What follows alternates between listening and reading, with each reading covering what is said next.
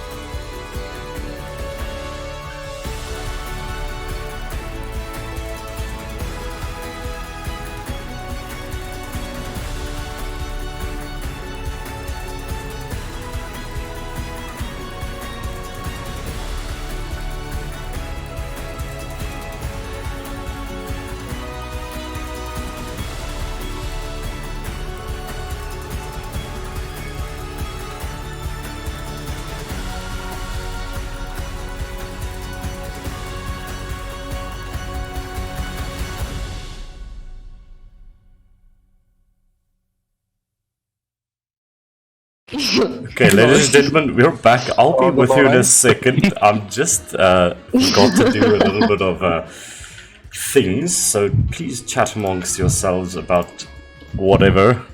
French and how much we The French Revolution, right? French quote-unquote people. bunch of whiny bitches, if you ask me. Dude, come on. Snail-eaters. Boys. Yuck. Oh, we can't afford bread. Oh, chop off the king's head and we will eat them. Oh. Bro. Funny. Get cancelled so bad. Like, just guillotine, s'il vous plaît. you know what I'm saying? Who the fuck's gonna cancel us? The French?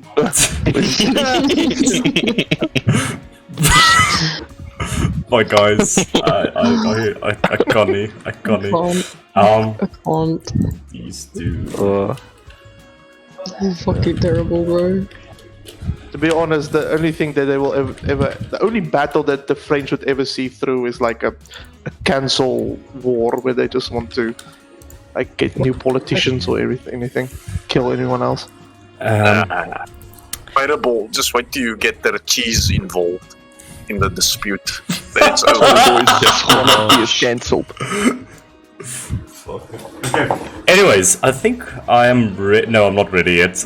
Yo, this initiative is massive. What? Okay. Lovely to hear. Thank you very much, man. Okay, we've Thank got you, Sergey, thank Thank you, family. we've got Silas, we've got Grant, we've got Alexander, who will be joining us in a moment because he had to eat. I cannot believe it. We have Solon, we have Vox, and then we have Laura, who is not going to join us tonight, unfortunately. And then Shiloh. Okay. Hello. Hi. I think let's do this. Okay. Ladies and gentlemen, last we left off in the brass Gasconade, the agents of the HVC had uncovered the pattern to the killings within the Del'Ferro mafia. After going to essentially protect one of Fulon's friends, one of the capos of the mafia, they met with the killer, who was in fact a mutated Grant. After dispatching him and bringing him back to his senses, they all quickly realized that after Grant spoke with them, that the mastermind behind all of this is Sidero Del'Ferro, one of the other higher-ups within the mafia, and he had strategically eliminated the other capos so that he may take the reins as boss of the mafia. Now only one thing stands between him and ruling it, this being the boss of the mafia himself, Rico Del'Ferro. They had learned that Rico would be holding a ball in one of his residences as a meeting spot for all of the remaining capos to speak about what has been happening recently. And the party decided that they would go there and intervene, knowing that Sidero would possibly try to pull a move at this place. They tried to sneak into the building, which went horribly wrong, as Vox came face to face with the Capo regime, the advisor to Rico Del'Ferro himself, and he was charmed and taken away to be interrogated. The rest of the party lay in wait and entered the ball later that evening with all of their disguises, mingling with the crowd. But in the meantime, Vox spoke with Sir Alistair Bloodworth, this Capo regime of the mafia, and indeed it was brought to light that he was also suspecting the other capos of being involved in this plot, but he didn't know where to turn. But with Vox's testament to him, he was able to figure out indeed that it was Sidero Del'Ferro behind all of this. And the rest of the party, after they arrived in the ball, and after a bit of tomfoolery, indeed they were escorted by Alistair Bloodworth into the very meeting hall of Rico Del'Ferro and the remaining capos. Here, they exposed Sidero Del'Ferro's misdeeds and attempted to capture him. But then all of a sudden, a flash of blinding white light left you all forgetting what has happened in the last 15 minutes. You are unsure of what happened. But when the light cleared and your peripheries came back into focus, it seems that you have been the killers all along. Grant, with a spear of blood striking through the heart of Rico Del'Ferro himself, Sir Alistair Bloodworth with a stake through the heart, paralyzed and writhing on the chair next to him, and the place in total chaos as Sidero Del'Ferro and the remaining capos flee the scene, Sidero having succeeded in his plan to seemingly frame you. And ladies and gentlemen, this is where we are going to pick up.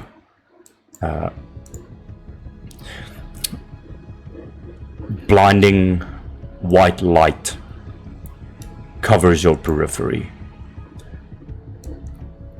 You're unsure of what has happened, but one thing is for sure,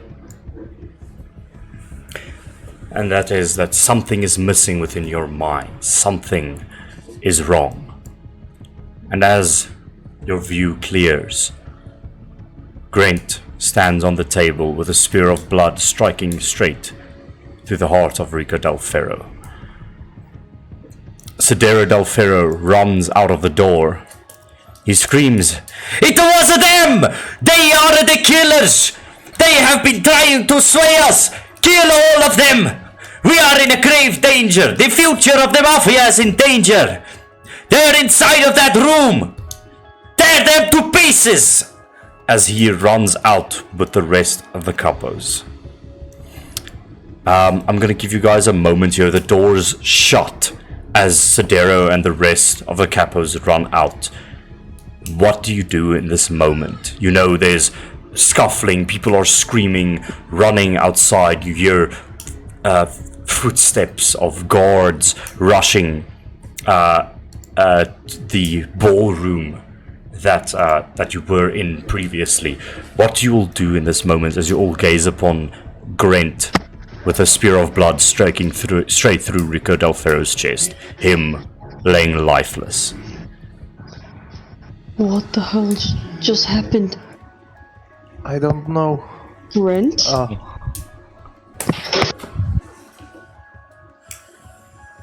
So, I missed this last, 2 minutes of the session, but I'm assuming I saw him hopped on the table and just stabbed him. You don't know. You don't know. The thing is, literally, you were interrogating Sidero Del'Ferro in front of Rico and his other capos. And then, when you went to capture Sidero, all of your peripheries, your vision went white. An undisclosed amount of time went by, and when you came to, this is the scene that you came to. You're currently driving one of your blood spears through Sidero Del'Ferro's heart. He's dead on the chair, bleeding out.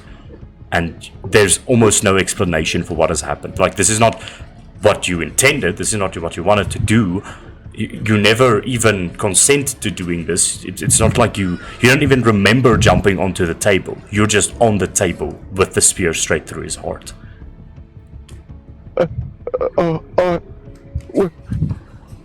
What happened? And I'll just release the spear, splashing down over his corpse. Wait, maybe I can try and fix him. I'm going to attempt to use transfusion. You use on the corpse. You use transfusion on the corpse. A bit of blood pools back in. Some of the wounds close, but as they close, they just tear back open, and the blood comes gushing out. And it's even more gruesome now because you've pumped more blood into him, and he's just a bleeding mess with these cuts and bruises all over him. This small halfling man, his hat lies on the floor, and I think some of the blood dripping off of his head just twink, twink, twink, drips into the base of his hat. He's dead. Oh, this doesn't look good. This doesn't look good at all. I didn't mean to. I don't. There must have been some sorcery at play. And I want to walk towards the door. We just had him. What? There's no windows in the room, correct? Nope. Vox is going to run to Alistair to inspect what's going on with him. You run over to Alistair as Sergei approaches the door. You see he's sort of laying on his chair, just almost paralyzed. His limbs are stiff. There's this stake of wood through him. Make an investigation check for me real quick, as he just... you can see his eyes are fluttering in and out of consciousness.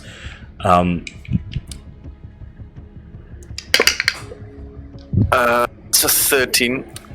You can't help but notice that the wood that has been stabbed into him, it's not dry. It's wet, as if water has been splashed over it. And what you also do notice, Alistair's fingertips are beginning to turn grey and flake off like ash into the air. And that's beginning to happen at all of his limbs. He's beginning to turn into a wispy smoke like ash. And he just looks over at you. If I look into his eyes, am I able to detect some kind of urgency? If he's trying to communicate something just with his eyes. Make an insight check for me.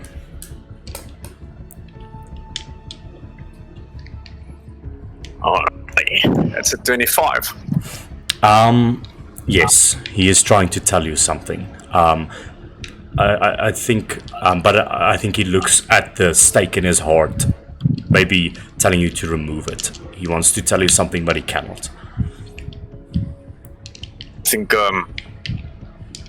Vox maintains eye contact with him, and seeing as his eyes are constantly darting between Vox and the stake, Vox hesitantly stretches out his glove, kind of still shaking from the whole encounter. His head's a bit fuzzy, but he steadies himself, and he kind of just puts his hand on the stake, and then he looks at Alistair one last time, just for that extra reassurance. Does he do anything? He just looks desperate. He's in so much pain that he just wants you to remove that right now. Okay. I will attempt to rip it out.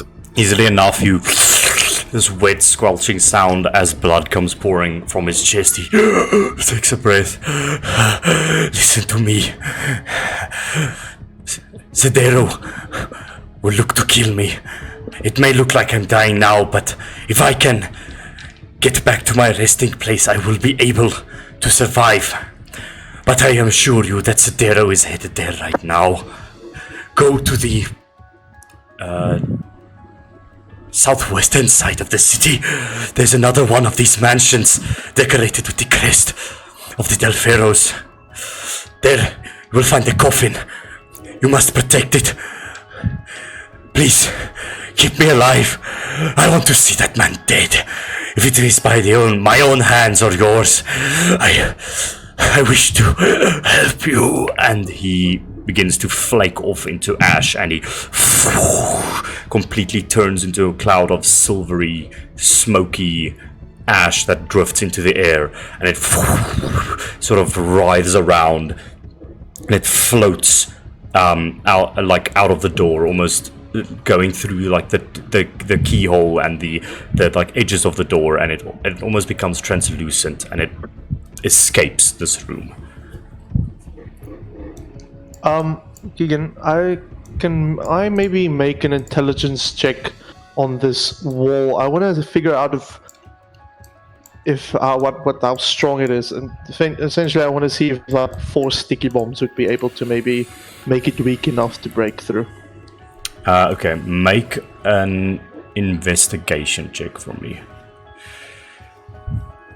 Okay. That's an 8.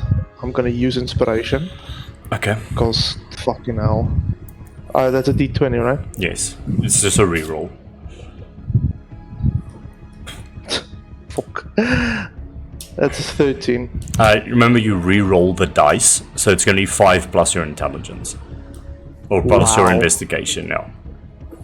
So, that's a 9. looking at this, it seems to be made out of stone. You think that 4 sticky bombs would be able to do it. Okay. Fair enough.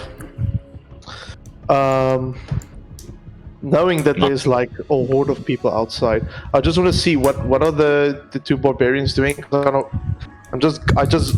I look at them and I would just want to attempt to ask them to block out the door, but I'm assuming they're doing something else now. Well, Sergei wants to look out of the door to see what the situation is outside. Okay, so Sergei, you want to open the door. Slightly, not fully open. Okay. But yes, you go enough to get a lay of the land. Okay, you go to slightly open the door. Give me 1 second.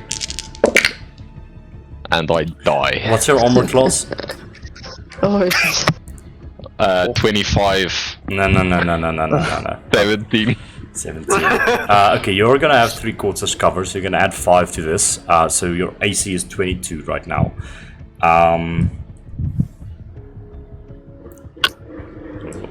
So this is gonna be. I think Charles is gonna that. Sergei, don't! Sergei, as you poke your head there, you just hear 8 bullets go flying towards you, and you immediately close the door, but none of them hit because your AC is super high at the moment. You just close the door and you go all of these bullets making these dents in this. Now you discover this door is made out of a thick like titanium or iron or something, and just these dents come into the door. Sergei just yells, "What happened to innocent until proven guilty?" And I think that he looks back towards the rest to see what the plan is. And there's a fuck ton of people waiting for us outside. Yes, and I really don't believe in us enough that we would be able to defeat them. Maybe if we can hold them off, we could break this wall and make our escape. But it's gonna take some time. How do you intend on breaking this wall now, Charlotte? I've got someone on the inside. Where's my monkey at the moment? He is on you. Oh wait, No, he's not. He's where Alistair left my jacket or my trench coat. I mean, Vox, you were carrying that trench coat of holding. Would you have it on you? If he didn't take it off, then yes, I believe so. Did you just put on my trench coat? No, it just has it with him, I believe. Like folded So up. he's just been carrying it around on his arm. It's like I have a cloak, and my cloak has like a million pockets for my daggers in it, and one of those pockets with like the coat in it. I mean, it's D&D, sure. I think that could make sense. Dean, don't question it. A fucking thick leather trench coat. You just fold it up like a piece of paper. It's a big pocket. I see. Fair enough. You fold it halfway into its own pocket on the inside.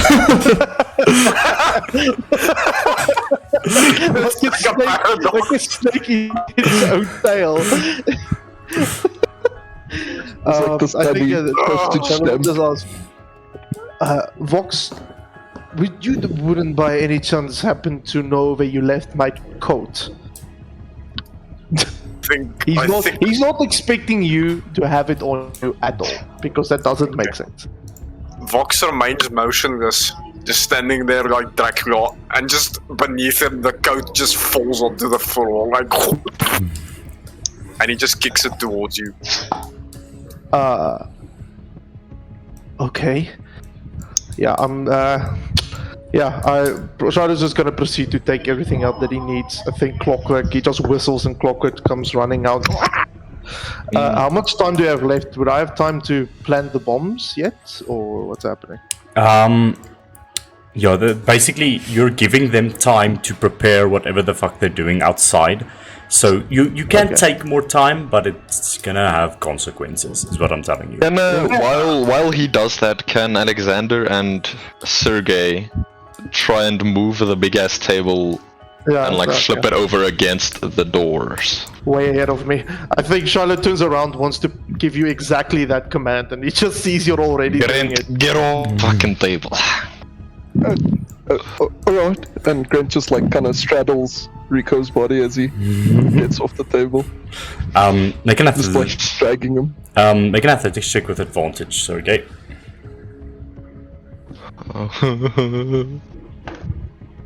Ooh, Happy that is 23. You flip over the table, so just note the table is not there anymore. It is this red ass line that is currently barricading the door. Okay. And I think then we just lean against it. Yeah. Try and hold them off as long as you can. You hear from the Charlotte outside, has a plan. "Why don't you come out, you cowards? If you can have the audacity to kill our boss..." Why don't you shut the fuck up? Ah! Sergey mocks him. More gunfire against the walls. Okay, Vox is gonna start Palpatine lightninging the wall to soften it up for Shiloh. Okay. Just like... Yeah, does the wall have an AC or an max health? Or something? I don't know. You can try. I'm going to attack a still standing wall. Okay, make an attack roll. Yeah. Actually, yes, that's a good idea. Anyone that has some things they can use to maybe weaken the wall. Does please a 25 be my meter guest. wall? Yes, it does. Okay, excellent. Can I add sneak attack to the wall since it No. was surprised? No. Damn it. Okay. But I am 5 feet from the wall. Okay, that's... Yeah, How much? sorry. How much damage is that? That's only 4 chaos damage. You shoot lightning at the wall, and like a bit of the stone flakes off and turns to nothingness. Doesn't do much. Okay. Can Tolan Oh. punch the wall? Sure. Yes. So then I will Okay, note I just wanna say, it is dusk state bombs at is the good. moment. Just saying that. Okay. Okay. So Vox, you're continuously blasting the wall. Solon, you can make an attack roll for me. So just a question: are your pants still down, or did you put it back up? Well, the other pants is back up. Okay. Keegan, with them fucking shooting the wall, punching the wall, can I make another check to see how sturdy this wall is? Specifically, I'm not even caring about Solon's punching. I'm just looking at the chaos bolts to see what they did. Can I make another investigation check? Sure, but I think I'm gonna call this disadvantage. Alright, okay. That's a 17.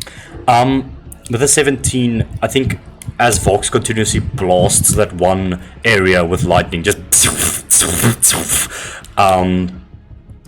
you notice the stone flakes away, and there is solid metal behind it. Dear luck. Fucking course. He wants us to fight. First one's at 20. And second one is at 21. Solon, you... What does it look like now? Yeah, please. So Solon, you go to punch it with your, like, flimsy arms because the sun isn't up.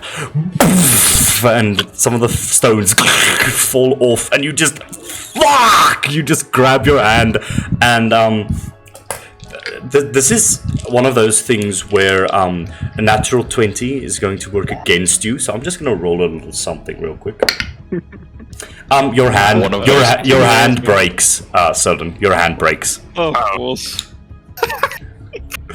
Wow. You all just hear Solon howl in pain as his wrist just cracks, and you take 8 points of bludgeoning damage. With Solon's hand, the bone sticking through his skin, Shiloh just calmly peels off every sticky bomb off of the wall, knowing that it's not going to work, and he just puts it back into his pocket. Okay, new plan. We fight? As you say that, you have been in here for quite some time, you hear Sidero Del'Ferro's voice. Come out, you cowards! And you just hear... And I need Alexander and Sergey to make dexterity saving throws. Okay, I just want to clarify, we're not like directly in front of the door, we are just on the side of it. But, you can make them with advantage. Let me just do... Wait, hang on. Let me just do something because... yeah, make it them with advantage because there is a lot of shit in front of you, but this effect is still going to hit you because it is an AoE situation happening right now. that's fun. Yeah, something like I have that. an 18. I don't have access to what's-his-face's sheet, so I don't know what his modifier is. 1 second. Alexander. Loading. Will Alexander. Solon be able to wield a sword with a broken hand? So you have a double-handed... I mean, you don't have your weapons by you, I believe, in any way, so it's gonna be... It is, they do now. Everything... I shake out my my trench coat and everyone's weapons fall out of the pocket. You can all get your weapons back. Whatchamacallit, it's gonna be hard because it's a double-handed blade that you use, Solon, but you can technically wield the sword still. I mean, Solon can grab my gun that Alex hasn't used yet. Okay, so you've got an 18 on your save, correct, Sergey? Me, yes. Okay. Alexander, I do not know. Alexander is going to roll a dexterity saving throw. He fails. So this is what you're going to take. You're gonna take 22 points of force damage, reduced to 11. Okay, now. And Alexander is going to take 22 points of force damage. The table blows up, the doors blow open, and I need everyone to roll initiative, please. Do we get knocked away or do we stay here? This does not knock you away. Okay, interesting. Oh, very interesting. I need to go get something. My initiative is 6. Okay, cool.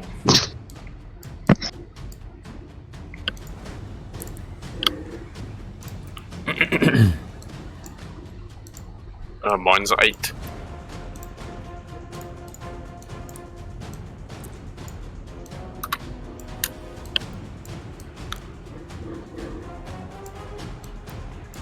Okay, I'm just gonna roll for my chummies first, and then I'll get to you guys in a moment. Oh, horrible. I'm back. Okay.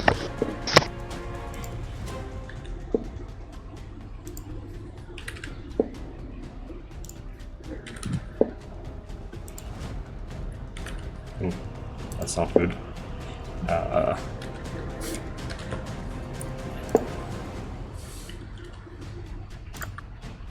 Is someone hiccuping? What the fuck's going on? Ooh, that's not good for you guys. Sorry there. Where is the cameras? Here they are.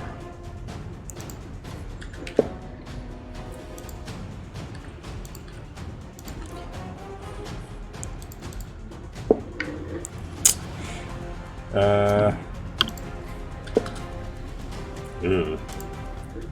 Okay, Sergey, what is your initiative? Solid 5. Okay, Silas. 6. Okay, Grant. 23.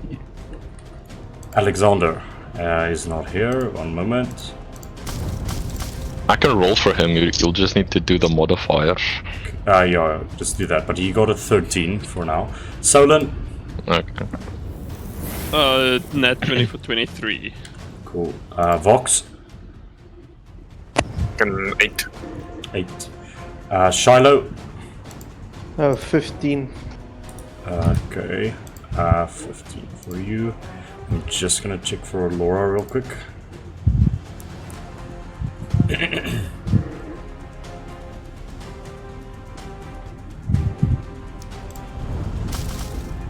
Do you want me to control Laura?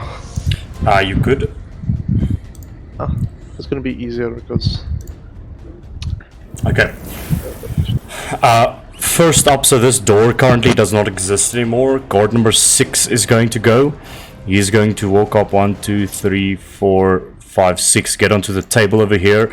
He pulls out his carbine spear weapon and points it towards you, Sergey. You will have +2 to your AC because you're in half cover. And he's going to fire at you with his carbine, which is going to horribly miss with a 9. So as the door explodes open, you just see this guy in your periphery, and he cocks the gun, and he fires this bullet. You quickly dodge out of the way, and it just strikes, like, misses you. It, like, flies by your head, Solon, and Shiloh, the bullet just impacts in the wall right next to you, just shattering some of the stone off of it. That is his turn. Grant, it is now your turn. Okay. Grant is just gonna still kind of holding the body, seeing the door like blast open, quickly fish in his pocket for the little vial that Alora gave him. He's just gonna uncork it, chug the whole thing. It was a disguised self, right? Or what was it? It was an alter self. Alter self. Let me just check what that does again. Alter self. You assume a different form. When you cast the spell, choose one of the following options: aquatic adaptation, change appearance. You transform your appearance. You decide what you look like, including your height, weight, facial features, sound of your voice, hair length, coloration, and distinguishing characteristics, if any. You can make yourself appear as a member of another race, though none of your statistics change. You also don't appear as a creature of a different size than you, and your basic shape stays the same. If you're bipedal, you can't use the spell to become quadrupedal, for instance. At any time for the duration of the spell, you can use your action to change your appearance in this way again. So yeah, and then there's a natural weapons one. So I can. Did it say I can't change my size? Or did it say I can? Make yourself. You also don't appear as a creature of a different size than you. You can like look like them, but you cannot shrink down, for instance. I see. Okay. Instead, before I chug this thing, I'll quickly inspect Rico's body. Who's the closest, like, in stature to him? I'm guessing it's probably Alora. Oh, I see what you're trying to do here. I mean, yeah, Laura's pretty small-ish right now, and Solon actually as well, because he's in his dusk state. But yeah, the rest are quite like medium creatures, basically. I see. Okay, well, I'm going to quickly walk up to Alora. I think I have an idea. I need you to drink this. It look like him. Okay.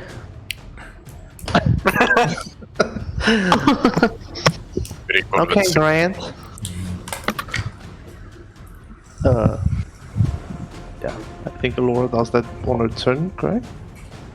Yeah, she can take it from him as a free action, but then on her turn she will do things. Okay. In the meantime, I'm going to.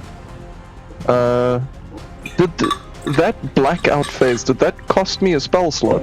Considering I used a blood spear. No, I wouldn't say so. It's just it was just for flavor. Okay. In that case, I'm using a 3rd level spell slot for conjure blood weapon. And I'm going to make a dagger. Okay. Cut your palm and a dagger of blood forms out of it and crystallizes. You have a dagger with you. Okay. And then I'm just going to wait for Laura to turn into Rico. So Okay. that's my turn. Okay. End of your turn. Solon, it is your turn. Okay. Solon did pick up the pistol. Okay. Just so in case he might need it. He's not gonna use it now. None with a gun, let's go. I think I'll move. That's 5, 10, 15. 15 feet over there. Let me see.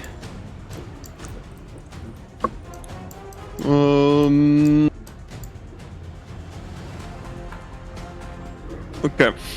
I will peek through this the blown off door, Okay. and I will form a flaming sphere in my hand, and then almost like a grenade, toss it Okay. over there. Cool. Just get an icon for that. We'll use. So it's We'll it's use, only 5 feet radius. We'll use a fire elemental as your flaming sphere. So, where do you throw it exactly, and what's the range for it? Okay, so range is 60 feet, and Okay. it has a radius of 5. Okay. So if you like toss it over here, it'll get all of them basically. Yeah. Okay. And how does that work if they start their turn next to it, or is it immediately when you ram it Okay, into them?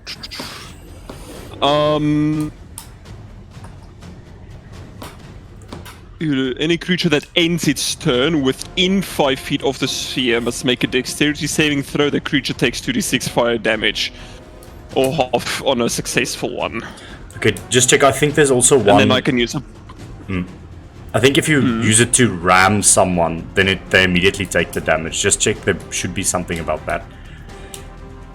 As a bonus action, you can move the sphere up to 30 feet if if you ram the sphere into a creature, that creature must make a saving throw against the sphere's damage, and the sphere stops moving this turn. Okay, so yeah, so you can, as part of this, throw it into someone to immediately deal damage, and then if they end their turn within it, then they'll all take damage. So who do you throw Yeah, it sure. at to do damage immediately? This middle guy, seeing he looks kind of fancy. Yeah, that is Sidero Del'Ferro, who just blasted down the door. You notice he's standing with his arm outstretched, and you notice that his arm has literally folded open, like cyberpunk style, and it's smoking with arcane energy. He was the one who just caused that gigantic blast. You lob the flaming spear, he goes, shit, and it impacts in him, and he must make a dex save. His save is going to be 19. He needs a dex 10 to save, so he's fine. And how much damage is that? Like he can. Oh, it's on a half damage. Oh, it's 6. 6, so 3 points of damage. Okay. No, like it was 12 damage, so he takes 6. Oh shit. Cool. Through max damage on it. Nice. Yes, Shiloh? This thing that he did to blast, was that a spell by any chance? It was not. It was not. Wonderful. Never mind, continue. Solon, that was your bonus action, or I don't know how Flaming Sphere works. Yeah, action. Okay. I think action. Yeah, action. And I think Solon will then just turn backwards to Shiloh and pull the pistol out of his... Well, yeah, just like pull out the pistol and ask him, how does this thing work? Like waving it in the air. So then, I'm going to be 100% honest with you. I have no fucking clue. So that is why I'm not using it anymore. I gotta constantly nat ones geroll met daai ding. Yes. Okay. I think Solon will fiddle with the pistol for now, but until then, he's done for now. Okay, cool. End of that, it is Sidero's turn. Sidero is actually going to step a bit back, and he's going to say, "My comrades, get out of here! The guards will deal with them." And he is going to use his plasma arm cannon again, and fire just a straight blast inside of this place. Lovely. Right over there. So I need Grant, Silas, and Vox to make dexterity saving throws for me. Ooh. Grant, what is your save? 12. That fails, unfortunately. You're going to take 13, 15. You take 22 points of force damage. Oh, he's trying to kill us. Silas, 27. you take. What did I say, Grant? How much damage did you take? You said 22. You take 11 points of force 11. damage. Vox, what is your save? Bro. 24. 11 points of force damage to you, Vox, as that thing blasts open. Ouchie! Sidero is then going to 1, 2, 3, 4. And Sidero is just going to move towards the door, looking for an escape. Okay. End of that. It is going to be guard 2, 5, and 8's turn. Guard 2 is going to see you, Solon, over there, and he's going to fire at you with his carbine for a 8 to hit, which I assume misses. Guard number 5 is going to see, going to point his gun at you, Vox. You are within like half cover because you have like sort of the high ground here right now. So you'll have +2 to your AC, but he is going to fire at you. Vox, that is going to be... Doesn't God burn? Sorry? Doesn't God burn as he ended his turn? He would have moved away from the sphere. Okay. Vox, that's going to be a 18 to hit you. I'm gonna use shield. Okay. You bring up your shield, this bullet comes flying through, and it just becomes nothing against your shield. Guard number 8 is going to go. He's going to see Grant, like in this line. You will have +2 to your AC, Grant, but he's going to fire at you nonetheless. That's going to be a natural 20, unfortunately. Wow. Grant, you are going to take from the carbine. Wait, yes. This is bad, just saying. And I rolled so good on the dice, I'm so sorry. 19.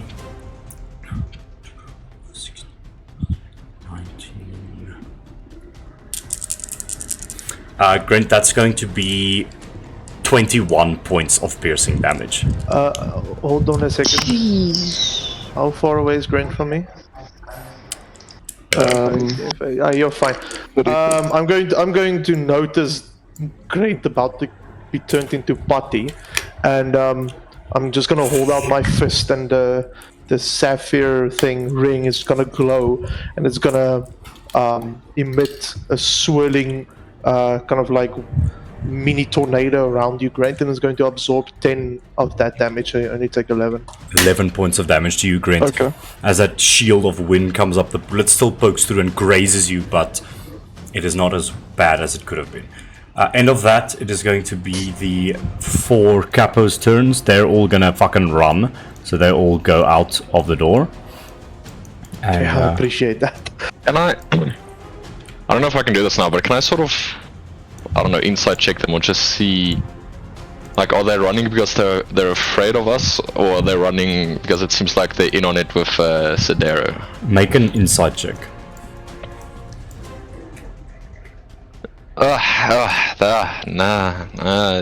It's a solid 2. Yeah. There's a bit of chaos going on, and you're being fired upon. You're unsure. Alrighty. Okay, I'm just gonna remove them from this then. End of that, Shiloh, it is your turn. Um, Can I yell out something to Shiloh? yes, you can. Yeah. Mr. Robot, we could really use our weapons here. It's over here. I threw it on the floor. Ek dog julle almal het dit gevat. This happened. We did actually, but We were kind of busy barricading the door, but alright. No, I'm just kidding, it doesn't say that, but yeah, okay. He just gives a sigh in response. I think you just pick up your axe, sorry, your maul from the table, as it has been. The table's not there anymore. You just pick up your maul from the floor in this moment. Okay. You have it with you. Shiloh. Alright. He's gonna yell back. How many people are there exactly? At least 2. Thank you. That's not helpful. Be more specific. How about you take a look of them shooting at your face? I peek again and then I just say, it seems like 8.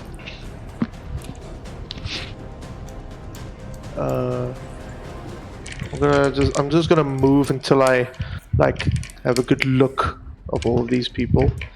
And I'm going to reach into my pocket, take out these essentially, you know, those they were just for Snoopy. Then you bought those crackers, those things that you threw onto the ground. It's like a little piece of paper with like powder in it. Yeah, I know what you mean. I just don't know what they're called. Yeah, I have some of those in my hand, and I throw them. Hoe ver get it in? That's 60 feet. Wow. See how big the thing is. Just a 20-foot radius. Wait, 110 feet. Let me just do the math here. I put it here.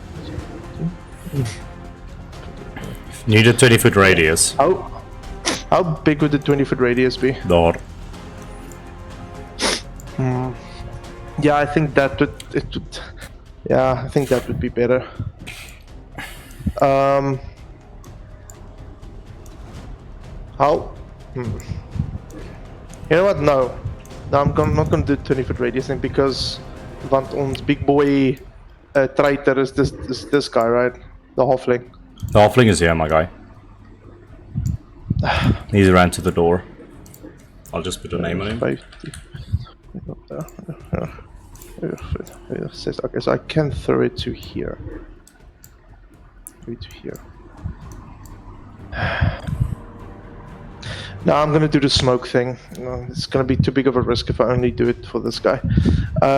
Yeah, so I throw the cracker things. I throw it like, yeah, throw it over there, and it just starts to pop and smoke starts to emit from all of them, and a thick black smoke spreads out from the target in a 20-foot radius, moving around corners. The area of the smoke is heavily obscured.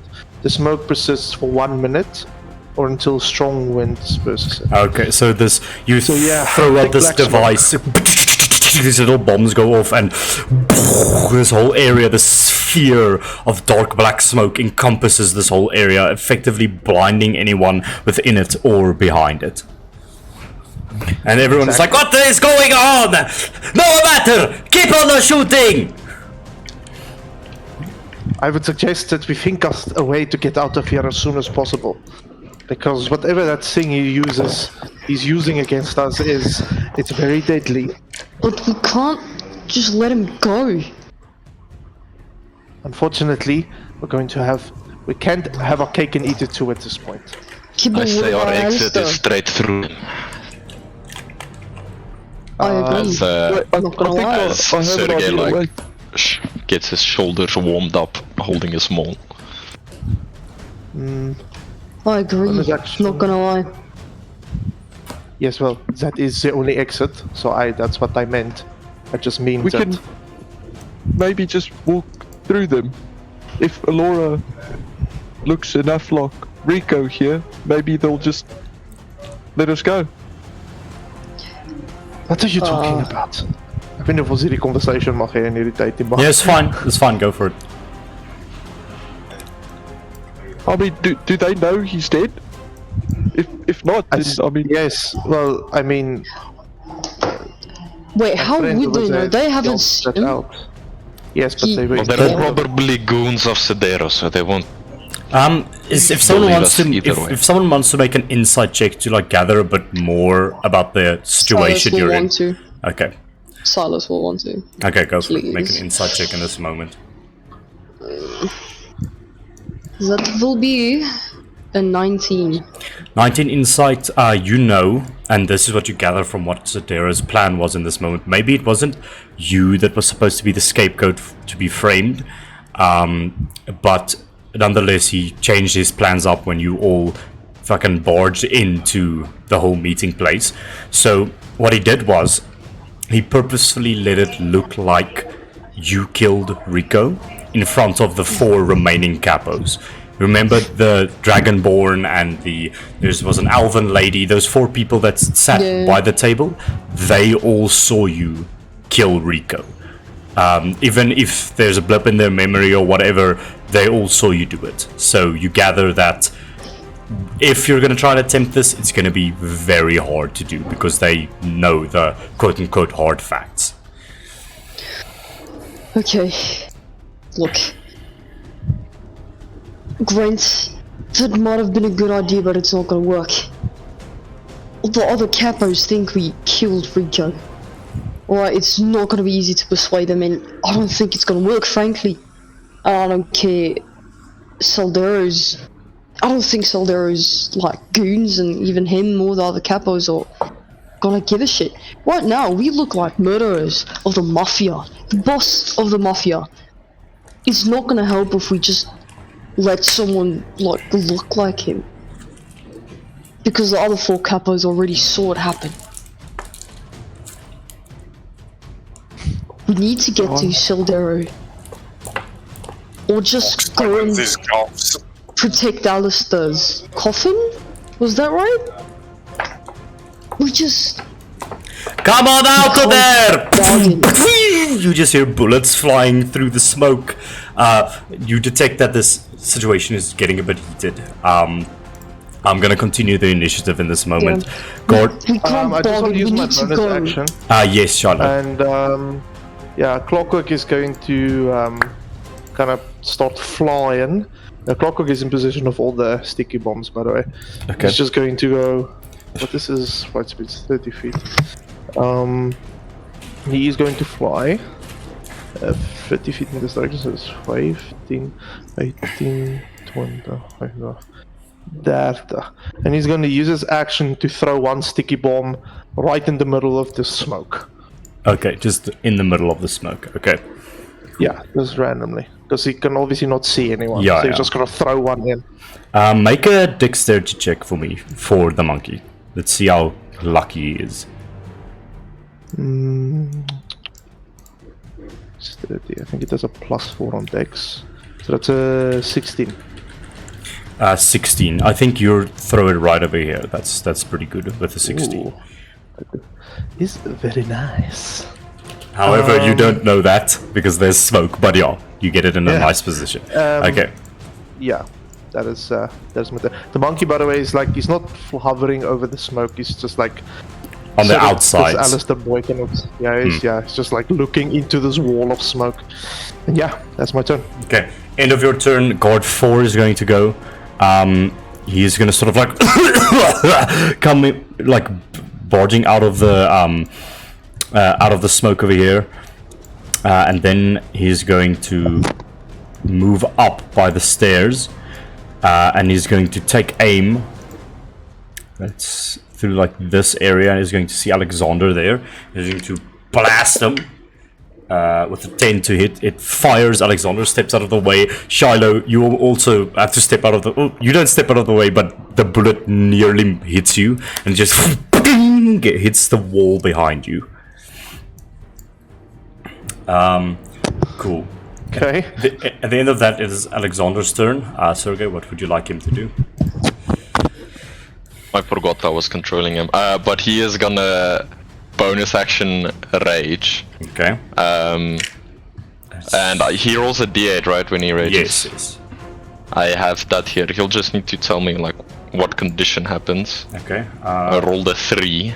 Whatever and happens. Intangible spirit, which looks like a flump or pixie, appears within 5 feet of a creature of your choice that you can see. It's the pixie one. So basically, they make a dex save or take 1d6 force damage. DC 15 dex Okay. save. So I think since number 4 shot at him, it's gonna appear at number 4, and he is gonna charge towards him and make attacks. Okay, The Del'Ferro guard rolls a 13 on his save, so he's going to fail. I'll just roll the d6 damage real quick. He takes 1 point of force damage. And it is Alex. Very nice. And Alex can take his action as he runs out. Okay. He extends As his he's running- cane and it Yeah. it extends He into does the axe. that, indeed. And he's going to use his. Did he even put his? I don't think he put his new weapon on. Oh, here Yeah, it I is. don't Never mind. No, he has it. He has it. Okay. It's a +8 to it. Alright. He will do so recklessly. Okay. So... Okay, fuck. First one is a 13 to hit. That misses, unfortunately. First attack. Okay. Second attack was a 23 to hit. That hits. It's 1d12 plus 5 damage. Oh, now I put away my fucking d12s. Hold on a minute. Yeah, I'll just roll it on D&D Beyond. It's gonna be quicker. Okay. So he rolled 6 plus, what's the modifier? 5. Okay, so it's 11 plus 2 for rage, so 13. 13 points of damage. He slices into this guy, massive gash across his chest. Blood gushes on the floor as this man like stumbles back into the little balustrade behind him. You will die, traitor! Just to give you like a visual on these guys, they wear all black suits with like red line details on them. They have like bowler hats on, circular black glasses, and they all wield these carbine gun-like weapons which also function as a spear. There's like a blade at the end of the barrel, and you can sort of like hold it next to you. I think Alexander just looks down at him and just goes, "Don't shoot me again, I dare you." Oh, I will! And he like points the gun like straight into his face. The blade almost cuts his cheeks. Okay, cool. Alexander just smiles. It's the end of his turn. It's guard 3's turn. I'm gonna roll an intelligence check for this guy to see how well, this will be survival. How no, intelligence in this moment to see if he can get the fuck out of the smoke. That's cocked. Yes, he does. He comes out of the smoke, sees Alexander, points his gun at Alexander, is going to make an attack with advantage because of a reckless. And it's going to be a 17 to hit Alexander. I think that hits. I'm not sure what his AC is, but I think it hits. So you can't see his stat sheet or what? But yeah, I can't. That is going to hit him. So this is going to be...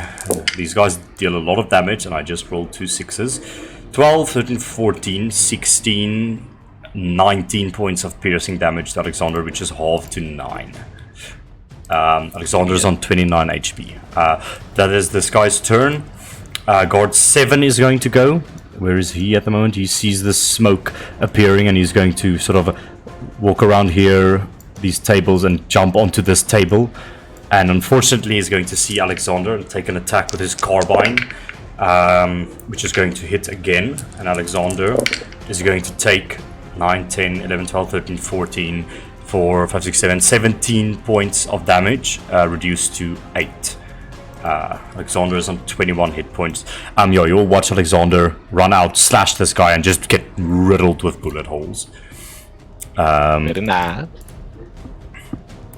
Okay, end of that. It is Vox's turn. Vox, what will you be doing?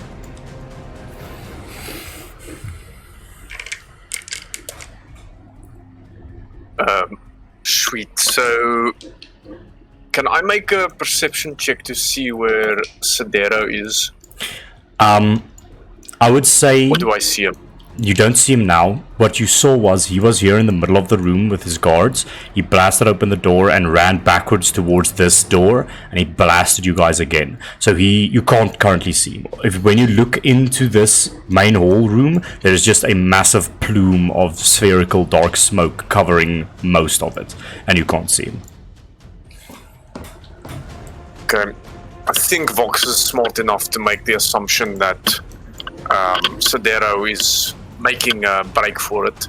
So he's just going to look back at Silas, and he's just going to make a few hand signals and just say, I'm going to stop Sidero from escaping, and I'm going to cast invisibility on myself. Okay. And I'm going to sneak in this. Well, before you go, Silas will just like nod and then tell you, I'll be right there. Cool. He just nods his head and then... Vox, you use an action, you turn invisible, you can take your movement. Sweet. Unless you want to make it like... Do you have quicken spell? Or not? Let me just check quickly. I think so. I do, yes. You can quicken it to a bonus action and then do like a action dash thing if you want to gain more ground. Just an idea. Because you're only gonna... You know what? I'll take you up on that. I'll use my last sorcery points. Use that as a bonus action, then I'll skedaddle in his direction. Go for it. Do I need to make like a general stealth check when doing this? Or... We will... Sure. I'll think They're of... already blinded.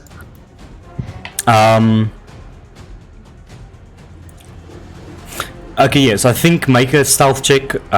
It would usually be with advantage because you can't technically hide. So I'm gonna just call this a stealth check with disadvantage. Now, they won't necessarily see you, but they will know that there's something invisible there if you fail this. Go for it. With disadvantage? Yes, because you're moving at like a sprinting. Yeah, because you're sprinting, and this is not a visual thing, it's a sound thing. So it would be a flat roll since... No.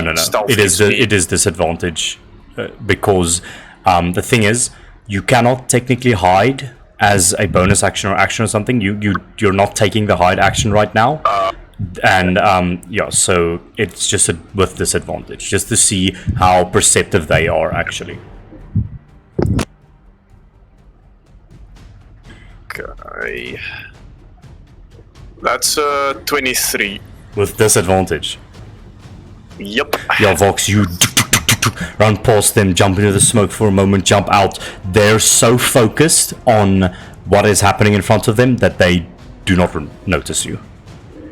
I think what happens with this guy is, since I'm sneaking past him very narrowly, there's like chandeliers at the top of the building, of course, right? So they're shining like a downlight onto the people, and everyone has a shadow. And I imagine as this guy is like busy focused on the group, he just looks down for a moment at his shadow, and it just kind of jitters like as I just move through it. Cool. Yeah, just for some visual spice. That's the end of my turn. Silas, it is your turn with Sergei on deck. My turn. Okay. Well, since I've lost sight, I will follow in Vox's footsteps. Wait, let me see what I can do. Maybe I can.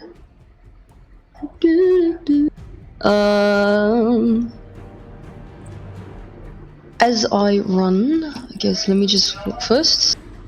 That is, I have to go around the table, right? No, there is there is no longer a table. Remember, they moved it, and it got obliterated by a plasma arm cannon. So. True. Okay. 5, 10, 15 blocks. Wait. 20, 25, 30. And then I'm gonna take the. I think I'm gonna do cunning action. Okay. To take the dash action, or yeah. Well, no. I mean, you can dash, disengage, or hide with that. Yes. I'll probably then just dash as well. Go for it. And try to be sneaky with it, I guess. Gonna go behind behind Alex. 5, 10, 15, 20, 25, 30. Okay. Right. Sneak? Do I have to stealth? No. They can see you. Okay. Obviously. Oh yeah, he's invisible. My bad. Okay, that was a bonus action. Since there's someone right in front of me, or behind me, Silas is going to just go for it and slot him as he runs by. Okay, you run by, make that attack roll for me, please. Do I gain sneak attack? Nope. Obviously. Alrighty, here we go. That is going to be. Why did I roll this? Anyway, 18. 18 hits. Perfect. Damage roll is 6. 6 points of damage to that guy's just slice across his back. It's your action. And I use my bonus action and movement, so that's me. So that's you. The guy almost flinches at that and turns around. End of that. Sergei, it is your turn with a Laura on deck. Sorry, can I add some flair?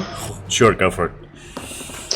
As he turns around to look who's looking at him, he just sees like Silas stop, like as he like just starts to lean up again from running past him and slicing him, and then just his head falls back a little, and he sees Silas's golden eyes with this wicked smile on his face. The guy almost stumbles back a bit. Creep him out a bit, yeah. Yeah, he just looks a bit distraught, but then clenches his blade next to him again. End of that, it is Alora's turn. What? Huh? Oh, Sergei, sorry. Sergei, it is your turn. Motherfucker. Okay, so Sergei is gonna start running and rage as he runs, so his tail is gonna come out. Okay. And then when he makes a turn here and starts running down the stairs, when he gets in the middle, he is going to leap through the air to do a long jump. Which I read up, it says you can go a number of feet equal to your strength score. Okay. Which is 18, so 18 feet, which please can I round up to 20 because I want to jump to here. Okay, wait. Whoa. Where did you start? You were here, right? It's gonna be 5, 10, 15, 20. What's your movement speed? 40. Sure. You can definitely do that. You And then leap into the as I smoke. jump, I'm smash down my maul on the ground, and I use one of the charges. Okay. Um, So read that ability for me again. okay. So, a shockwave pulses out from my maul, and all creatures within 10 feet of you must make a strength saving throw or be pushed 10 feet away from me, and then be knocked prone and take 2d8 force damage. Half damage on a success, and the creatures are not knocked prone. Okay, cool. So, well, these guys are going to make a strength save. A good choice there, because these guys are not extremely strong. Number 6 will go first. Okay, he rolls a 22. Number 1 rolls a nat 1. And number 2 Very nice. fails as well. So they're going to go, ah! Like, you all just watch Sergey leap into the smoke, and like, you know, lightning in dark clouds, that's what it looks like. It's just like this in the smoke, and bodies just go flying in every which direction as these guards fall prone. And yeah, you can roll that damage. Number 1 and 2 will take half. No, they'll take full, and number 6 will take half. Okay. Did you say that like detonates the sticky bomb? Yes, it probably would. So roll sticky bomb damage, Okay. please. What's that? D8. 10 force damage. 10 force That I take damage from to number 1 is going to take 10 force damage. Number An extra 2 sticky so bomb 2. damage. Sergey, you also take 2 fire damage. Dab. Probably gedeelde door maar igen. No, it's not. God. My Yeah, rage any- not so broken I as think it's Orbit. anything that was within. Was it any creature that's within 10 feet? Or within It's 5 feet? like on the block, and all the adjacent blocks is what takes Okay, damage. so there was 2 of them. Yeah, I did do the Plus- calculation plus, for that. okay. So, Sergey, you jump in to this, you all see that lightning in a dark storm almost situation. Person goes flying out, knocks his head against the stairs, falls prone. This guy takes damage, but almost sort of stays up in this moment. Does it shift some of the smoke around or not? I would say Do I see number 6? to a minuscule like degree, it's heavily obscured, so you kind of sort of know where he is, but your attacks will have disadvantage. Okay. Well, I shall try attacking him anyway. Go for it. We're reckless. No, it doesn't matter either way, and I think I have to specify before. I miss. I rolled like a 4 plus 8, 12. Yeah, that's going to miss. You see a glimpse of something, and as you go slashing at it, it catches nothing, and you're just in this like maelstrom of smoke, basically blinded, essentially. End of your turn. It is Alora's turn. Shiloh, what would you like her to do? Alora. How's Grant looking? By the way. I mean, he's like bleeding, but he's still standing. I think just in case, because I think you have, except for Alexander, you've taken the most damage. So Laura will use her bonus action, cost a little bit of a healing word. Alright, I'll roll for that. Grant, Healing for you heal for 7 hit points, Grant, as that spell slot is expended. she's just like very fucking met baie worry en haar oor probeer sy jou soos net beter maak en is you good? Cool. And she takes out the blunderbuss and she starts shooting at bitches. Okay. There's number 4. Yes, that number 4 will have half cover in this moment, but she could sort of move into a more advantageous position. She will do so. She will definitely do so.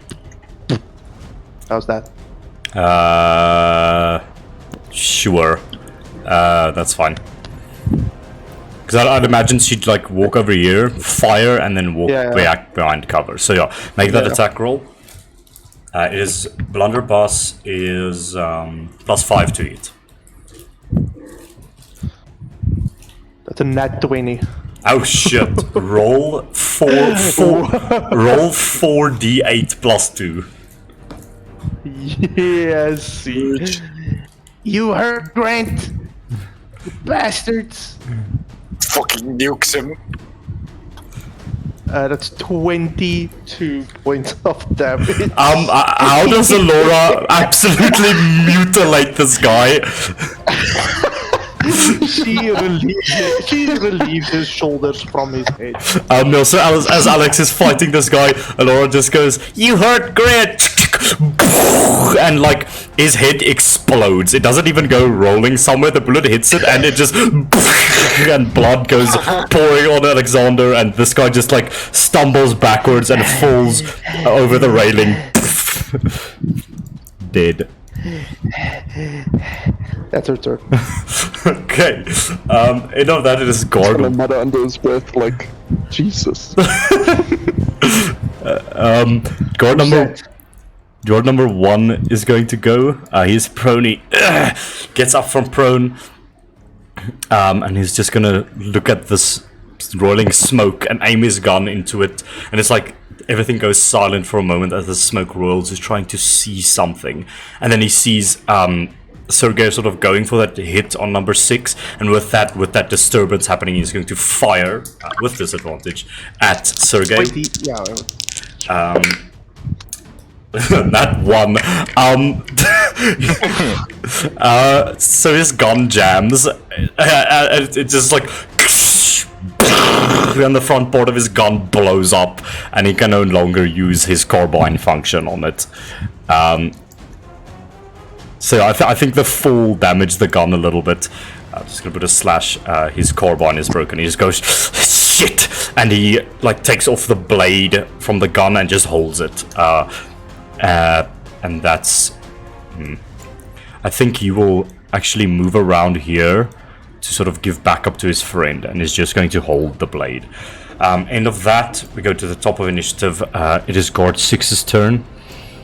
Guard 6 is going to sort of step out of the smoke over here. Sergei, you do have attack of opportunity, but with disadvantage.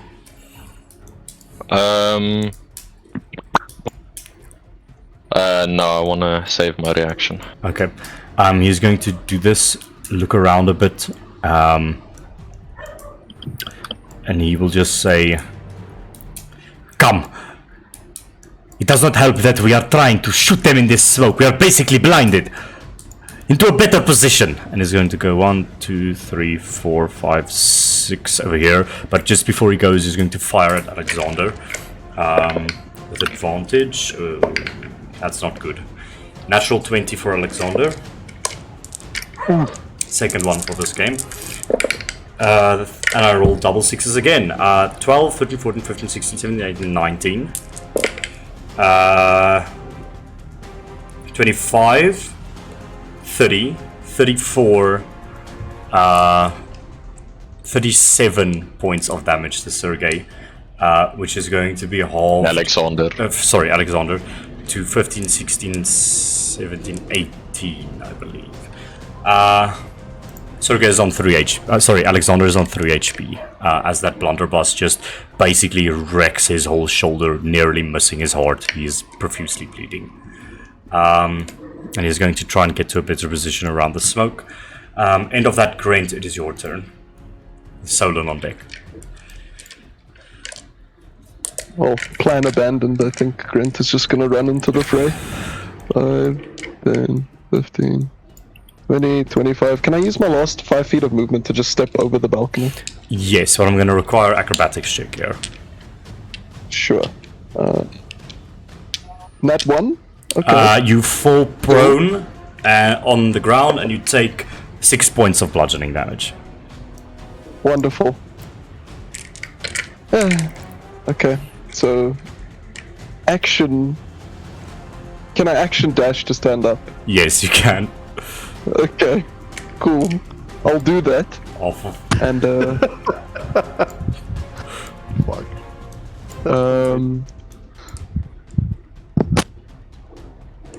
I'll just use drain as my Okay. bonus action on number 2, I think.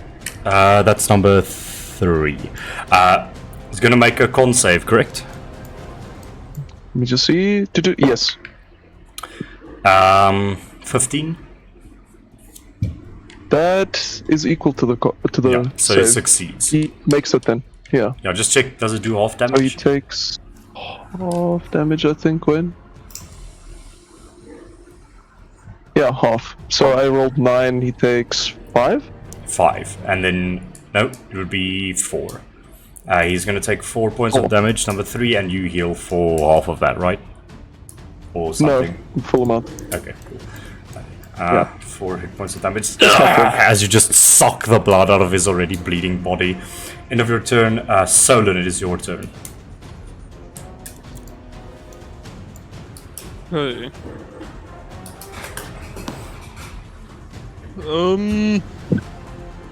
We can't see into the smoke, right? Nope.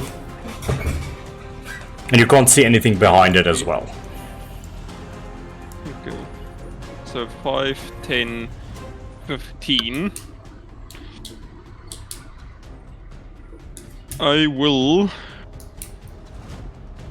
squeeze by like that towards number 3. Okay.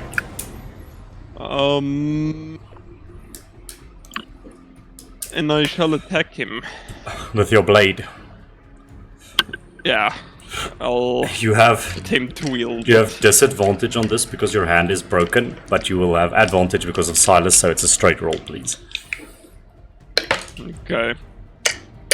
So first one to hit, say 15.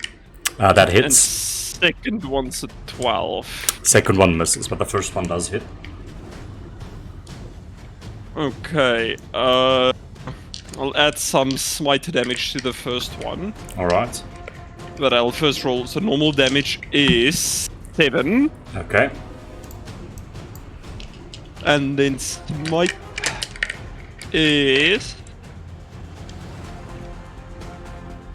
19. How do you want to do this? Hey,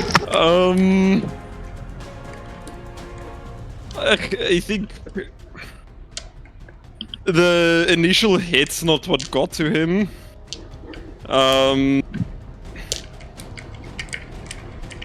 Maybe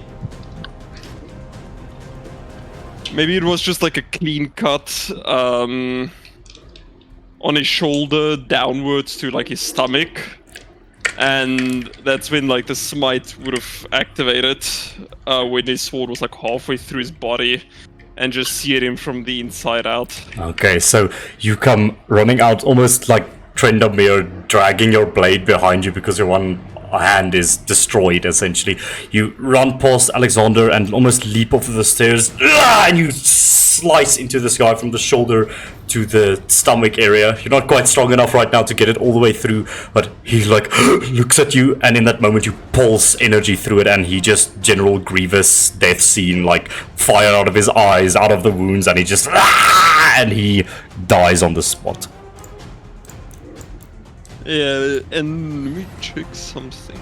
Would you say I have like a connection to my flaming seal? Like I would know where it's at. Yes, you sort of know where it's at. I'll then use my bonus action to move it, and I'll pull it towards number 8, so into him. Okay, so you just, with a motion of your hand, you'll watch this, like, I think you see this smoke, dark cloud-like smoke that Shiloh put down, and you just see this reddish, orangish, flaming light begin to build up inside it, and then it just flies out and just slams into this guy's face. He makes a dex save, fails horribly. So they rolled a 7. Hey. That is flaming sphere. That's 8. 8 points of fire damage as it just shears and gives him 3rd-degree burn wounds on the side of his face. Is that the end of your turn? That is. Okay, it is now Sidero's turn. Let's see. Sidero is going to look at this whole situation and step outside, out of vision. Okay, that is the end of his turn. Card number 2 is going to go. Where is he? Oh, he's prone on the floor here. He's super disorientated. I'm just gonna roll an intelligence check for him to see how accurately he can know where he is at the moment. He rolls pretty high. He rolls a 15. So he's going to get up from prone and walk 1, 2, 3, just coughing out of this whole situation. And then he sees Silas, and he points his gun at Silas. But this is a funny His situation. eyes flash gold right at him. This is a funny situation because he's gonna aim for Silas, but Vox does a 19 hit you. Yo. I'm gonna use it. Yeah, I'm gonna use shield. I don't wanna blow my cover. Okay. As you use shield, your invisibility fades. Because it is casting a spell. So, I kind of forgot that using spells jeopardizes. You know what? I'm gonna tank it. Fuck okay. it. But how did he Whatever. even see Vox? It's just in front of you. Yeah, he aimed for you, but Vox is in front of you, so it's an interesting situation. Vox, you take 15 points of piercing damage. And Silas, the bullet. Yeah, that fucking hurt. Yeah. It's too late now. Silas, you see him aiming straight at you. You're like, shit, he's gonna hit me. He fires off the bullet that shoot you straight in the stomach, but instead the bullet just impacts something in front of you, and you just hear a Vox groan, if you please, Vox. And there's there's also lots of black blood on the floor in front That's of you. not good. Guard number 5 is Right. going to go. Yeah, so Vox, you now notice that Vox was standing right in front of you. As that bullet hits, black blood goes spewing out. And the guard is like, wait, what? He's very confused. I'm gonna make an... Silas just smiles at him. I'm just gonna make an intelligence check. No, he's like, what the fuck just happened? Anyways, guard number 5 is going to go. I will make an intelligence check for him. He doesn't know where he is. He goes, wanders around, and he bumps into Sergey, and he's like, shit. No, you know what? I'm gonna say actually he's gonna go 1, 2, 3, 4, 5, 6, and then action dash 1, 2, 3, 4, and then he bumps into Sergey, and he's like, you just hear that behind you, Sergey. But that will be the end of his turn. Guard number 8 is going to go. He is going to take out.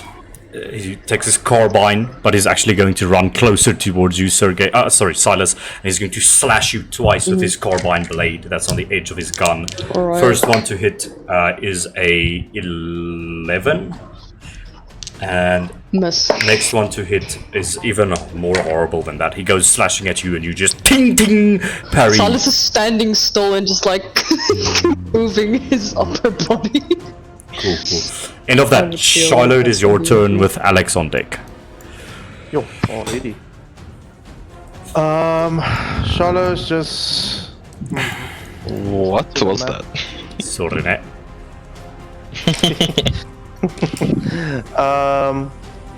Shiloh...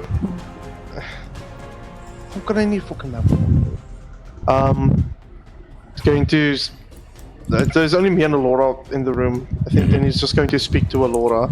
He kind of like fiddles with his hand a little bit, and he just says, Herr Vox and Silas has gone after... Wat is die Deuteronomy? Sidero.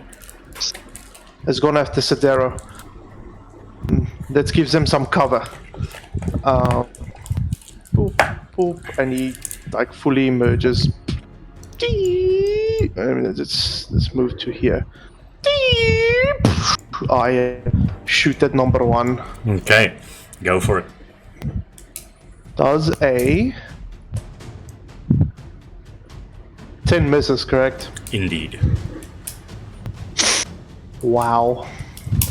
Wow. Fuck that. You definitely distracted him. It like he hits by the side and he looks over and just scowls at you. Bonus action, Monkey is going to try and do something. Monkey moves.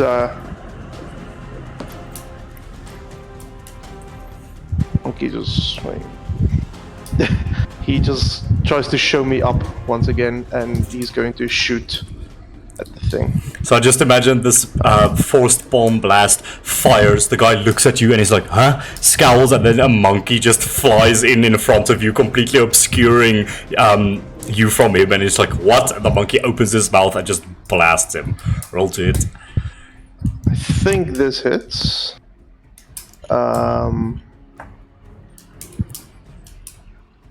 It is a +4 to it, yeah. That's 16 to it. Yes, that hits. Yeah. Brother is going to take 1d4 plus 2 damage. That's max damage. He takes 6 force damage. It strikes him straight in the chest and it coughs up some blood. He looks very hurt. Yeah, that's my turn. Cool. End of that. Alex, Wow. It is Alex's turn. Alright. Alex is going to run. Oh, this fucking thing is lagging. Okay, 5, 10, 15, 20, 25, 30 over here. And he is going to make 2 attacks. Can you move that fucking pixie thing or not? Yes. Every bonus action he makes a new one, essentially. Okay, well, he's gonna make one on number 8 as he Okay. runs towards him. The spectral green pixie appears. Aha! And just detonates in his face. He makes a dex save. Natural 20, so he doesn't take damage from that. But Alex has his What a action. loser. I think the guy just... Okay, Alex, We're gonna take Keegan's die away from him. Alex is very hurt, but he's gonna make 2 attacks. Okay. Not recklessly. the thing is... Vox is invisible. Yeah, it's fine. okay, I wasn't okay. expecting advantage. It's Okay. okay. The first attack is 23 to hit. Yep. And the second one is 22. Both hit. Roll damage. It's 1d12 plus 5. Or plus 7 because rage. Okay. Okay. So the first one, 7 plus 7, 14. Okay. Slice into this guy. And then the second one is 14 as well. Okay, how do you want to do this?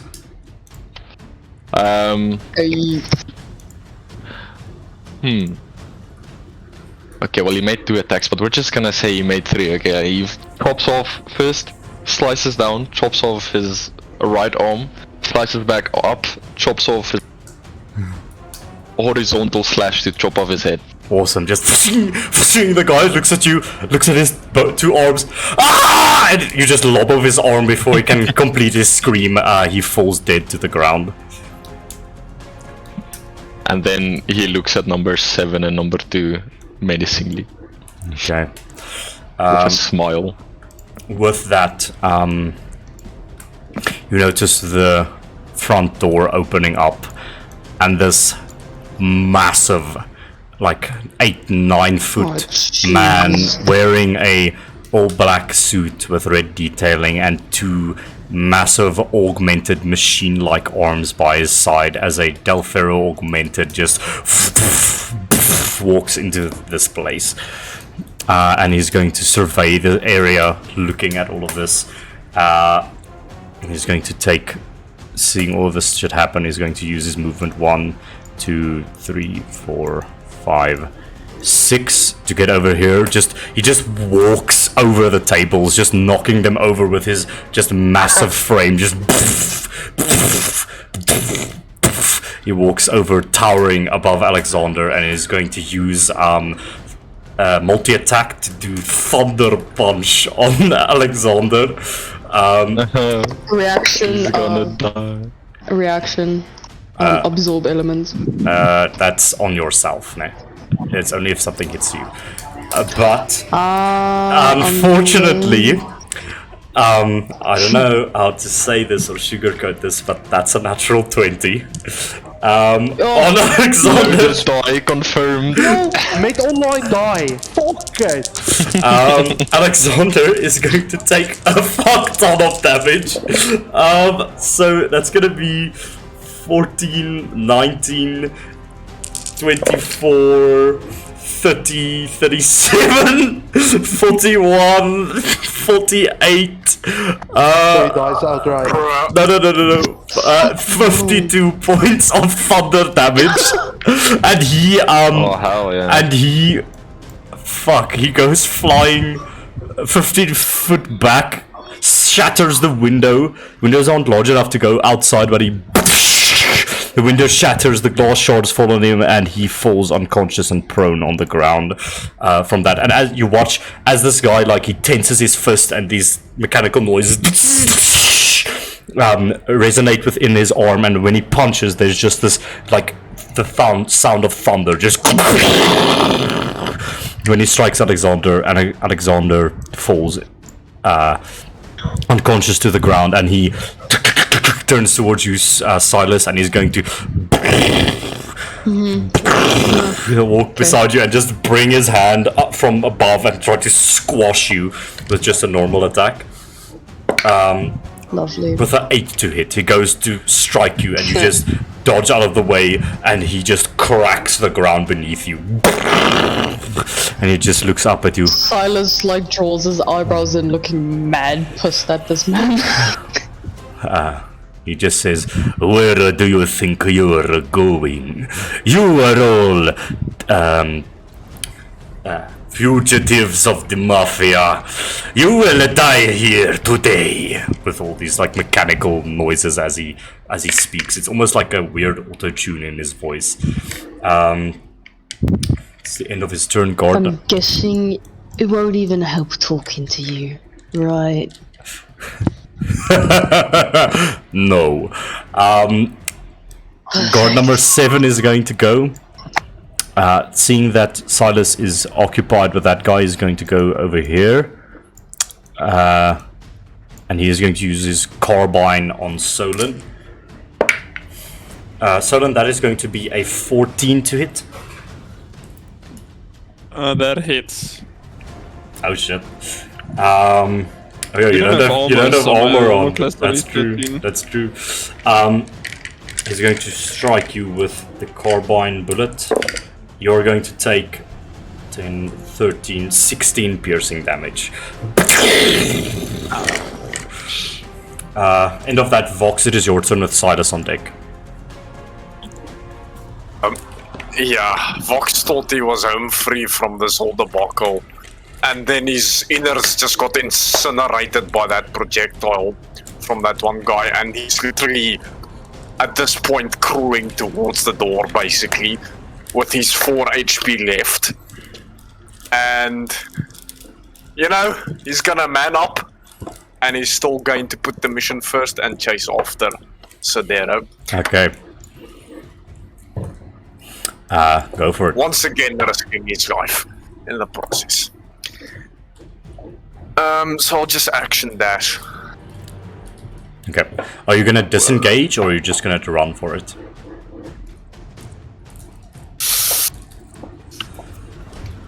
Is disengage an action? Yes. Or if you have cunning action, it can be a bonus action. Okay, I'll just for safety's sake, I'll disengage. Okay. I don't remember. Can you use your movement with disengage? Yeah, disengage Full is the movement. action, and then you can use your full movement. You won't provoke any opportunity attacks now. Okay, cool.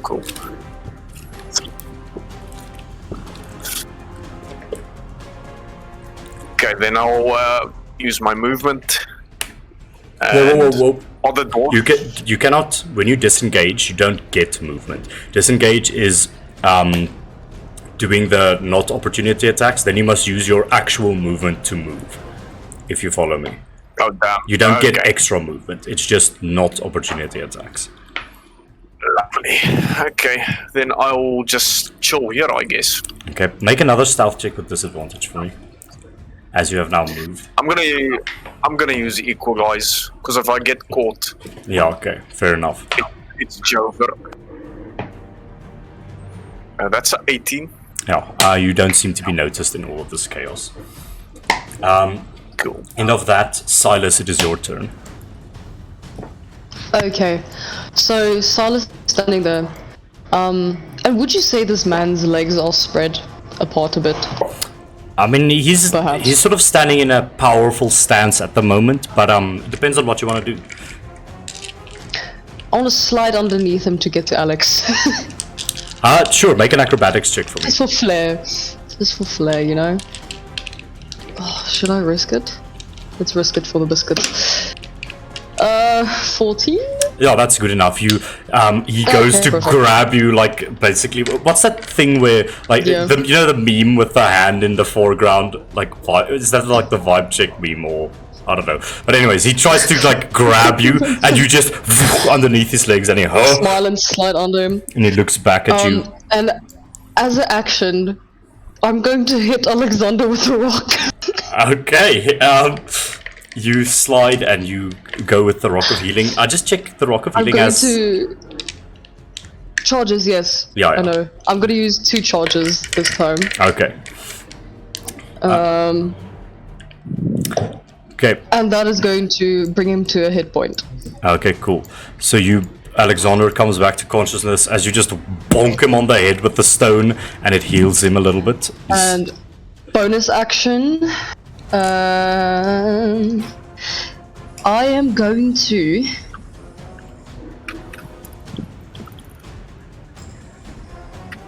Should I? He's just gonna follow me, probably.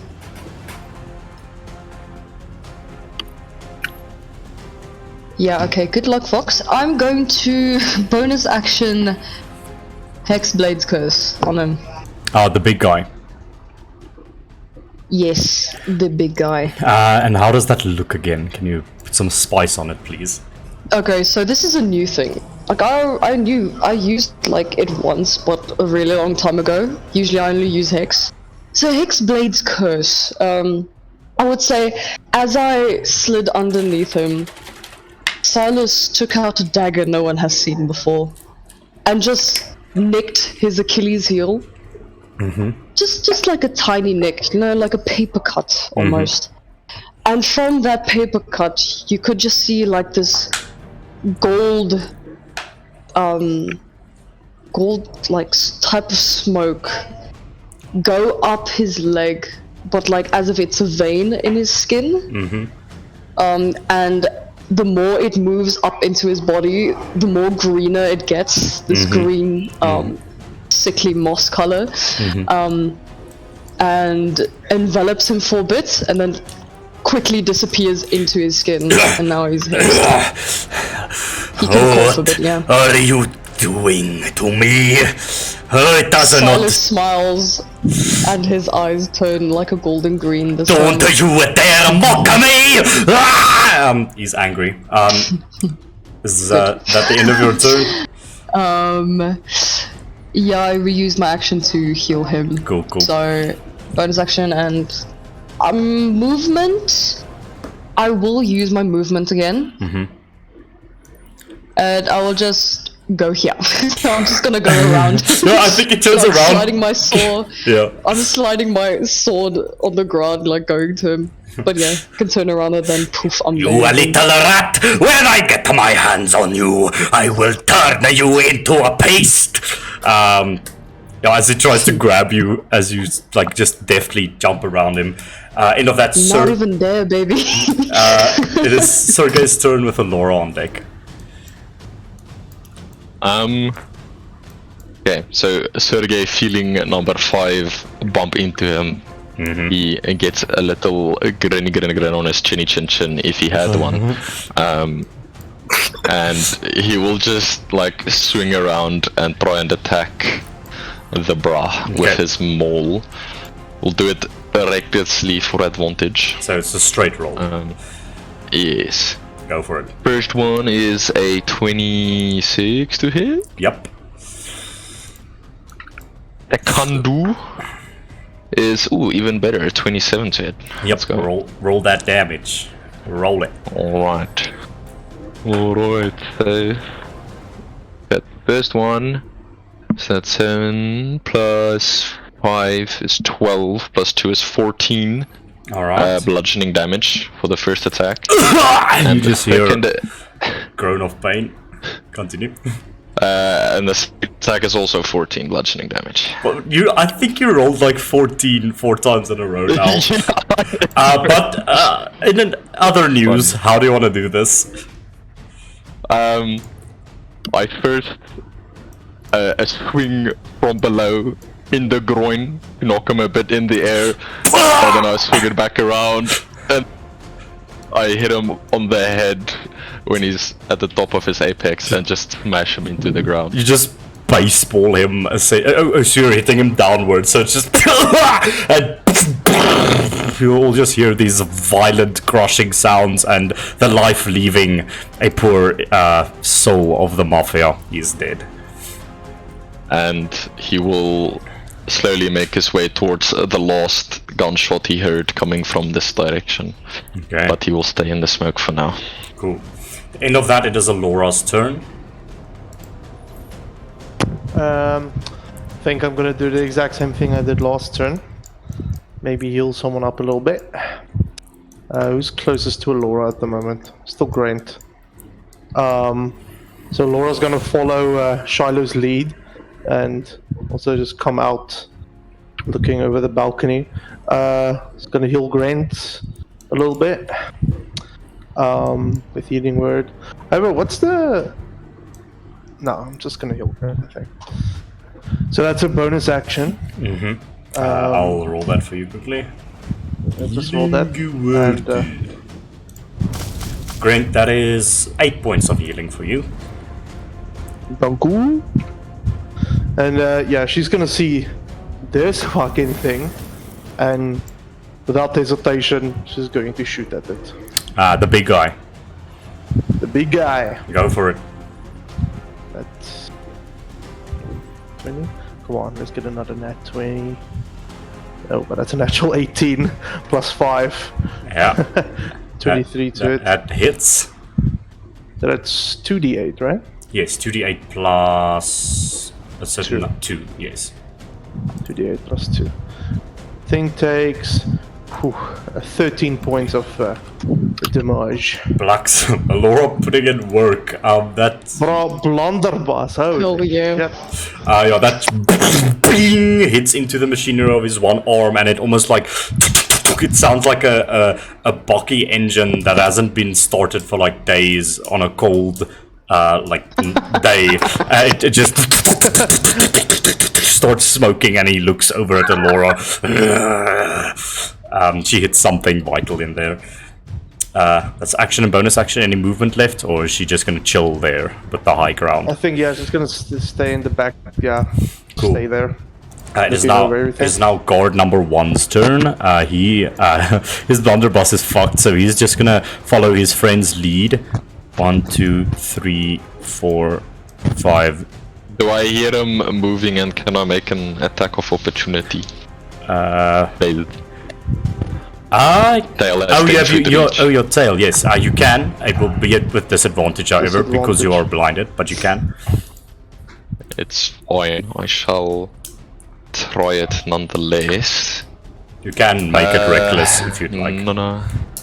That's fine. 9 plus 8 is 17. That hits. Cool. What is the damage? Tail is 1d8. Okay, so 4 plus 4 is 8 plus 2, 10 piercing damage. So this is what happens. This guy tries to follow his comrade's lead. He's like, yes, I agree. We must get into a better position. He runs, jumps on the table, runs, and then a metallic tail shoots out of the smoke, stabs straight through his stomach, and pulls him inside the smoke. And you just hear like the Wilhelm scream, just like ah! And it just horrible crunching sounds as you just whatever you do to him in that smoke, it is best left unsaid at this moment. Oh, beautiful.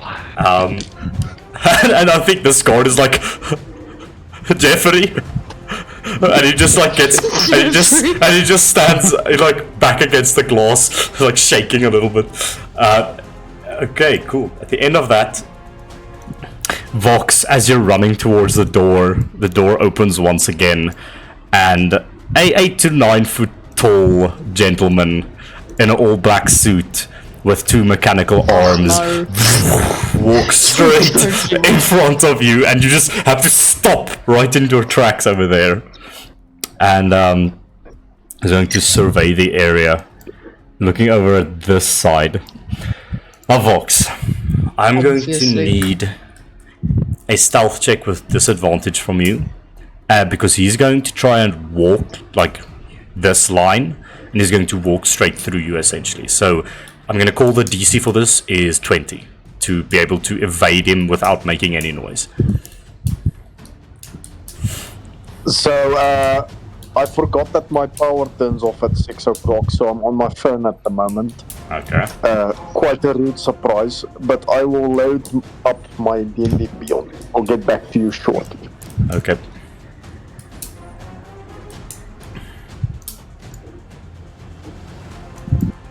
Dun, dun, dun, dun. 1 second, please. Grint, you're 1 almost second up, so you can later. prep your rounds along. Oh, okay. Actually, I have I'm a gonna... question. I'm If we gonna- wait, never mind. Yeah. Oh, sorry. Please continue. Okay. Sorry, I just wanted to say I'm gonna use my last equalize, because Okay. I'm literally gonna die if I fail this. Okay. So, Go for it.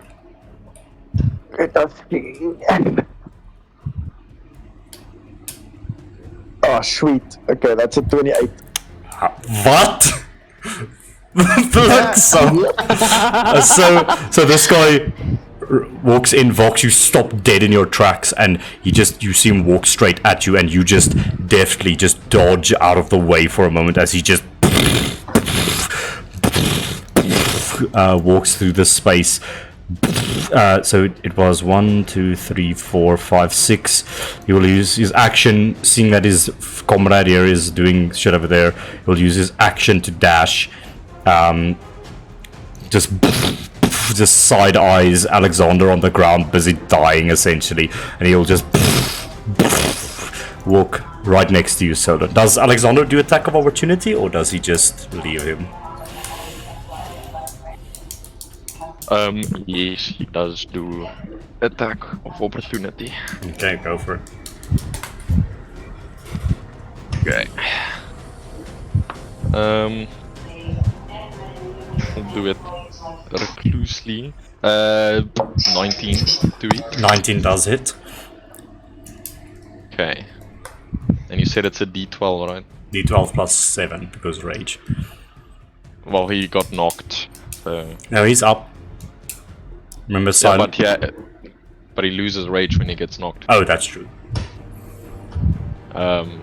So it's 7 plus. It was a 7 again, dude. Holy shit. Yes. 7 plus 5. 12. Which is what, 12. 12 points of damage. Flushy. This changes things because as he strikes at him with his axe, the axe embeds into like this guy's calf or something. And in fact, he doesn't walk to Solon. He stops right there as he attacks him, and he just looks down at him. Still have a little bit of a fight in you, huh? I will teach you when you have to stay down. And he just sort of like does the punches his fist into an open palm thing and just cracks his metal knuckles. End of that, it is Guard 6's turn. Guard number 6 is mortally terrified. He's going to go over here and just fire into the smoke blindly with disadvantage at you, Sergey. And misses horribly. Just and he misses you. That's the end of his turn. Grant, it is your turn with Solon on deck. Okay. So, I want to cast a 3rd level spell using my HP. So Okay. that is... I just want to check something quick. Yes, I can. So that's 3d8 plus the spell that I take in damage. Okay, you. Before I do, this hexed big guy, how bad is he looking? He's a bit bruised, but he's still standing sturdy. He only took 13 points of damage so far. Okay, well, we'll do it anyway. I am going to... Let me take that damage first and see if it fucking kills me. So you're using that sacrifice thing to, like, essentially cast it without a spell slot. You're doing that. Yes, Okay, cool, exactly. cool. So I take 15 plus the spell, it's... 3. A 3rd level spell is how much damage again? 3 damage. 3, yeah. So 18 damage, and then I cast Bloated Rupture on the hexed big guy. Okay. So I need him to... You just roll, and if it is equal or above his current HP, he blows up, basically. Wonderful. We rolled a 28. Unfortunately, that is not high enough. So he's only going to take half. He's only going to take half of that damage, and he does not blow up. But you all watch Grant you carve a massive cut over your forearm or something, and you all just watch Grant lift off some of the blood that has been pooling on the ground here and there. It lifts up and just flows as this current of crimson into this guy, into all of his cuts and bruises, and you watch him almost bulk up and begin swelling, and blood begins tears of blood form on his eyes and his ears, and he screams out in pain, but then he tightens himself, and unfortunately he does not blow up. Big sedge. Well, I'll just bonus action drain right after that. Just pull some of it back out of him. Okay, cool. He's going to make a con save. 12 for the con save. That's a fail. He takes 8 damage. 8 points of damage to number 1. He's looking pretty hurt now. If you had done it now, then he would have blown up. But, Oh my god. I should have. Should have. That's the risk with a bloated rupture. But, Yeah. nonetheless, is that the end of your turn, Grant? That is. I just used a bit of movement there. Cool. It is Solon's turn. Okay. So just question. With a pistol, do I still get 2 attacks with the pistol? Not with... Shiloh, does your pistol still have repeating shot on it? No, it does not, unfortunately. Yeah, and a pistol, I believe, only has a 1 bullet magazine.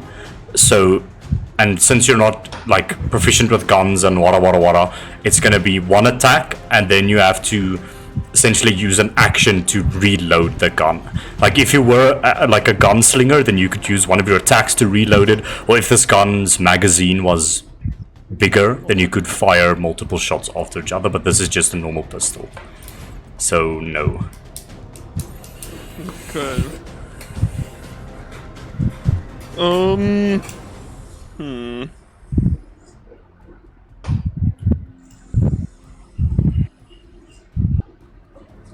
I guess I'll move 5 feet there. First off, I'll yeet the flaming sphere into his back. He makes a dex save. Oh. That's gonna be a 21 to save, unfortunately. But it will take off. Okay. So it's 8 damage, so half is 4. 4 points of fire damage as it sizzles on his back.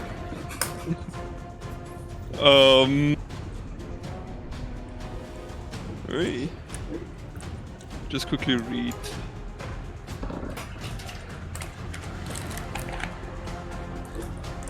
Okay, I'm gonna try this.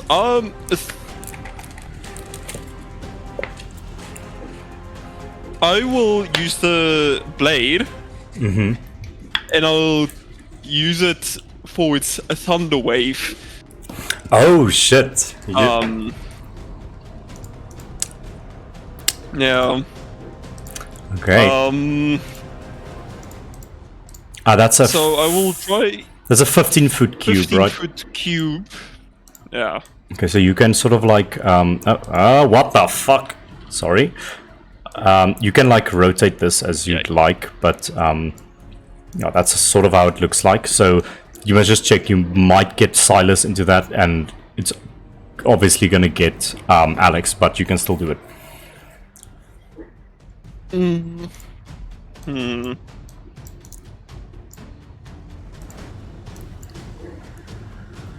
That might be better to do it like that.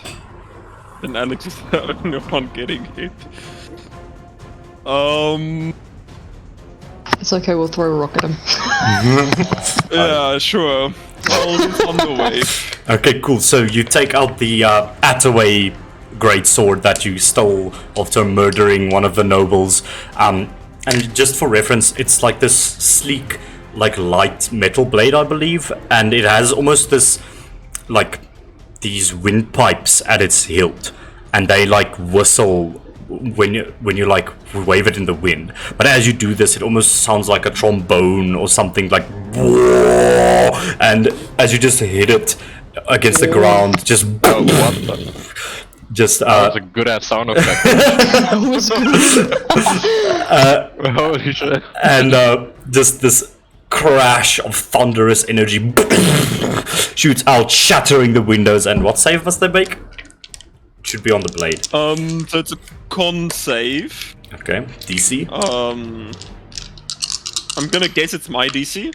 It should be on the blade. It's a separate thing. Oh, con 12. 12, okay. Con 12, the Del'Ferro augmented number 1 will do it.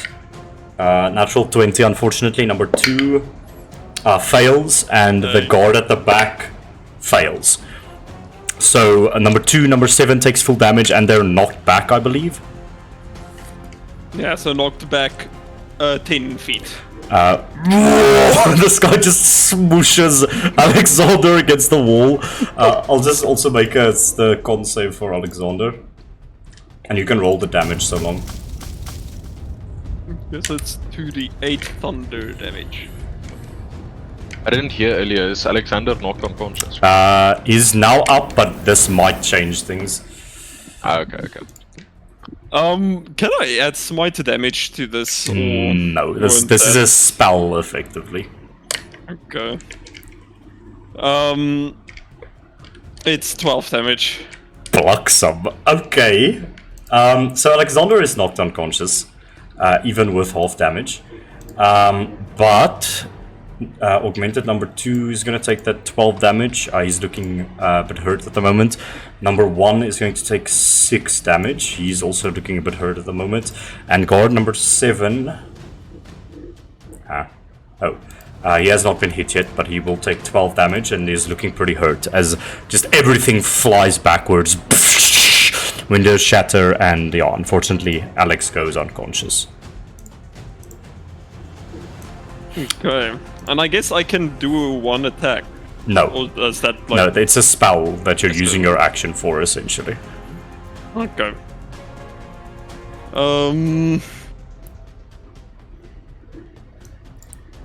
I'll move a bit back into the smoke. I guess he'll get an opportunity attack on me.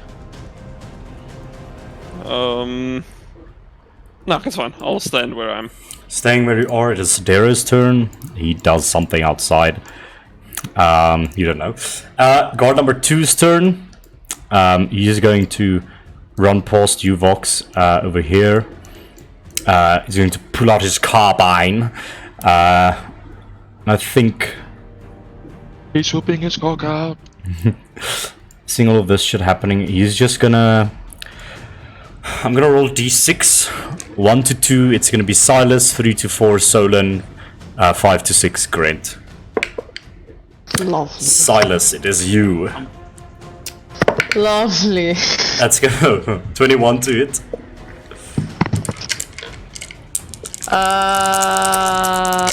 Yeah, it's not even gonna work if I do shields. Yes. 15, 19, 22 points of piercing damage, unfortunately. Bro, that was literally my health. Oof. With that bullet goes through your stomach and you crumble to the ground. And Hex falls away. just check Hexblade's curse. I don't think it's concentration. Yeah, but if I'm incapacitated, it falls. But I'll check for you. Let me read it for you here. It says... The curse ends early if the target dies, you die, or you are incapacitated.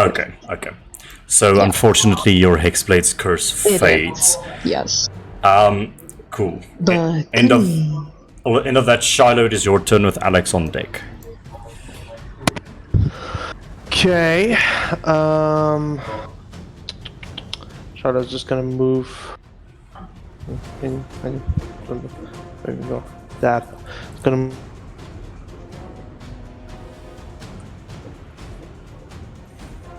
And I'm gonna first use my bonus action to just tell Monkey to move. It's gonna fly 15. Oh wait, where was he? He's here. Yeah. Maybe he's just gonna move. 15, oh, he can move. 15, 20. There we go. There. Monkey's gonna put a with his action, gonna put a sticky bomb on Big Boy over here. Okay. So that is what's, I don't know, how does that put? Sleight of hand. Okay, versus his perception. Okay. Yeah, it's either, yeah, there's two checks that I can make, but I think to place it as a sleight of hand. Yeah, so just make a sleight of hand versus his passive perception. Yeah. So. Okay, let's see, what is the monkey? You have to beat an 11. I rolled a natural 11, and the monkey has plus 4 on dex. So, Yeah, so you put a sticky bomb onto this guy. cool. That's monkey. And Shiloh is going to shoot. Okay. It's gonna try and hit your boy. Thank you. A 21 to it. The big one. The big one. It hits. Wonderful. He takes 7 points of damage. Force Cool. damage. Cool. Bonus action. I already used my bonus action. Yeah. Oh no, wait. The bombs of force. Is it supposed to be a Yeah, bonus action? it's if you hit with your action, you can use a bonus action to do another attack. I see. Okay, cool. Then, yeah, that is my turn. Cool. End of that, it is Alex's turn. I will make a death save for him. Okay. Okay, that happened. It is now augmented Wasn't ones. that one? Oh my god! What do you mean that happened? I don't know. Big guy is going to. He doesn't notice the monkey. He's just going to. See how you all. Sorry, that's Russian. See how you all fall to the might of the Del'Ferros. How dare you even conceive of the idea of trying to cross us? And he is going to. Since Solon did the thunder wave, actually, he's gonna step here. Let's see if he gets his ability back. He does not, so he cannot thunder punch you. But he is going to punch you twice with his slam attack, Solon. First one to hit, natural 1. Second one to hit, 19. Second one definitely hits. Solon, you're going to take 10 points of bludgeoning damage. As he just punches you. I think a few ribs crack as that massive metal arm slams against you. That is the end of his turn. Card number 7 is going to go. Think he's going to see that there are these two supporters here at the back doing some tomfoolery. and firing at them. So he's going to walk over here, take out his carbine, and fire upon you, Shiloh. 23 to hit. Bullet tears at your metallic flesh, Shiloh, and you're going to take 14 points of piercing damage. Wow. Nice. At his robotic flesh. At his robotic flesh, yes. Vox, it is your turn.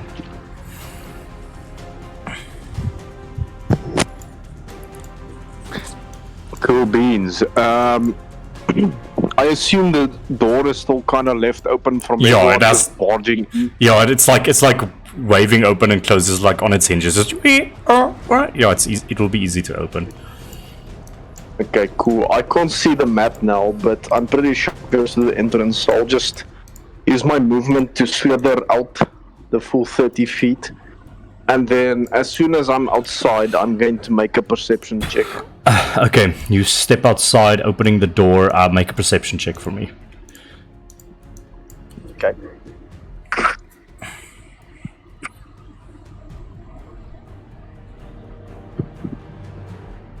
That's 15. Immediately as you step out, about 30 feet away from you, there's a road. On that road, you see one of those transport walkers. This one has 6 legs and it looks a bit ramshackled and made of brass. But you see stepping onto like a staircase that has been laid out. Sidero Del'Ferro steps in. You can see within the other 4 remaining capos. They're all like in a getaway vehicle, essentially. As soon as his foot hits that, like the staircase for him to walk in, I'm going to ask him to make a wisdom saving throw for me, please. And I'm going to make it a heightened spell. Okay. So, spending those sorcery points, he's going to make a wisdom save with disadvantage. Very good choice. He's not very wise. He fails. Excellent. Oh shit. I'm going to... So here's what happens.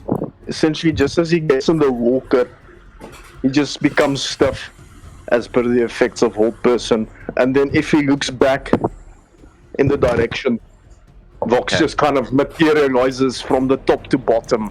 And he's kind of... What he sees is just a bloodied and bruised cloaked oak. And Vox is just going to slowly raise his hand, look back at the clock tower behind him, and just lower his hand, waiting for Fulon to take the sniper shot on the paralyzed.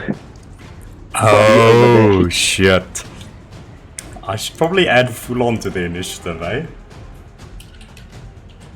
Yeah, I just remembered that before my turn. I was like, that could be nice. Well, that is very good for you. Fulon rolled a Moshe initiative. Okay.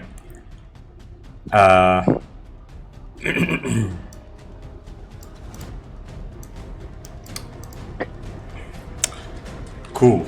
The end of your turn, Vox. It is Silas's turn. Silas, what you doing? Well, I'm rolling a death save. Oh, yes. Please roll a death save for me. What is it again? Just what you roll, right? D20.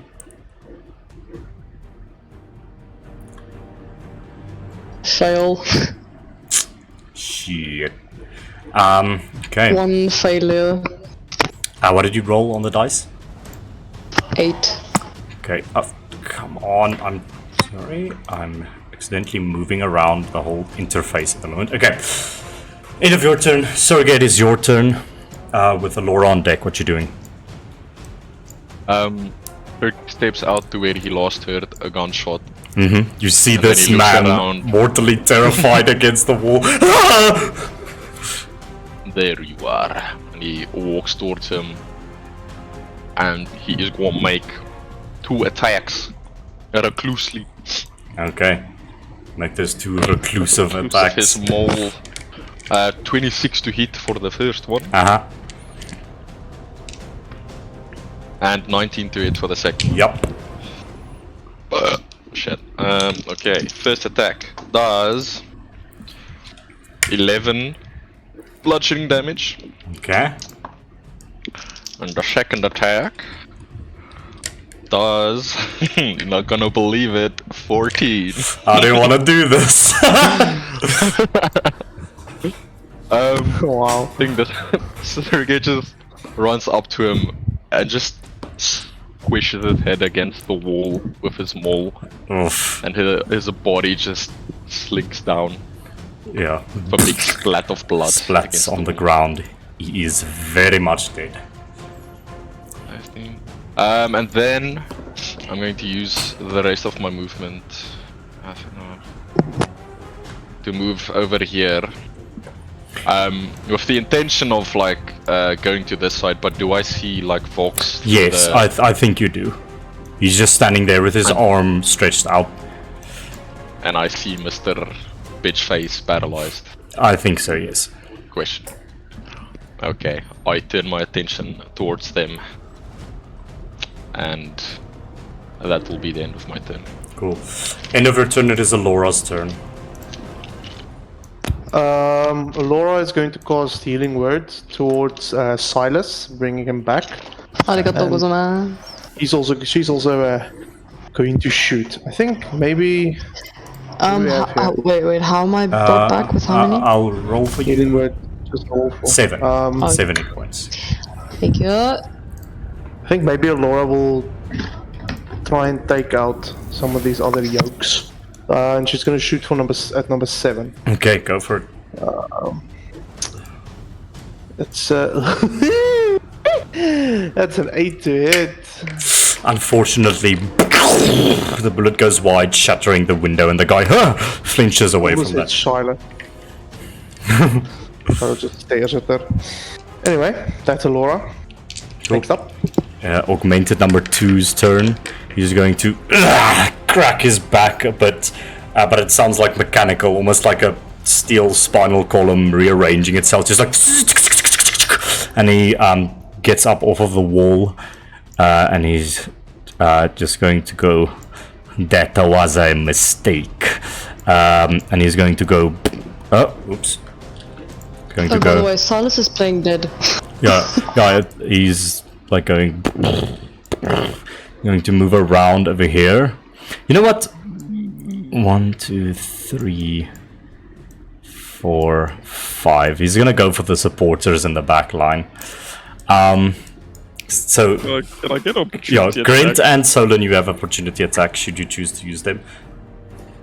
Yes, please. I'll slash him in his back. Go for I it. still have the dagger. Yeah, by the yeah. way, so The dagger's damage. So you roll to hit with the blood weapon thing, and then the dagger would be 1d4 plus con. Great. yes, sir. Okay, cool. Solon, what is that to hit? 13. That misses, unfortunately, Tink against his metallic armor. Grint, I rolled a 24. that do be hitting. What's the damage on it again? It's because I cast it at level 3, so that's 1d12. Yeah, the thing is, Conjure Blood Weapon, its damage die only goes up every second increment. So on level 2, it does like 1d4 for the dagger. But if you cast it on level 4, it would be 2d4 plus con for the dagger, essentially. So level 3 So it's all does it. 1d4. Yeah. 1d4 plus con. That is 8. 8 points of damage, and you do heal for your proficiency bonus, I believe. When you slice Is it people. proficiency or the damage done? No, it's proficiency. Proficiency. Yeah. Okay, that's 3. Thank you. He shrugs that off, walks up to you, Shiloh, and you watch a familiar attack that number 1 did. He clenches his fist, and he punches you with thunderous might. Using Thunder Punch, Shiloh, that is going to be a 23 to hit. That is definitely going to hit. Shiloh, you're going to take 9, 10, 11 bludgeoning plus 11 force. Or thunder, sorry. Okay, So 22. thunder damage. Yeah, thunder. Okay, cool. Reaction absorb elements. I Okay. take that 11 bludgeoning. And then you half the thunder to 5. Yo, that just keeps me alive. Holy I think, ladies and gentlemen, this is the first time casting absorb elements in our entire history of playing D&D together. Yeah. Well done on that. And you get... yeah, I think what it looks like essentially, so he punches me and I do move, like it staggers me a little bit. Obviously I don't show that I have any pain or anything, but he does, I think he indents, because I'm at very low HP, he indents my chest a little bit and you just hear the like fucking sparks of electricity just jolting out of my chest. But also there's just like this pulse of energy that just flows throughout my entire body. Cool. And Yeah, your next attack will have like, what, 1d6 extra thunder damage or something. I don't know how that works, but... Yeah, 2d6. Cool. I'll see, I'll read it. Cool. That's his first attack. Unfortunately, he's going to go for his second attack, just a slam attack. Let's see if it hits you. 12 to hit. That misses. So he thunder punches you, and I think he goes for his second attack, but it just... I'm on 2 HP. It almost just bounces off of that thunderous shield that you've created for yourself. Now, interesting. End of his turn, Grent. It is your turn. With Solon on deck. Just walk up and stab this man.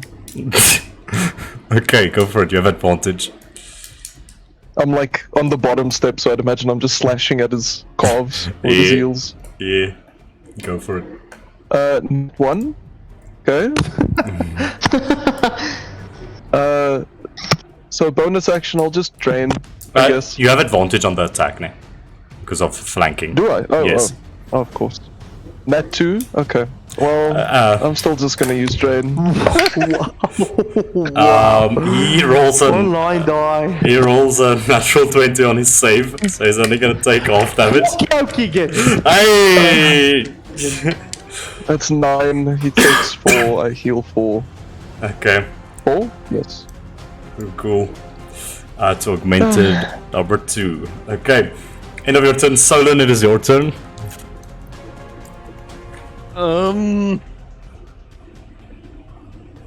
one has healed Sergei, not Sergei, Alexander, right? Nope.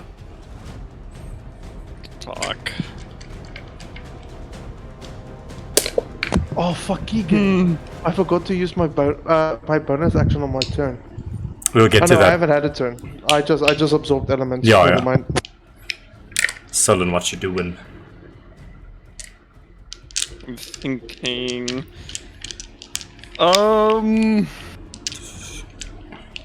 Solon will feel kind of responsible, so he'll squeeze through there, and he will lay on the hands Alexander Okay. for 15 health. 15 health to Alexander. He comes back up to consciousness. Thank you, brother, he will say to you. Or comrade, brother.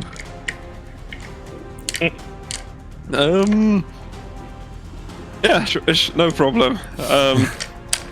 Yeah. Solon will then try to... He forced to use his flaming sphere to attack for number 1. Okay. Dex save. So bump into 1. That is going to be a... Your DC is 10, right? I think he makes it. Yeah. He rolls an 11. Okay, so that's 9 damage. 9 damage reduced to 4 to augmented number 1. He's looking pretty hurt. And then I'm gonna risk the opportunity attack and run into the smoke. So I'm gonna run, then you tell me Okay. if he hits me or not. He does not. That's a natural 2 plus 6 is 8. So he goes So to. I moved. I moved originally 10. So I'll move there. Okay, you just disappear into the smoke. I'm just gonna roll a little something. Please make a dexterity saving throw for me.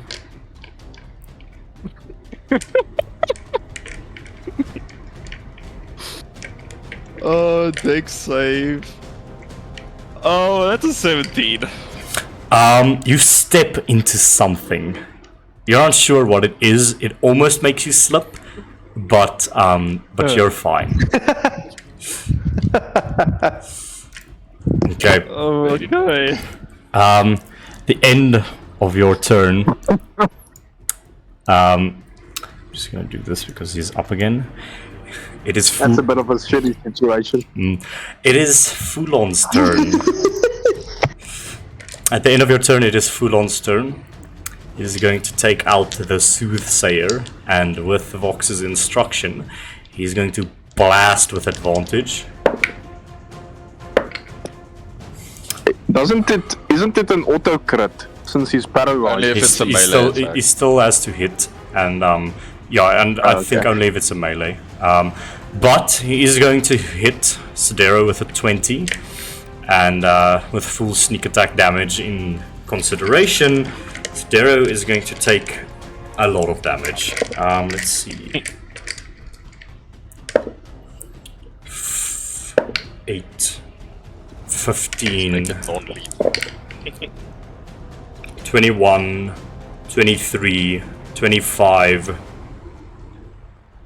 28 points of piercing damage from Fulon. Vox, as you give that signal, clasping your energies around Sidero, you just hear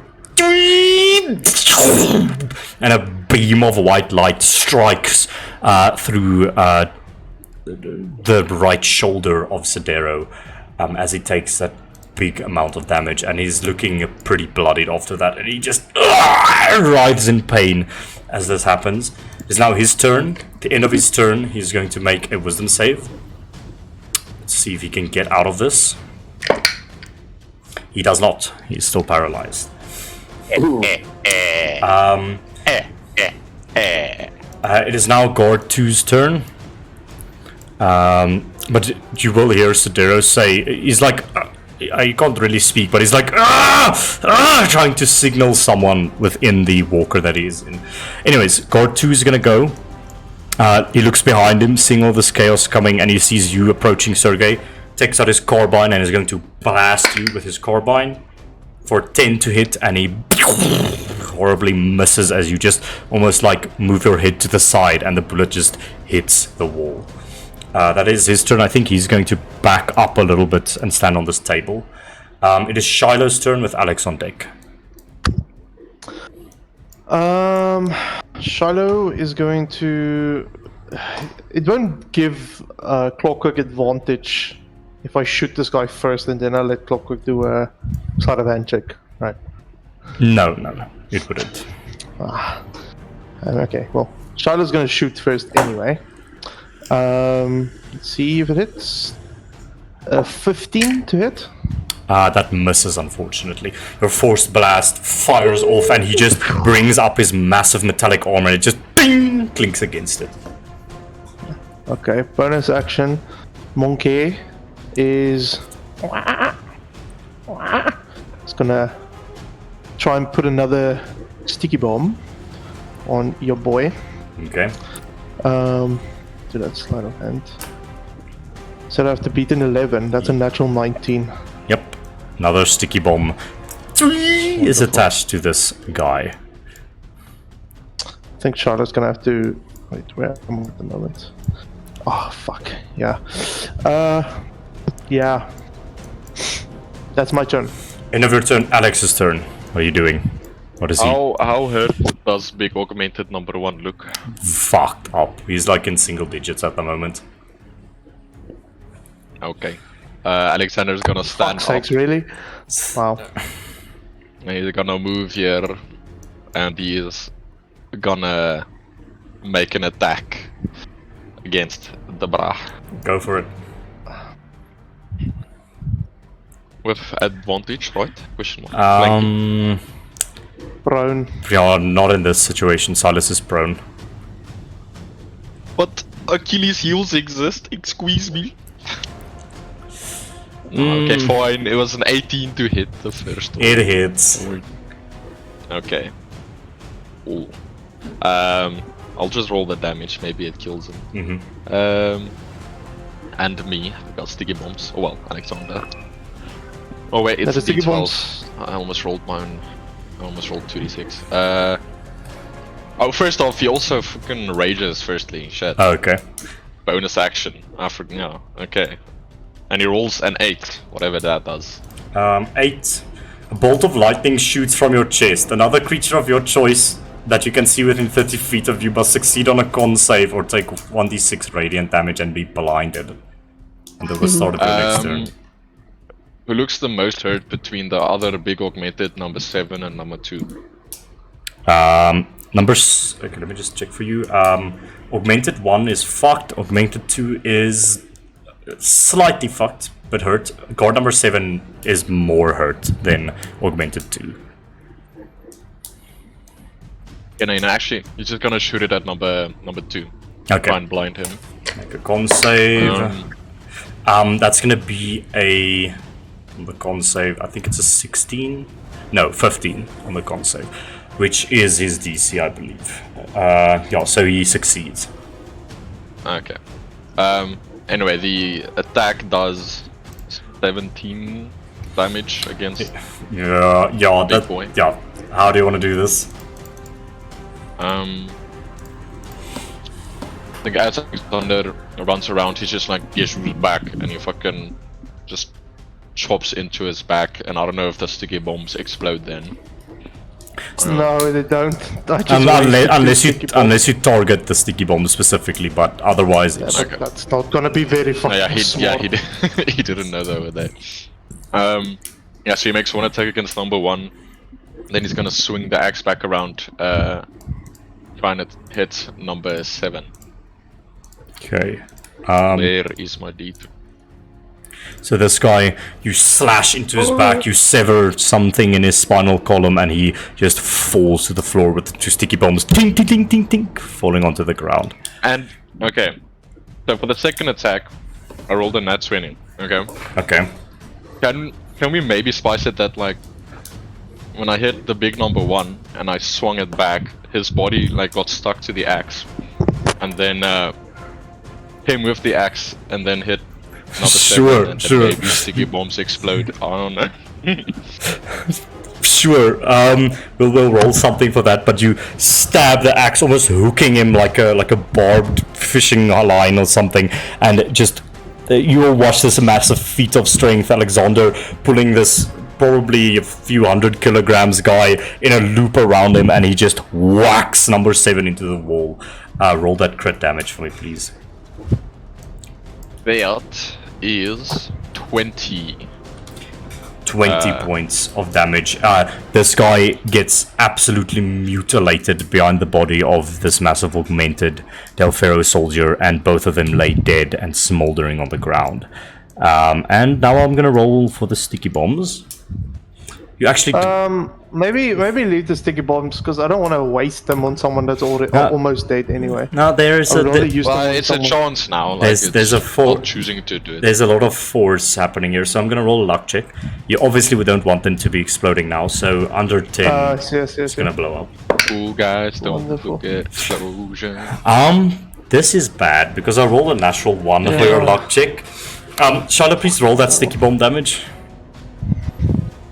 Okay, what a waste. 2d8. It's cool. Now the bodies explode in a horrific gore.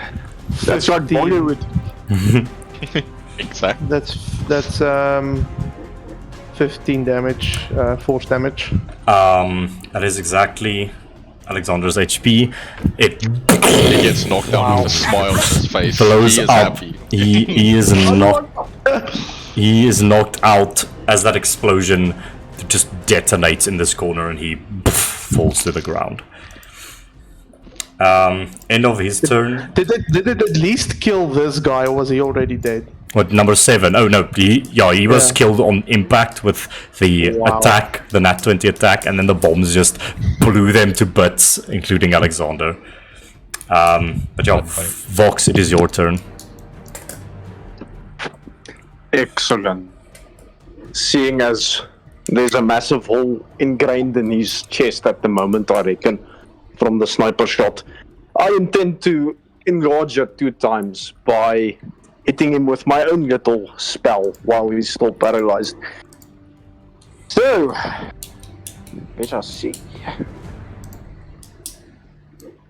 Do I have advantage because he's yes. paralyzed? Mm-hmm. Excellent. Okay. See if it hits. Yo, that was almost a nat 20. Wow. Okay. Okay. Yeah, okay, I miss. What is the 2 hit? It was a 9. Yeah, unfortunately that you blast at it, but your aim was a bit off, and it misses Sidero. Okay. Fun! That's the end of my turn. Silas, it is your turn. You're prone on the ground. What are you doing? With a flaming sphere just behind, next to you.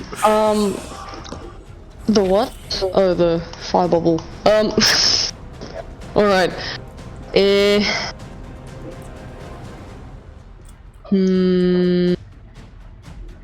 Yeah, I'm just gonna do what I thought of. I'm gonna stand up, which is half my movement. Mm-hmm. Okay. Then 5, 10, 15, and then I'm going to hit him. Okay, go for it.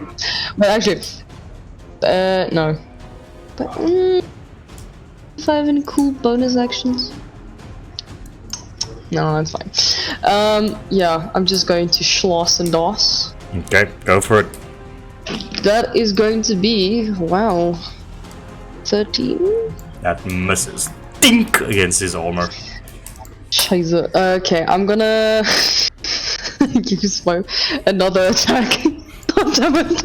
Okay, I miss again. I'm too hurt at the moment.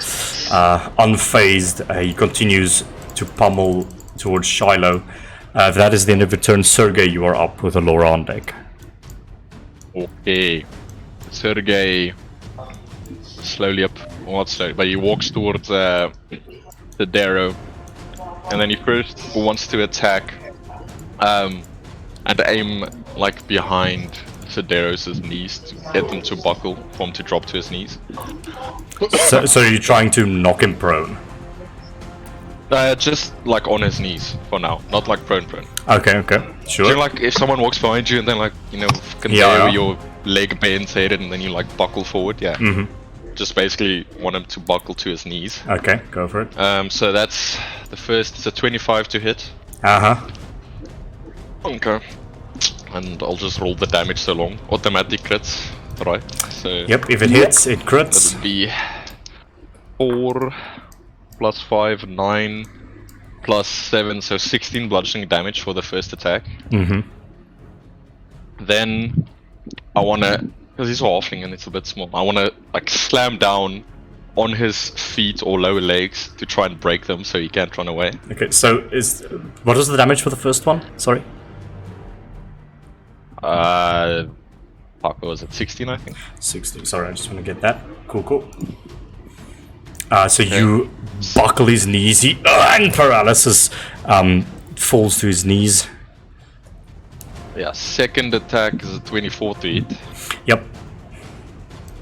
And then, oh, that is much better damage. Then plus 5 is 16, plus 7 is 23 bludgeoning damage. To try and break his legs. And if he's not knocked unconscious or dropped to 1 HP from that, which I don't know if he is. Hello. You see, you do break his legs because that you knock him unconscious. Okay, but can we just, okay, like, I don't want to knock him. Can we say I drop him to 1 HP? Sure. because I then want to grab him like by his hair, pull his head back. My tail comes up and like is pinned against his throat, and I just whisper in his ear, "Confess," as I look into the chariot or whatever that is. I think holding the other. What do you call them? Gestapo? What's Capos. their names? The capos. The Gappos. Yes. And I just look into it. Just a little note, just to make my previous turn not completely useless, can I just say I used my movement to catch up with Sergey? Sure, you And just walk up. stand there. Yeah, you walk up behind him as he steps up. So that I can give him bonus on intimidation. Gotcha. Okay, sure. Make an intimidation check with advantage as Vox just walks up next to you. Okay. First roll's an 18, let's go for it. Oh, okay. Second one's a 5. So 18 plus 5 is 23. One moment.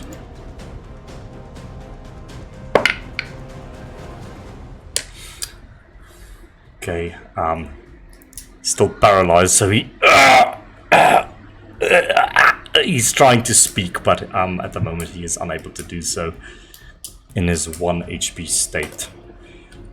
End of that, it is Alora's turn.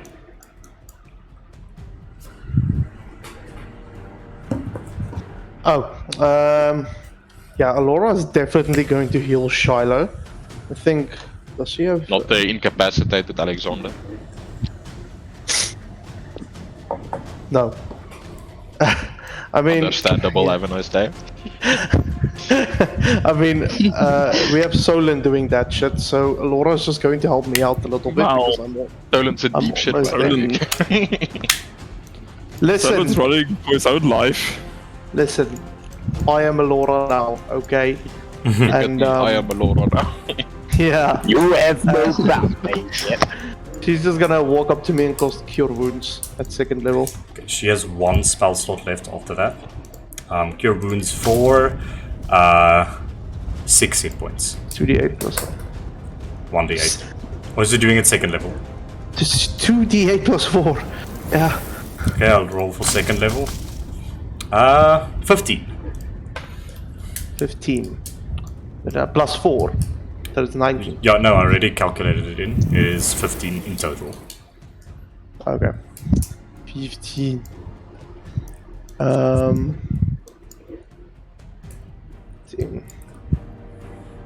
Heal. And can she then as a bonus action healing word? Or we don't do this? No, you can't do 2 spells in the same turn. She doesn't have any like chemicals, right? I see nothing in her inventory. That would probably be an action to use it anyways, but yeah, I don't think... yeah, no, it's an action for her to create potions with her spell Maybe slots. just bonus action. Fox is gonna shoot at the big guy. The fox climbs onto her back, or onto her shoulder, and his tail opens up to blast him. Just roll the same as your monkey. Yeah, that's a 20 to hit. Hits. Let me just make sure here. It's 1d4. Okay. Yeah, it takes 3 plus just like 5 damage, force damage. Yeah. 5 force damage. Good shit. He is looking a bit bloodied at the moment. Wonderful. That's her turn. Cool. At the end of her turn, it is Augmented 2's turn. Let's see if he gets his ability back. He does not. Bad. He's just going to look around him. He's going to try and kick Grant off of the stairs with a slam attack, and he's just going to try and punch you, Shiloh. So first for you, Grant, the attack is going to be a 19 to hit. Yes, that it. You take 8, 9... 1 second. It's going to be 10 plus 4, 14 points of bludgeoning damage. Jesus. Okay. And Shiloh for you, 23 to hit. That does hit. You take. I'm going to reaction absorb elements. This is not Thunder Punch. This is just in the normal slam. Thunder Punch is his rechargeable thing. 10 points of damage to you. Ouch. Dankie toch voor die healing thing. With him trying to kick you down, Grant, and punching Shiloh, Grant, it is your turn. Oh, actually, top of initiative. Little detail that I forgot. These two guys step out of the walker. Oh no. Fuck no. And These two guys have Ways been to the map. die. to another two of those large Did metal. I not hesitate with my tail being pinned into their boss's throat? Or pinned against it. Well, they're gonna obviously try and sort this thing out. The one is just trying to protect the boss from the sniper fire, completely covering him, and they just step out to the sides. And I think Sidero will go, wait, as they just step to the sides of him, with you like clutching him, the tail going to his throat. Anyways, Grant, it is your turn. We stab. Go for it with advantage. 2 hit is a 15. Oh no, wait, it's advantage. Hold on. 15. That misses, unfortunately. Redrain. He fails. Wait. Yeah, he fails. So we'll take full damage from that. Sick. He takes 9. I heal for 9. Cool. And that's my turn. Yes. Solon, it is your turn.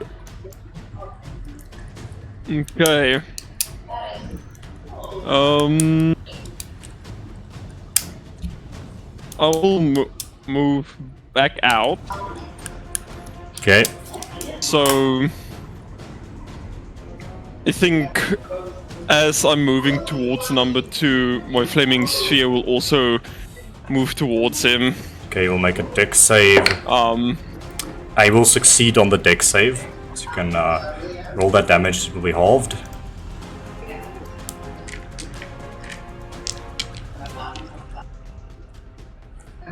That's 9 again. Okay. And then I halved to will 4. slash. Okay, he's looking a bit hurt at the moment. Okay, roll to hit. Okay. First one is an 18. Yep. And second one's a nat 20. Black Sam. Roll that damage. So the nat 20 damage is 14. How do you want to do this? And then the normal. Oh, it's 12. I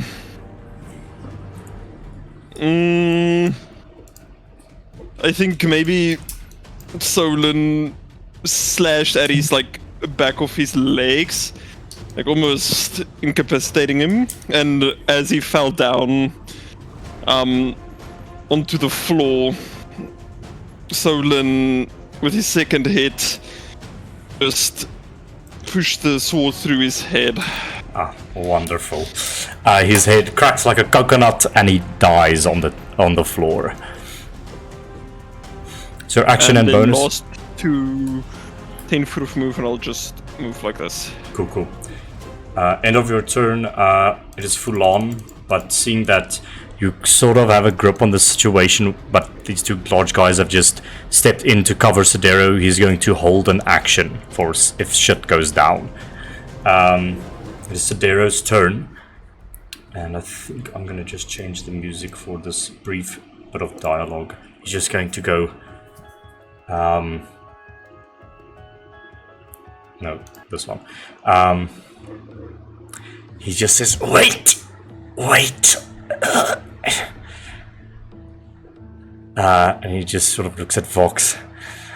You know, I can't really speak when your magics are restraining me. Vox just kind of looks at these two bodyguards and he just whips out a piece of paper, a sticky note, and he just squeals something down with his pen, and he just kind of sticks it on his forehead, like, and basically what it says is tell your men to surrender first, then we can talk. Fine! Fine!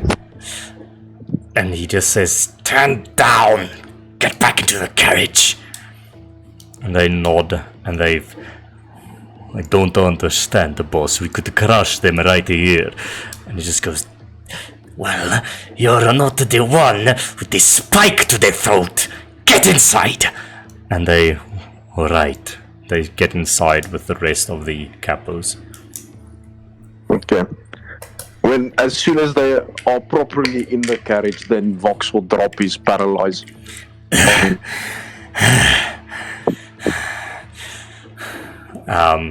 You're just holding him there, Sergey.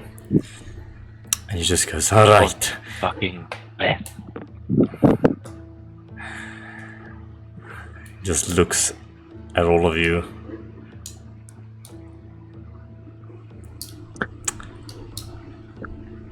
And just going to say, my friend, why are you doing this? Why do you care so much who is the leader of the mafia and who is his killer? Huh?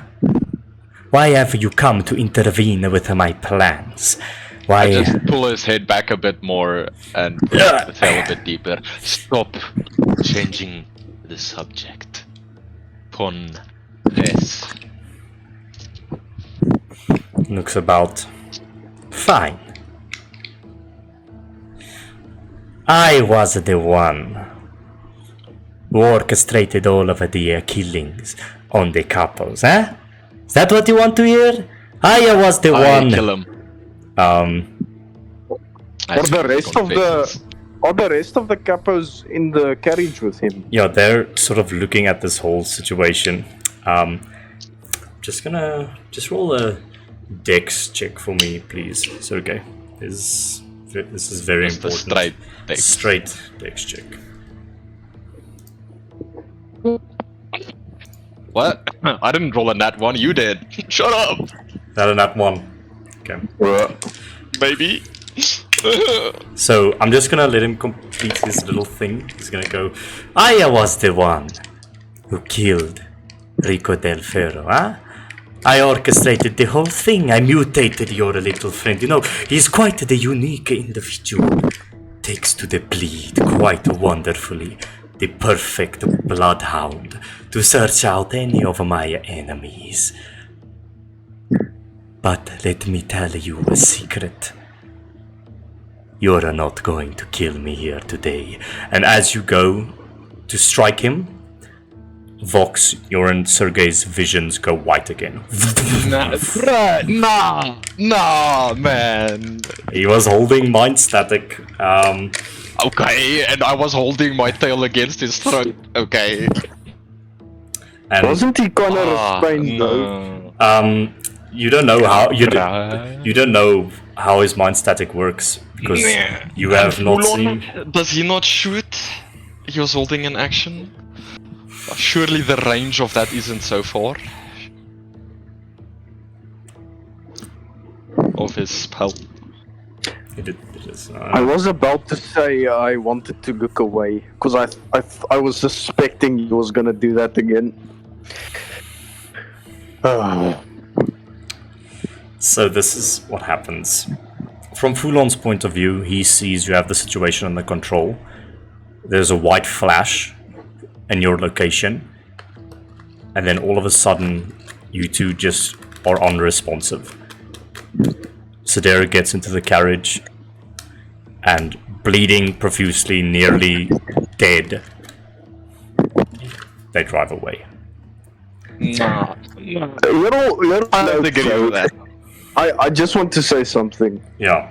I'm fine with that whole thing, but I do recall that his bodyguard moved away, which means he was in sight of Foulon's scope. And if we were to be restrained, then I have no doubt that Fulon would have taken the shot to shoot him. That's my only quarrel with the whole thing.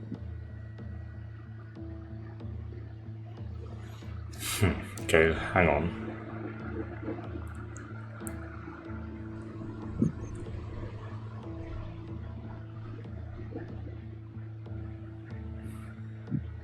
This is a very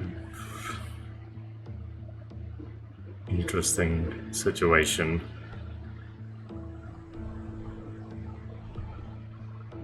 Just let it happen. It's okay.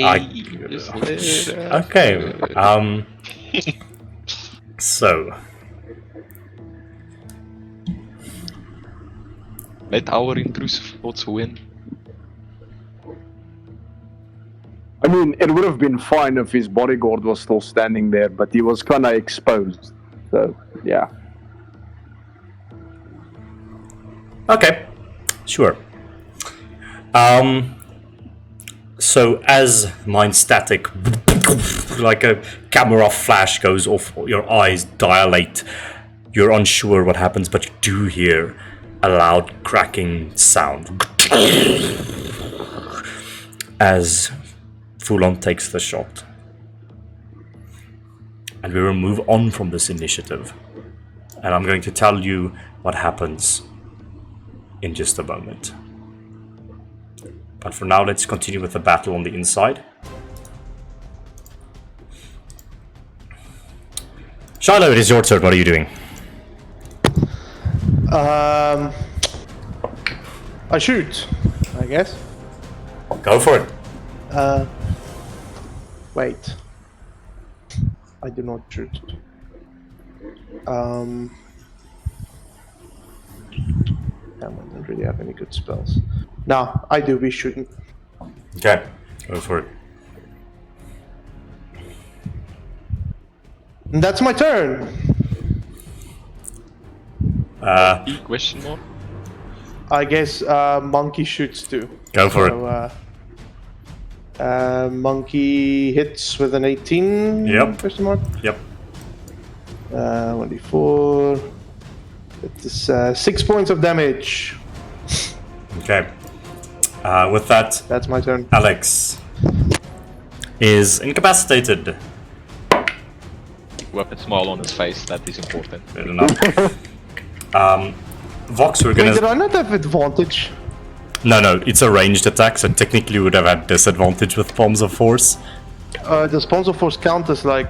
Yes. Okay, I see. Even if I put it in his face. Vox, you spend your turn with your vision white, so we skip your turn. Silas, it is your turn. I hit again. Go for it, roll to hit. Actually, bonus. No, I can't do that. Damn it. Yeah, actually, bonus action hex. Okay. The normal hex. I will hex his strength. No. Dex. Okay. Wait. wait. Go man. Strength. Yeah, let's just hex his strength for Okay, cool. funsies. Okay, I'm going to slash him Go for it. with a 20. Yep. Damage is going to be again 6. What the hell? How do you want to do this? Keep throwing a 1. Perfect. Okay, so Hex was absolutely trash. So as everyone's just like going ham at him, Silas, being at the edge of the stairs, sees a blind spot. And he jumps on the stair railing. And as the guy's not paying attention, he jumps over the staircase, like diagonally, and slices his head off, landing here for flavor. Cool, the head rolls off of its body. And he is dead. And we are out of combat.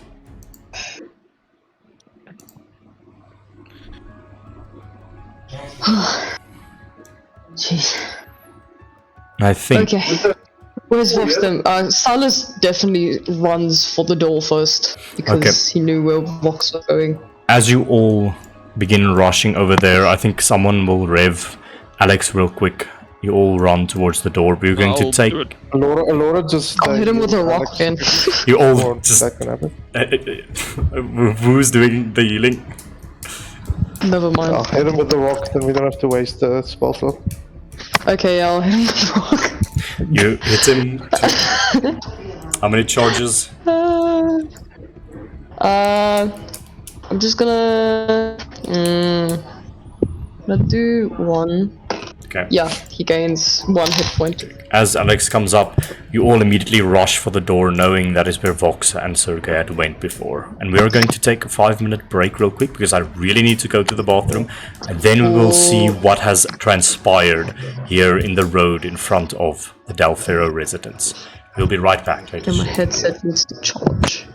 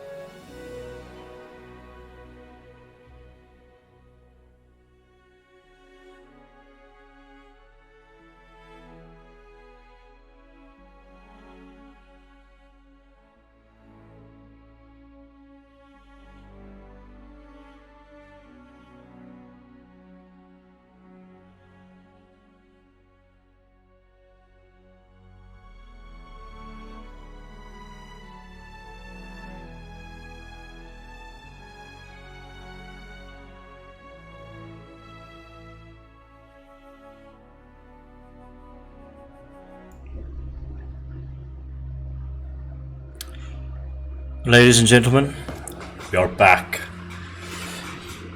Now, let us unravel whatever the hell is going on here. So, to summarize, you have all been framed for the murder of Rico Del'Ferro.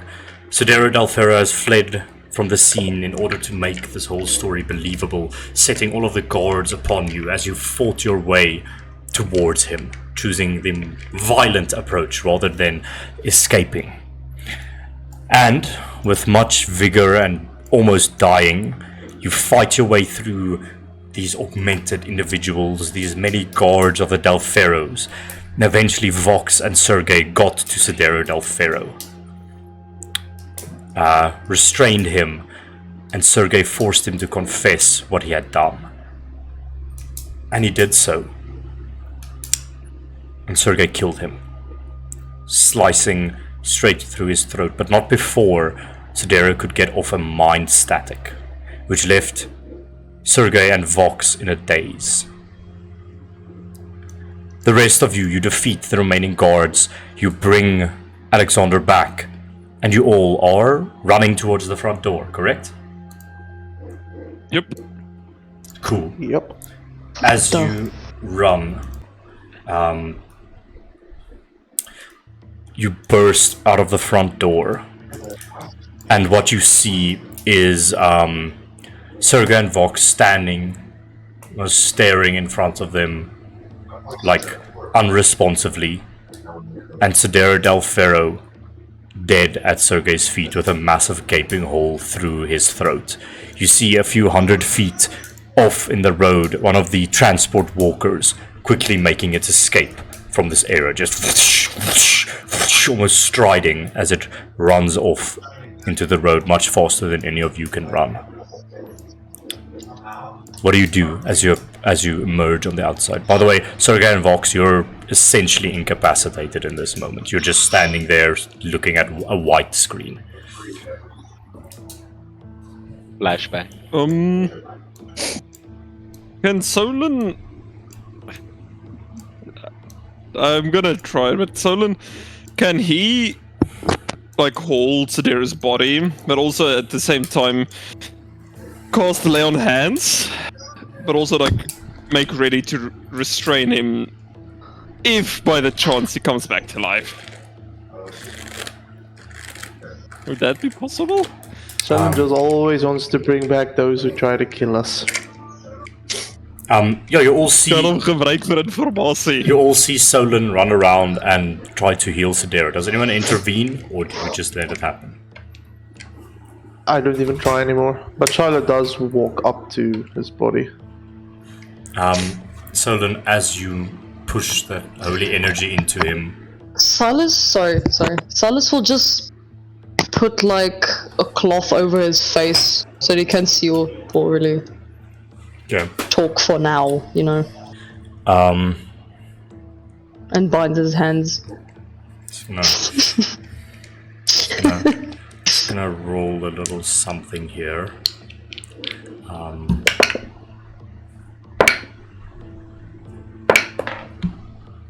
The one that his legs all broken. So I'm gonna leave it up to the dice. Solon, you use your action, pump some hit points into him, and he comes back to life,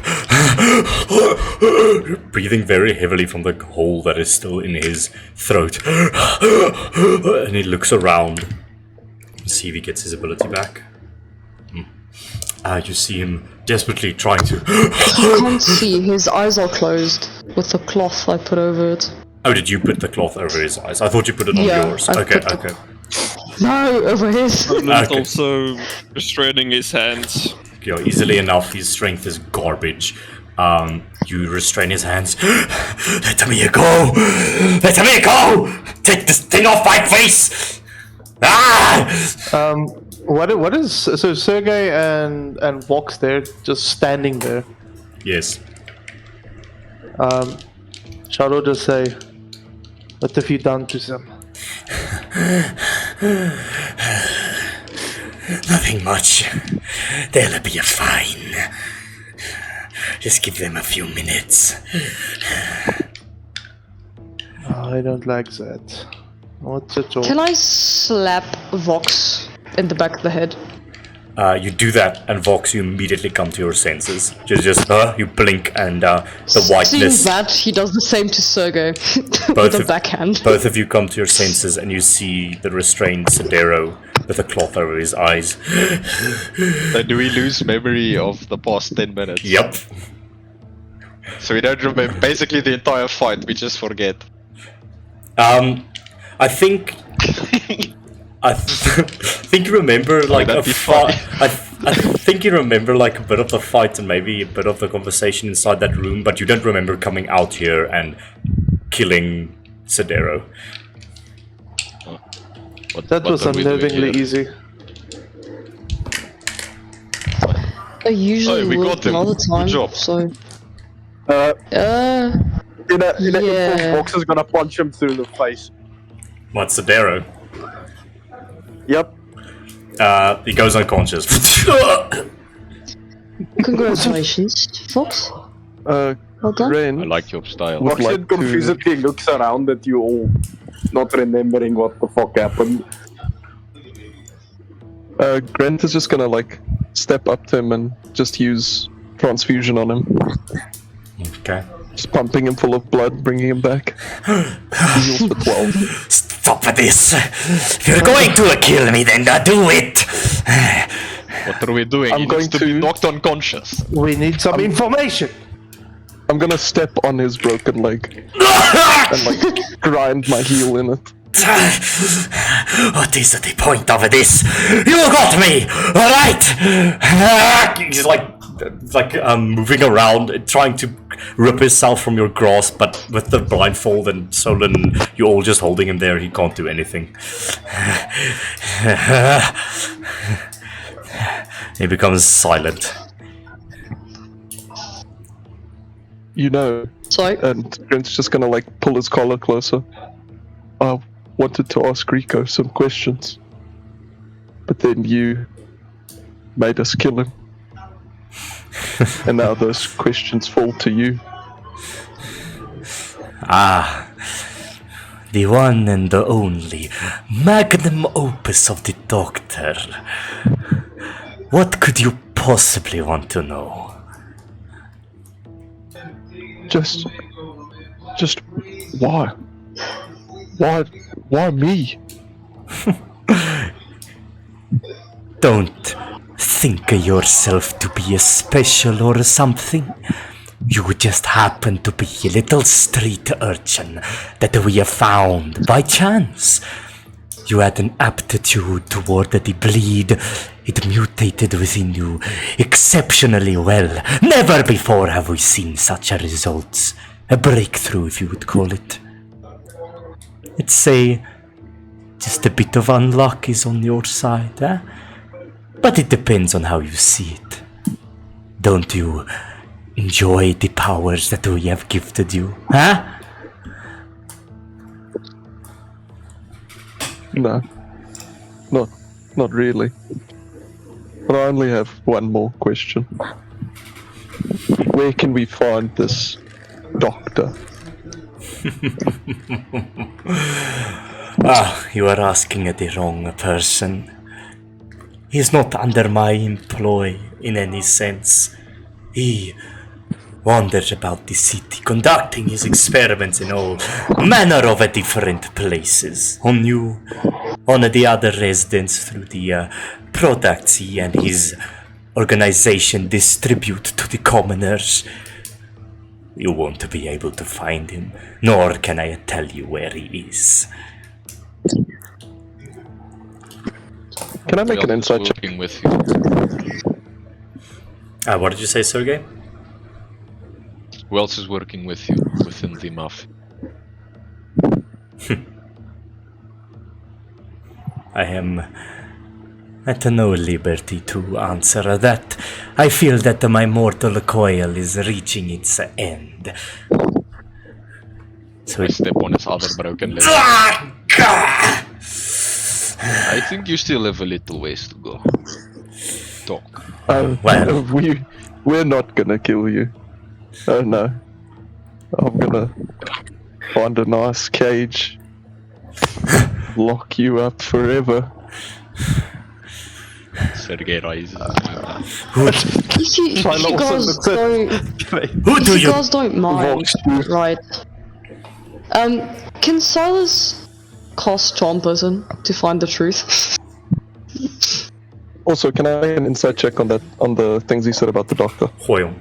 Inside check for me. Silas, are you gonna try and charm him? Yeah, because I want more Be information. right back. Okay. I got a 22 for that insight check. So wisdom save. Garbage. He fails the save, and all of a sudden his Perfect. shoulders just drop a little bit. And like I go down a little. Hey, buddy. So,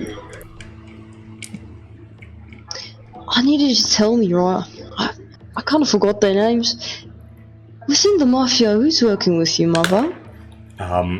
I'll get to that now. Grant, with your 22 insight check, you can tell he's telling the truth about the doctor, but he definitely knows a bunch of shit.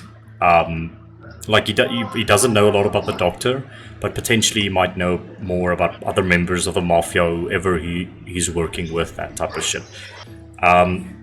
Silas, sorry, just repeat what you said to him, please. Silas asked, so, buddy, in the mafia, right? Who's working with you? Make a persuasion check with advantage. Okay.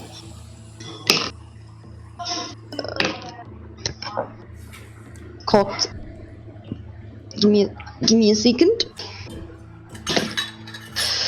That is a 16. Goes, well, and you all notice this now. Silas walks closer, plays a bit with his magic, and seeps into Sidero, and all of a sudden Sidero becomes a lot more friendly and responsive towards Silas. And Silas, Sidero just goes, well, I'm not really supposed to be telling you this, but I mean, we are good friends, so I suppose I could do you this a favor. But I won't tell anybody. But I don't like Go these ahead. your other friends around us. I would prefer it if it is only you that Okay. would hear it. Alright, Silas turns around and talks in Thieves' Cant with Vox, and he says, just go stand in front of the door with everyone, please, but be silent. And he looks around to everyone. At you. Then he looks at the group, and he just shrugs his shoulders because he can't tell them to do it. Silas just points to the door and looks at everyone, and just waves his hand for them to go outside a little bit. He shoos them basically a bit back. Sergey waits until Grant moves, keeping an eye on him. Yeah, Because the blindfold is still on the guys, turn though. around and look. But yeah, please. Grant will just like drop his collar and look at Silas. Just don't let him get away or anything. And I'll take a few steps back. Does anyone have some rope? If you can just tie his hands up. Yeah, Silas did tie him up. That's the thing. I blindfolded him, and with my rope I tied his hands. And his legs are broken, so I don't Yeah. think he's going anywhere. Yeah, he's not gonna As he run. magically grows wings. All of the sudden. Silas does have a sword out, but for now he's just like looking at the guy. Alrighty. You can tell me now. Are they gone?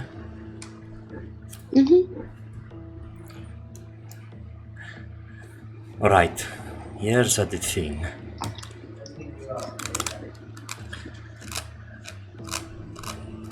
There are only a few goons that are under my command within the mafia. Goons that have been entrusted to me by another patron.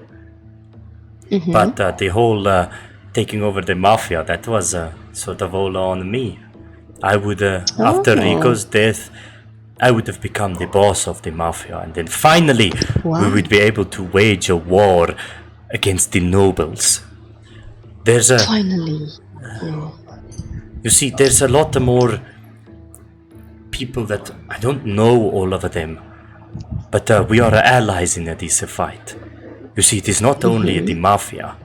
There is another group known as the Crimson Dawn, and the Luftreiners.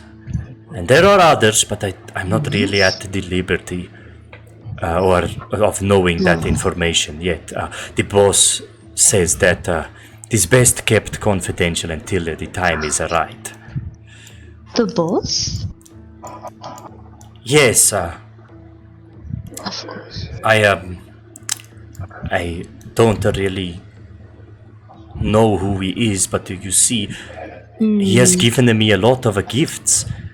He has sent me the doctor to all of these experiments to make these powerful soldiers to fight in the war with us. Yeah, he even made my eye for me. And Alright. yes, so I have joined the hands with them to overthrow the nobility, and this is one of the final steps. It is to take over the mafia, because the previous boss, Rico, he was a soft. He wouldn't fight the nobility. He just protected his own people in the copper districts. He would never hold a finger to the nobility. He was scared. But I know, with the backing of my patron and the doctor, we are sure to overthrow them.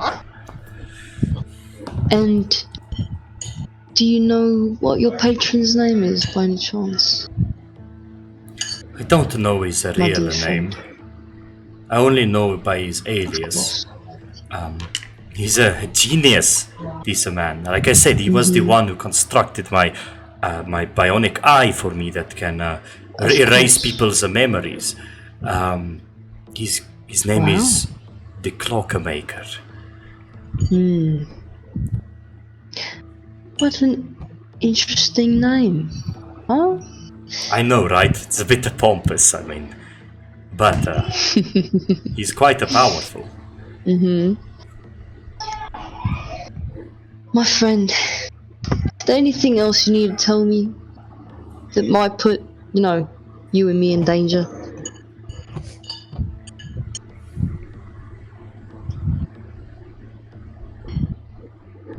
Sorry? Salah said, my friend, do you know if there's anything that will put me and you in danger at the moment? We're in a little bit of a twist, aren't we? What do you mean put us in danger? I don't know.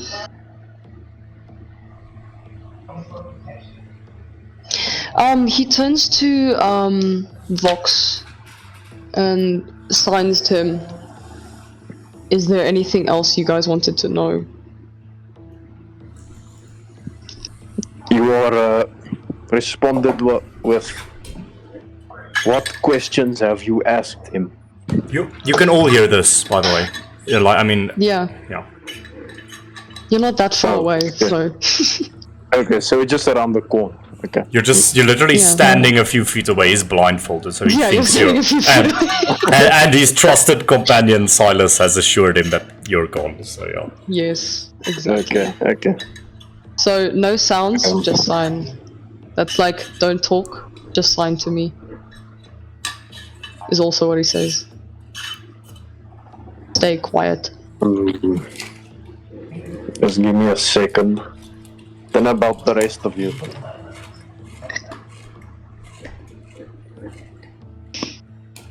But he looks at the group so that they don't talk Just and like. gonna let Sylvester out, and he'll just softly whisper the question to the rest of the group. So he'll just be like, My missus, asking if you have any questions for him.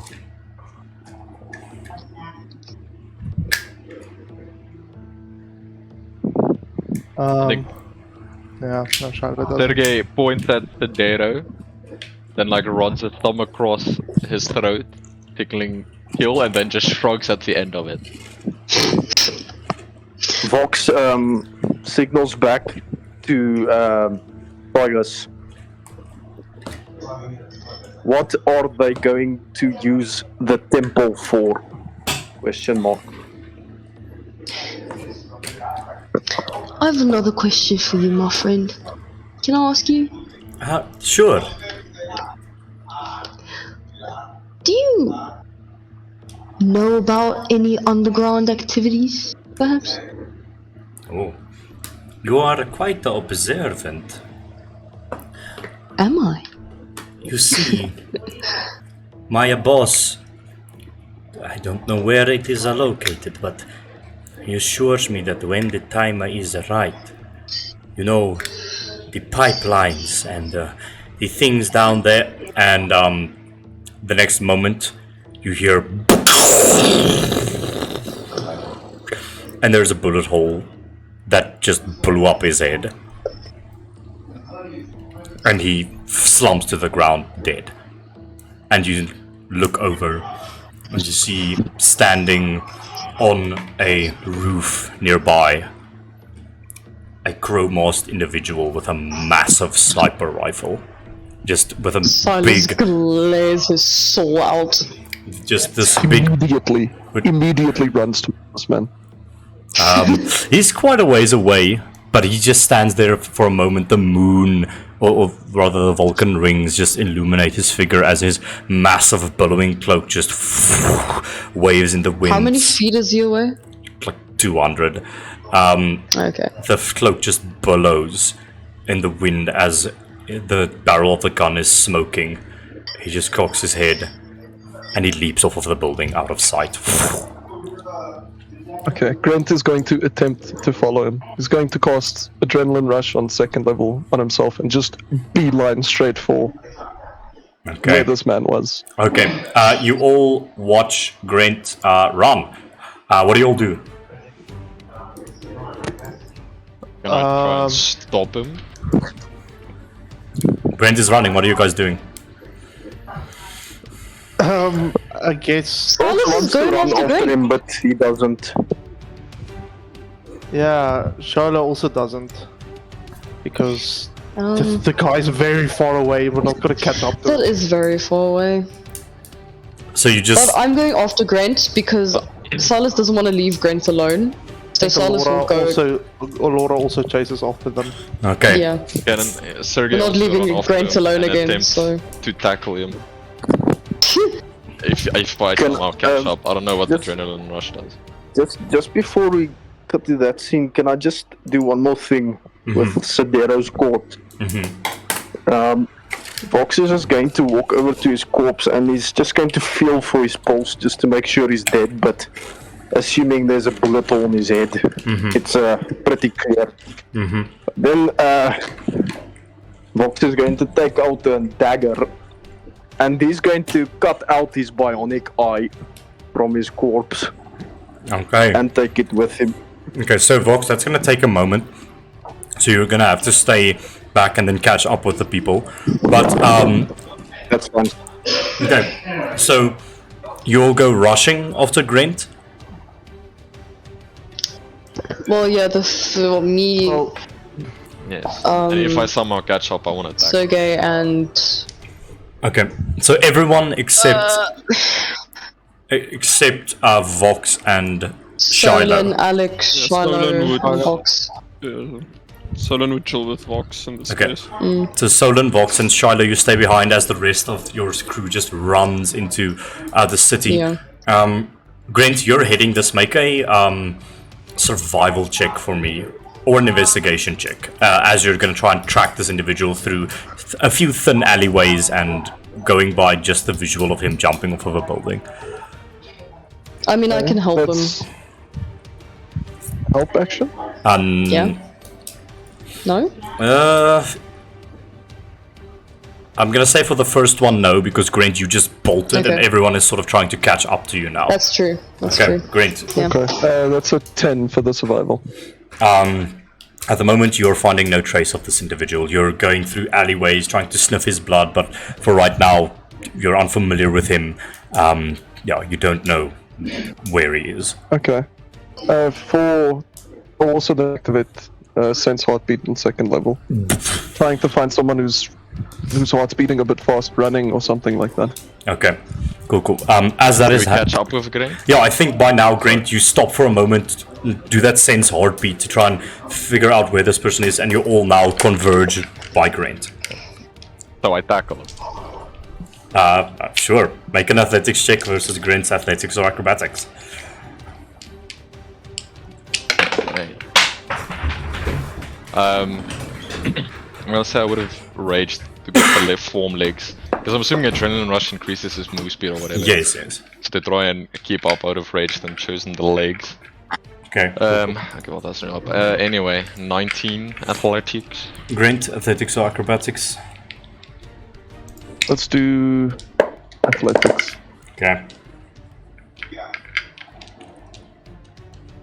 I roll a nat 20.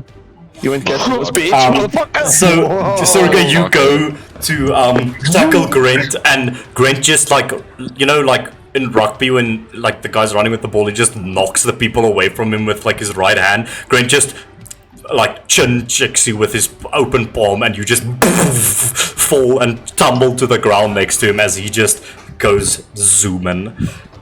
Okay, Grant, you could Get the backyard. Grant survival or investigation with advantage because of sense heartbeat. Okay, that's survival again.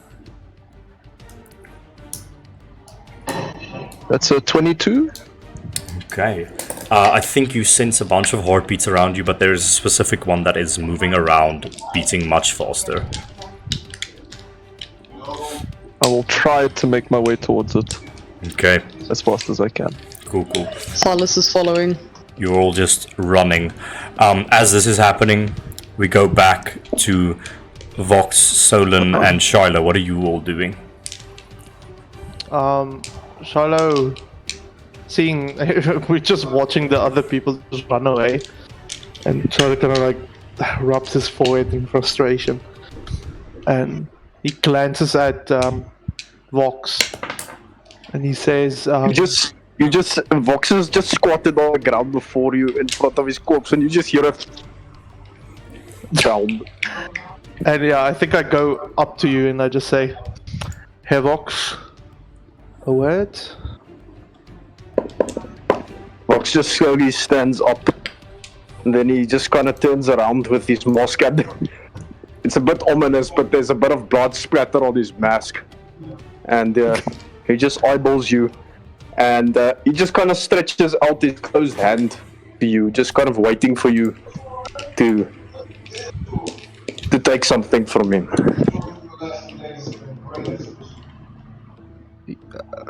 Shiloh kind of inspects your hand, and then he reluctantly He opens just his drops a palm. bionic eyeball, a recently surgically removed bionic eyeball into your hand, and he just like taps your hand. He kind of stares at it with a very blank expression. Shiloh, just And then he make a quick investigation check as you hold this eyeball in your hand.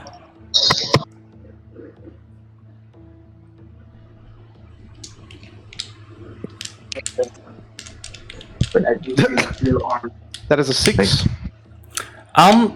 Even with a 6, this is clockwork technology. Extremely advanced clockwork technology.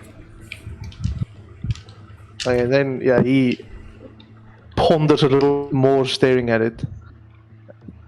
What do you want me to do with this? Just kind of stretches out his hand to your forehead, and he just taps you directly in the middle of your shiny bald ass head, and it's just like dink. And he just stares taps me on the blankly head. at you. Yeah, He just tapped me on the head. yeah. He's essentially signaling your Do it, smart, what up? figure it out. Yeah. I kind of pondered in silence a couple seconds further, and then I just place it in my trench coat. On another matter, Charlotte kind of looks. Who's around us? Is Solon and Vox. It's us Alexander. three, I think. wait, who? Solon and You Vox, that is all. Oh, Alexander. as Alexander. well. Oh, did Alexander go with us? Yep. Yeah, Charlotte just maybe just looks at Solon before he asks. He kind of thinks about maybe asking this in private, but then kind of decides maybe Solon's input might be valuable, being a what's it called, the Solarian elf, right? Solarian. Mm. Yeah. And yeah. So he asks Vox. Hey Vox, you've also noticed. Well, that's fucking obvious. Obviously, you've noticed this, but hey Vox, I find it incredibly uncharacteristic of you not to question this behavior by Herr Silas. This strange change in tone and use of magic. Something that has not been disclosed to us before. And I assume you not being characteristically wat is een skierig in Engels nou weer? Curious. Curious. Curious. You know something, don't you? He kind of just leans a tiny bit more backwards, just maintaining eye contact with you. And all that you get from him is just a flicker in his eye, but I don't know, I guess Insight check. he's not giving it away, yeah. Insight, Yeah. I guess. So little also the insight. What's your insight, Solon? +1. Okay, can I get advantage then? Grant advantage on Plus inside 3. checks. Metagaming. Oh, you can't get advantage. My own. Then we just both do it. Let's hope you get one high. 9. Neither do I. We just stare at them. I'll use you- my inspiration. Do Okay. you beat a 12? So it's using your inspiration, you just re-roll. Yeah, you reroll. Okay. Beat a 12. Beat a 12. Come on. Okay, 16. Yeah, let's go. Alright. Yeah, you can see he's not disclosing the full truth. Vox, I've tried talking with Silas. He keeps shooting me down. And you're not hiding it very well. You know something. Vox just kind of turns his head to you. I don't know which direction to turn it in, because I'm not sure how big you are at the moment. But I'm assuming I'm looking down. Yeah. Okay. He just kind of gives you this empty gaze, but then his shoulders just sag a bit. And Sylvester just emerges out of nowhere, seemingly. And he's just like, Yes, admittedly, Silas is a very secretive individual, and quite frankly, he knows a lot more than we think he does. But me and Vox did some snooping around, and all that we can tell you is that he does seem trustable for the most part. What that's- type that's of just we can- snooping around did he do? We cannot tell you. Well, you call him trustworthy, yet there's something that you must hide from us. I don't find that very trustworthy. There are bigger things at play here, Shiloh. If we were Yes, to I'm sure disclose there is. this information, then we would put all of us in jeopardy. So as much as we want to tell you, we just can't, okay? I see. I trust Sylvester. I won't push you. Fox really wants to tell you, but we cannot. Shiloh kind of looks at Solon, saying that he trusts Sylvester, and kind of switching sides now. Shiloh kind of feels alone on the side, and I think he just ignores Sylvester and he looks at Vox, and Vox, Shiloh stares at you for a couple of seconds, and then to your surprise, he signals to you in Thieves' Cant. Is he dangerous? Vox just he's a bit blown away by that. He takes a few steps back, then he just looks at your hand, then he looks at you, and then he looks down at your hand again, and he looks at his own hand, and then he looks back at you again. You can see there's just pure confusion on He his signals face. at the keen moment. mind. No, he doesn't do that. He doesn't do that. Vox just signals back. Very impressive. You learn quickly. Wait, what are you And then- guys talking about now? Stand Yeah, I'm waiting for your response. I think there's a long pause. And he kind of looks around. And then he just says, he looks just dead in the eyes, and then he just says with his hand, "Why don't you ask him yourself, like I did?"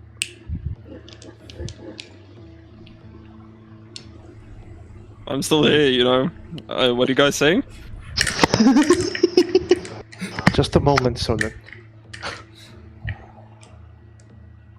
And then he stops signaling and just says, "I think I will do that. Well, After I discover Solon, what the secret is." I presume you share this sentiment as well. I'm certain we all have our suspicions about this Silas person, right?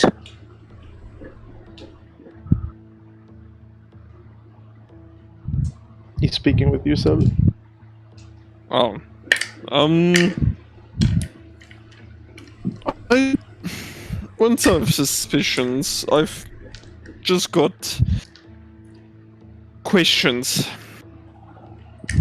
which he does not answer. Well, he might not want to answer you all individually, but, maybe we can have some sort of intermission where we can all ask him at the same time. Maybe that will work. Then we'll And be forced overwhelm the to tell person. us. Otherwise, we Sylvester- kick him out of the group. Or just pretend we will. Sylvester, if there's one thing that I've learned about this group, asking about their past and their secrets only leads to more distrust. For example, and then I signal back to Vox. What's with the strange magic?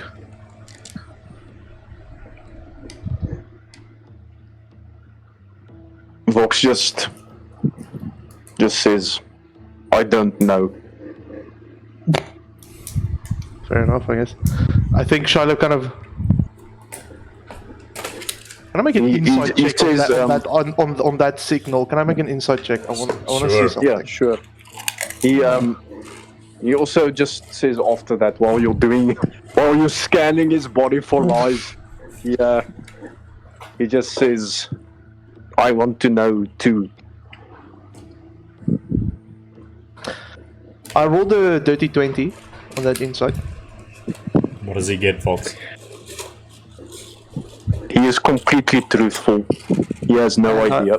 I also think with with what happened in the last session with the whole situation with Fulon and Grant with Fulon being very fatherly and nice to Grant, Shiloh kind of starts to feel something that he doesn't really understand, but I think he kind of picks up in that very quick "I don't know" response. He kind of picks up a sense of empathy towards you, realizing that you're not.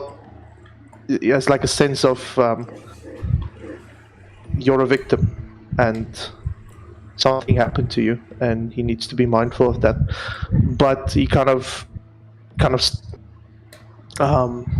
scares him a little bit when he sees this, and he's kind of flustered a bit, and he doesn't signal anything back. He just stares at you, and then kind of awkwardly looks to the ground and doesn't really say anything further. And then you are interrupted by the squeaky voice of Sylvester, once again reiterating his question. So, are we doing this intermission thing, or are we all just going to pretend that this isn't happening? And that Silas is very good with snakes for some reason. Wait, what? He wants us to all ask Silas nicely to tell Yeah, us the no. truth. I still think that might not be the best of idea. Overwhelming a person like that. We will just cause more distrust. Well, either that or he keeps doing things behind our back and potentially put us in harm's way. I mean, me and Vox know a little bit, but not even close to enough to be able to fully trust him. And maybe if you know what we know, then we could discuss it. You know? Sure. Once again, I still doubt that anything will come from that, but you're all welcome to try your little tricks. Your Don't you footsteps. want to know too, Shiloh? Sorry, just repeat that. Don't you wish to know too, Shiloh? I do. But Sylvester just smokes. as I've said, I haven't been proven by any of the people in this group that a mere showcasing of trust will convince them to put all their cards on the table.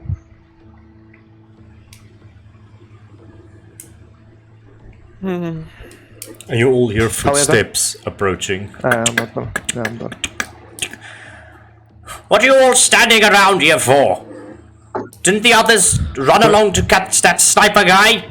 And you see Fulon approaching with his big ass gun. Unlike them, we're not stupid. There's no way we're gonna catch up to him. Yes, I did do the calculations. It's basically impossible. They're Well, running for nothing. I suppose we should probably get off the streets then. I mean, that's a big problem. And he points towards the corpse of Sidero. I have no idea how this is going to go. I assume that Rico is dead.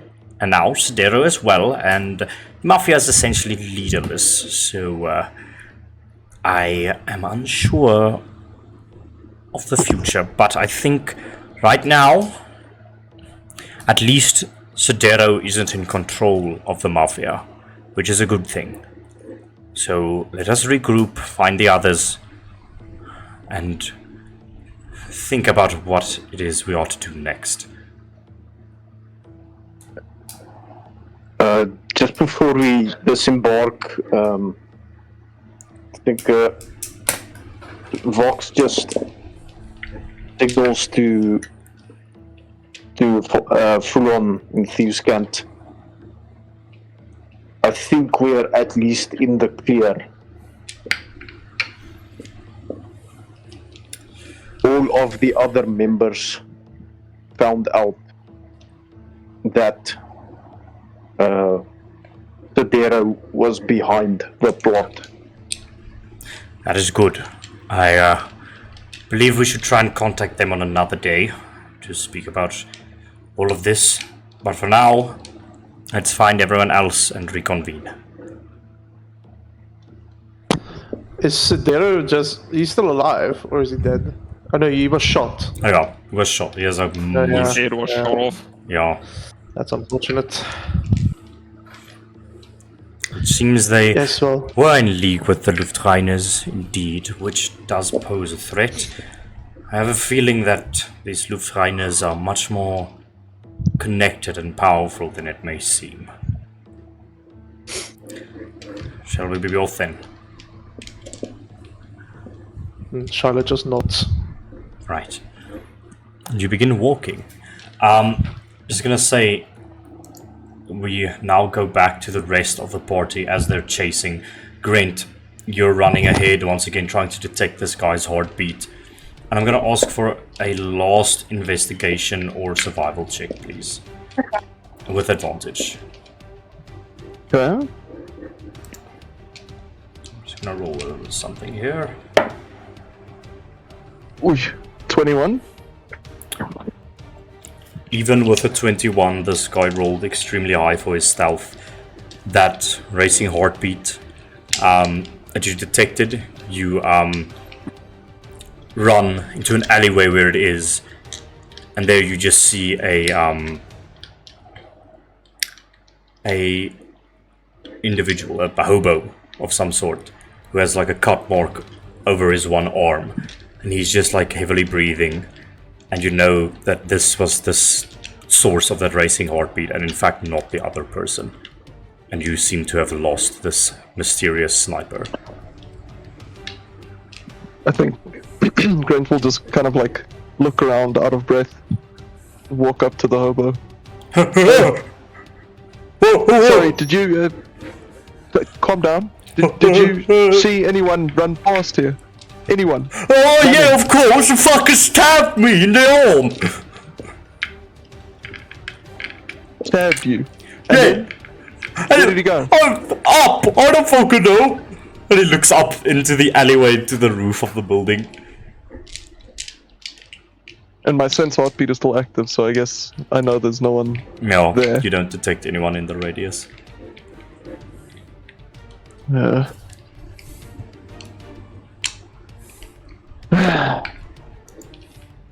Alright. Does Silas show up by now? Yeah, I think you all will now get into this alleyway. Great! Come on, mate. Who's far gone? Can't believe I was so close to. That shouldn't matter. Silas pats Grant on the back. Come on, let's go back. We need to get to the HVC now. 1 second.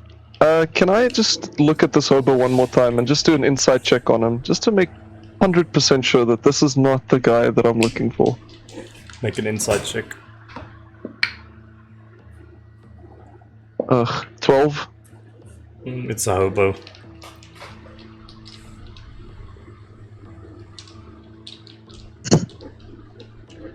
Yeah. Come on, Grant. Let's just go home. Got some answers, now let's go.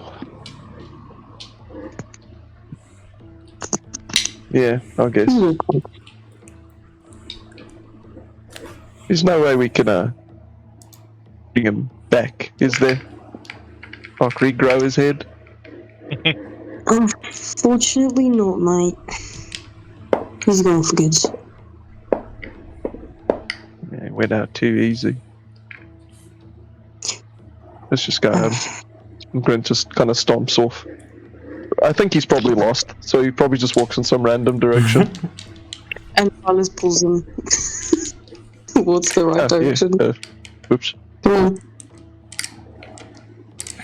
After some time, you will walk back to the HVC, and for the sake of brevity, you meet up as you're walking back, and you're like the full group now, and you're like 1 or 2 blocks away from the HVC. Is there anything you'd like to chat about, or you're just walking? Nah, I think Shiloh is pretty silent. Or Except you perhaps- just asked, how did we get Sidero in the first place? I don't remember that part. Vox just shrugs his shoulders at you. You and me both, brother. Well, I know it must have been. I can't even We're the remember only the two fight. competent ones, so. Well, you know, none of us really know because when we got outside, he was on the ground and you two were staring off into fucking space. You two, meaning Sergey and Vox.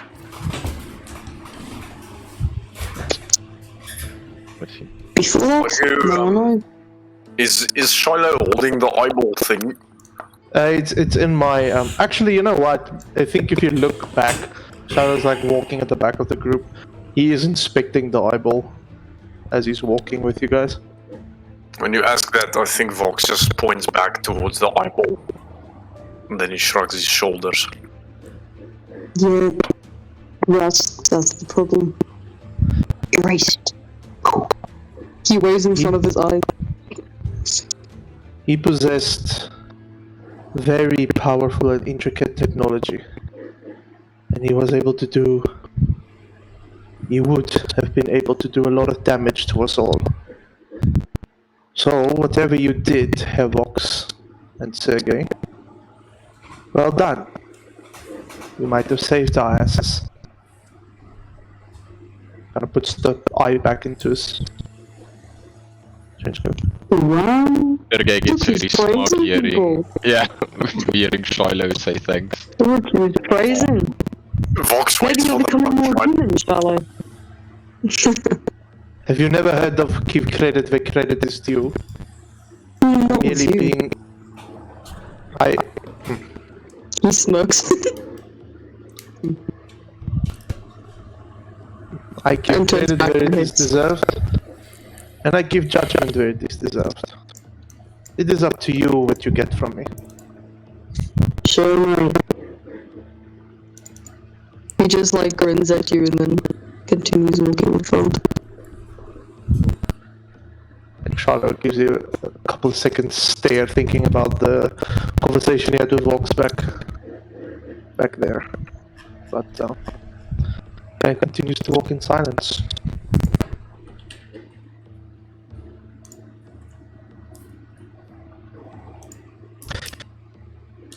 So we all walk in silence. I think Yeah, we Grant is just just look like angrily, hands in pockets, like kicking at the gravel. I will also remind everyone that we might have another task at hand concerning our undead friend and his casket. Kind of forgot about that. Not gonna lie.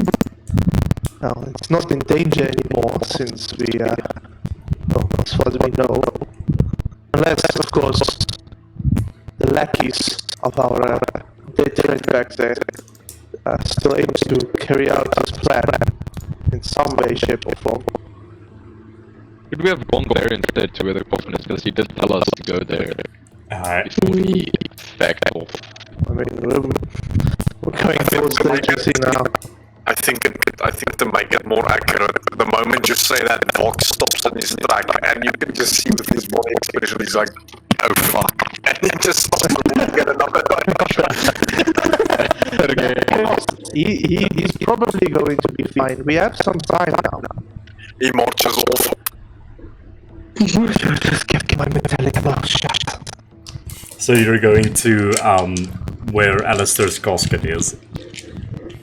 Yeah, I don't think we know where it is, but He said it was in the south. It is in. yeah, but do we know where the other house is? Yes, he told you it's in the southwestern district of the city, in the common district. It looks very similar to one of Sidero's. Oh, sorry, Rico's other large mansions, and it is decorated with the symbol of the mafia, so you would be able to find it.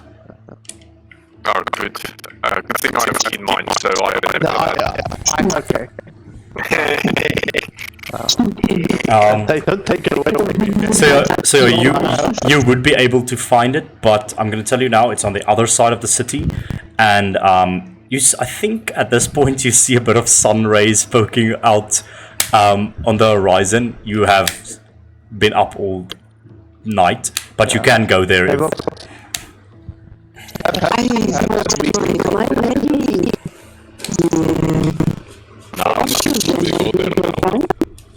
Fox turns to Shiloh and he just says to him, you can't. I made a promise, and he just keeps walking. Silas's eyebrows like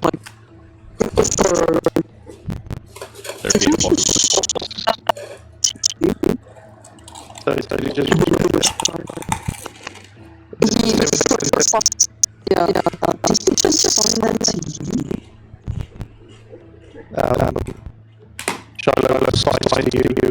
I think so.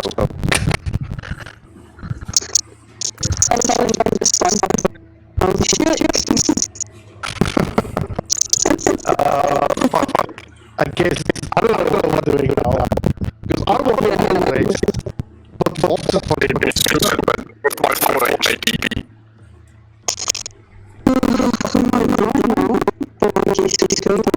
I have also. Proposition, perhaps. But if we find this house and we take a look at it, if it seems safe enough, and it looks like no one else is aiming to infiltrate it, find a nice, comfortable roof for you to perch on, and then just get some rest. Would that be fine for you? Still down. And he's just going on his head. Wonderful.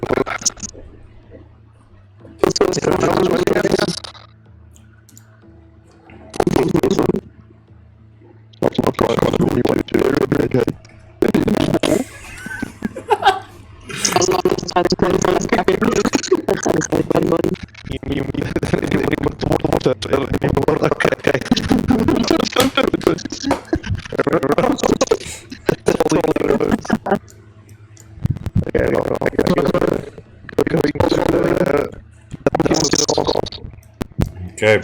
Are you all going on foot, or are you taking the Alvida or trams? I should probably have done this before. Could I have grabbed his boss? Sure, you can be. If you want, you can put him in my trench coat. Yeah, that makes sense.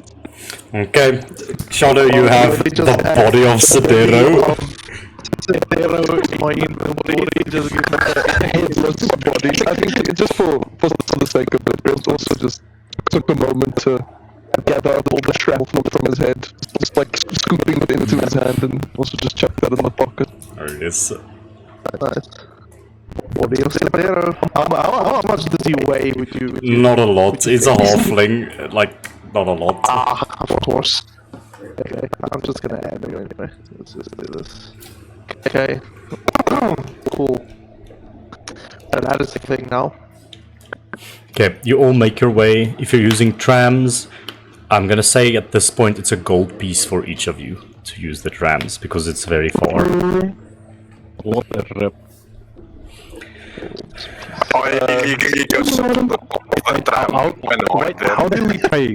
How do we pay? I want to know the method of payment. Is there like a ticket booth? Is there a person? Is it automated? There's a person on the tram, and then he takes the money, and then he drives the tram around. Nah, that's nonsense. I want to do the coin with a string attached to it. It's stupid, but okay. Fine, I'll just pay. Also, these bloodied fucking mercenary warriors get onto this tram. I think the poor, like, he's an intern running the night shift. He's like just sitting there, just the scrawny human guy, and he's just sitting there like dying on the inside as you're just driving at the back of the tram. And eventually he's like, okay, next stop, the Southwestern District. And he pulls a lever and the tram, ding ding, begins moving. I would just like to add, Grant is broke. He has no money, so he didn't give any money to anyone. He just went to sit down. Sylvester paid for him. Yeah, Okay. Please. So the tram, Sylvester's credit score is immensely high at the moment, thanks to the barbarian. but eventually Welcome.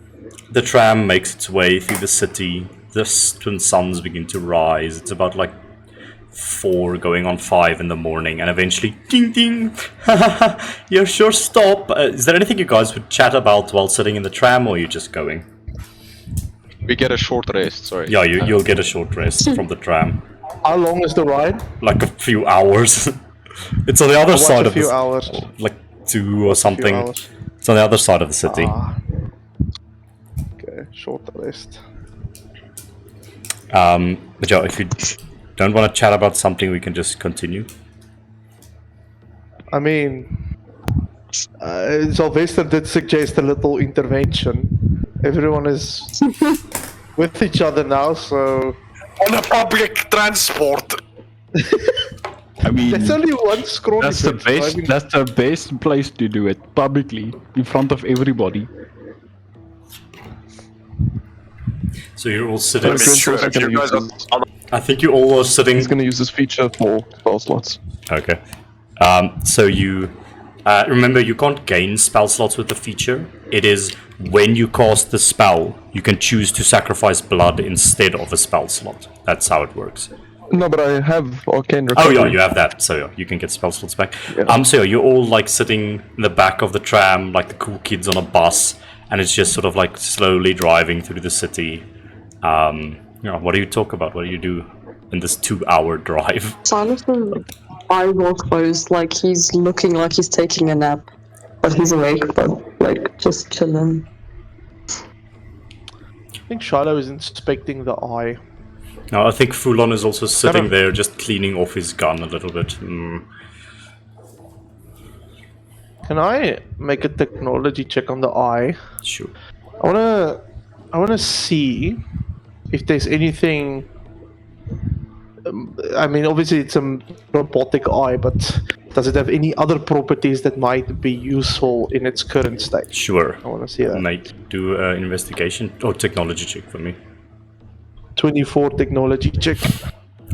This is extremely advanced clockwork technology, all compressed into a little eye. You can see as you hold it in your hand, it constantly shifts and adjusts, almost focusing on the light. You detect that there is no magical property to it at all. But you do know that it has that mind static ability, seemingly, that can just wipe people's memories if they stare into the light. Think of like Men in Black, those neuralizer things or whatever. Okay. Yeah. Yeah, that's all he's doing. He's doing this on his own, like not really talking to anyone else. Tinkering with it. Gling gling. Now going into Main Street. And the car turns into the main road of the city. I think Grant is just gonna walk up to the conductor and I'm assuming he's sitting with his back towards us, Yes, yes, he is. watching the rail. And I'm just gonna tap him on the shoulder with this super bloody hand. Yes, sir. How may I be of assistance to you on this fine morning? Sorry, I was just I was wondering, do these rails go everywhere, or? Well, basically, yes. Any road in the city has a rail on it. They can go into the bourgeoisie districts or the copper districts, and some of them go outside the city, but not much further than that. Yeah, if you want to go outside of the city, you'll probably want to use the Alvida. Its tracks are a little less specific to location, but it's much faster and has a much bigger reach. Okay. And how did you get this job? I sort of did like a course at a university, and my father knows a few people, and that's how I got this internship. I just started yesterday. Could I? Because I'm thinking this could kind of be fun, just driving around in a straight line. Could I have your job when you're done with it? I don't know what you mean. I'm going to help Grant by giving an intimidation check to the guy driving. Just looks back and Vox is just staring at him from the back. He's just gonna be like, sure. If you study hard enough to be able to do this job, I see no problem.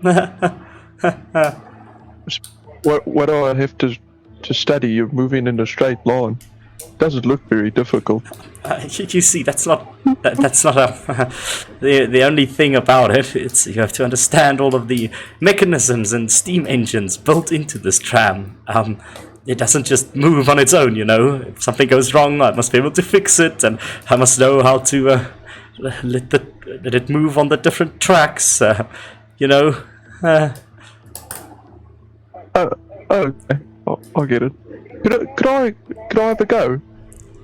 He just looks at you with this like half-assed smile, but there's clearly tears welling up by his eyes, and he's just like, I don't know, just quickly. I just want to.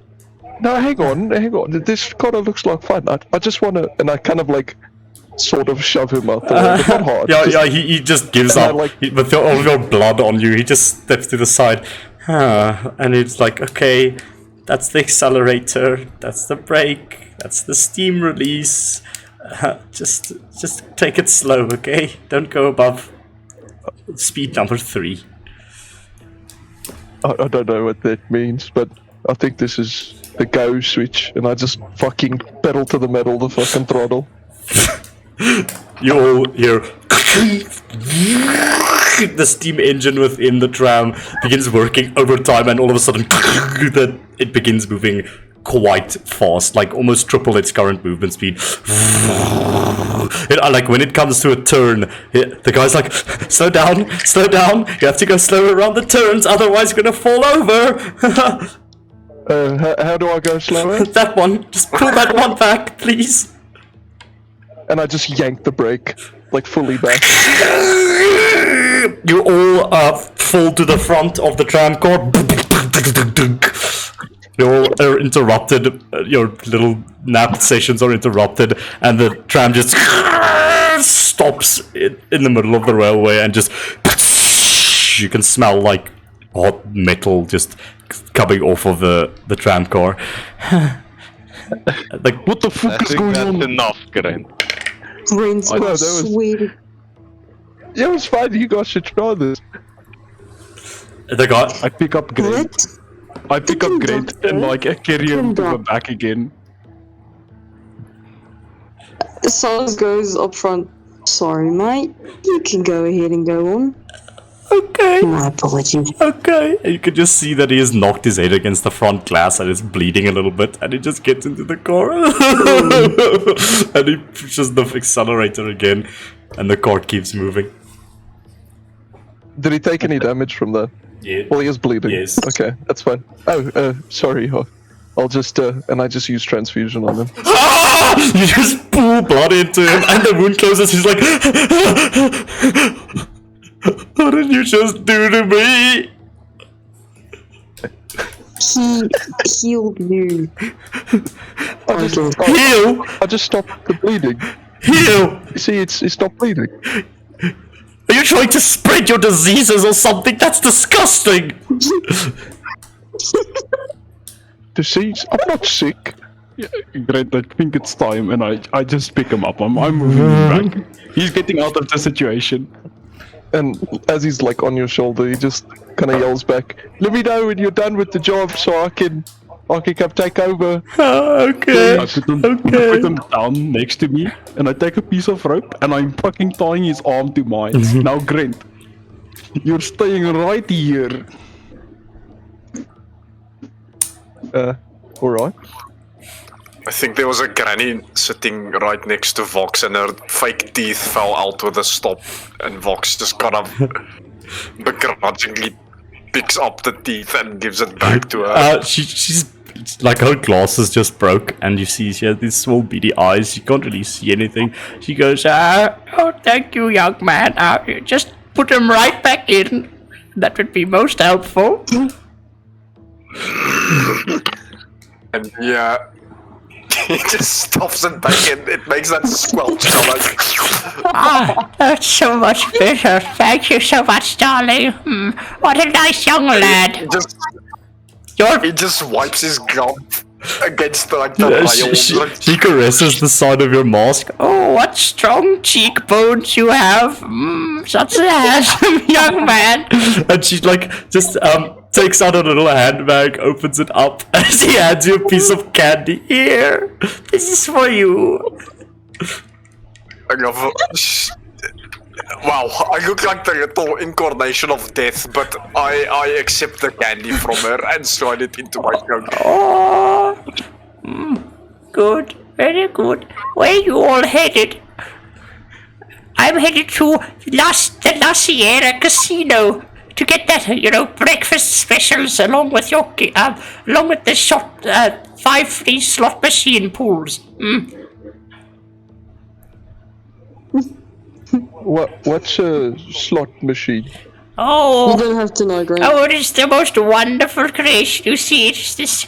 It is this. Look, what breakfast do they have? What breakfast do they have? Sandwiches? Well, yes, but you see, the slot machine is a metal box with a lever. We want to know about the breakfast. I'm speaking! You see, it is this metal box with a bunch of things that spin around, and you pull the handle, and when you get, I'm not really sure how it works, but when you get the same picture from the spinning things, money comes out of it. It's quite enticing, huh? I've been doing it for 30 years now.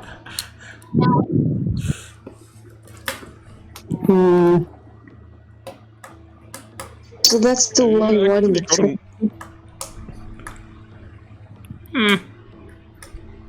What is that? Nothing. Have you actually gotten money? Have you made money from it? Oh yes, I bought myself a big ass house in the bourgeoisie district, and I'm just living out my life. All of my children left for other countries and left Grandma alone, but oh, they don't know that Grandma's living the high life.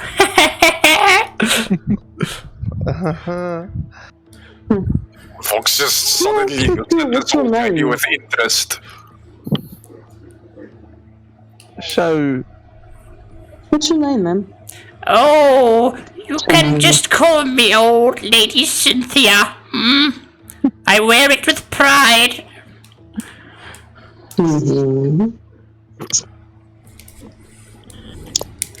so if all your kids are in different countries, what happens to your stuff when you die? Oh, I don't know. I'd probably... Well, they're not getting any of it, those lowlives. I don't know. Probably gifted to, To us? Great, that's rude. Make a persuasion check. Don't do that.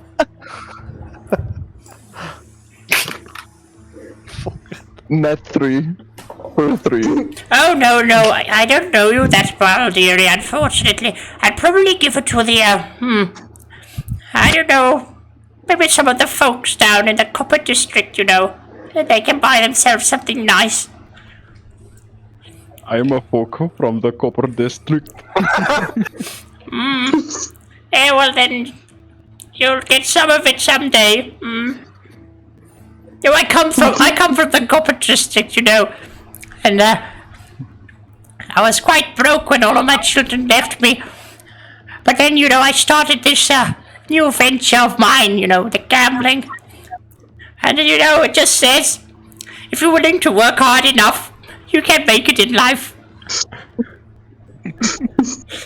You see, I didn't get this arm for nothing. And she like flexes her right arm, and it's massive because she's just been using it to pull the slot machines for 30 years in a row.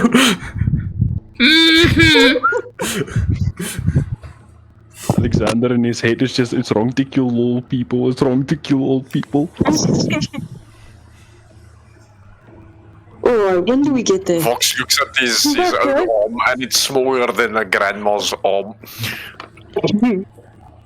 She like squeezes your arm as you do that.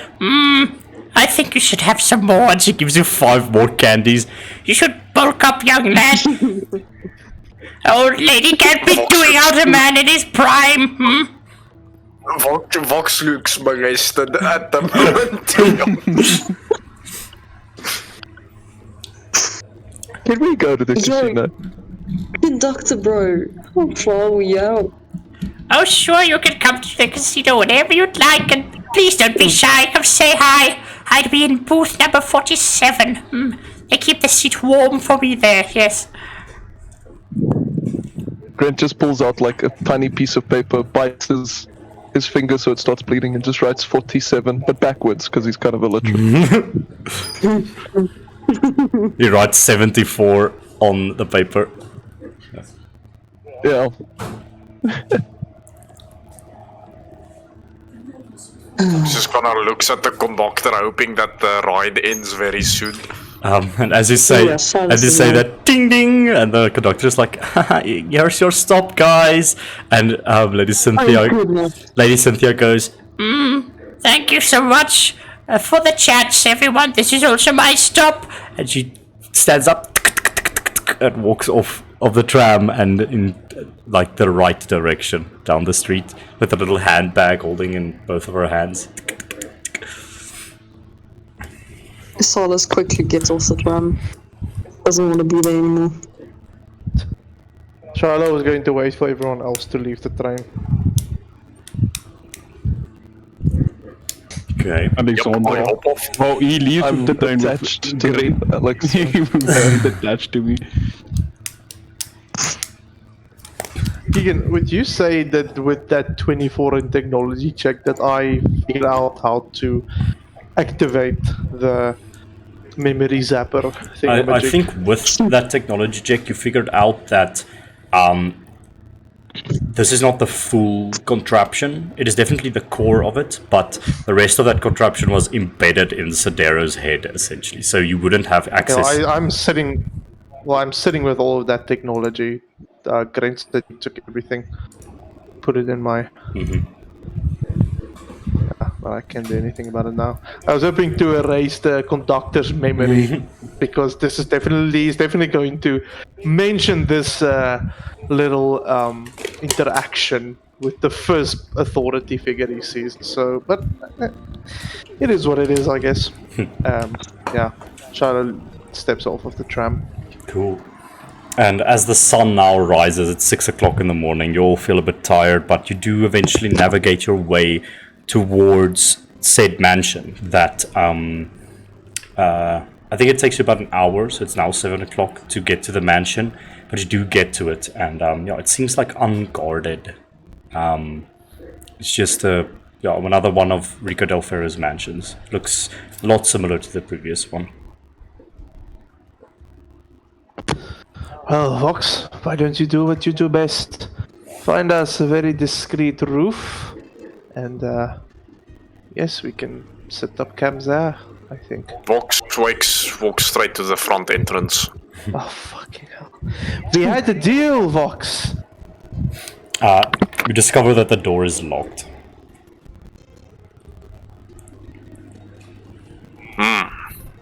Is there a window close by? Actually, no. This building has no windows. Makes sense. But it's a You know, we match. can always just make a window or a door, you know?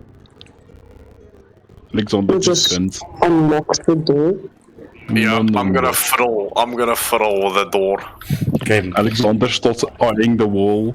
make a lockpicking check, Vox.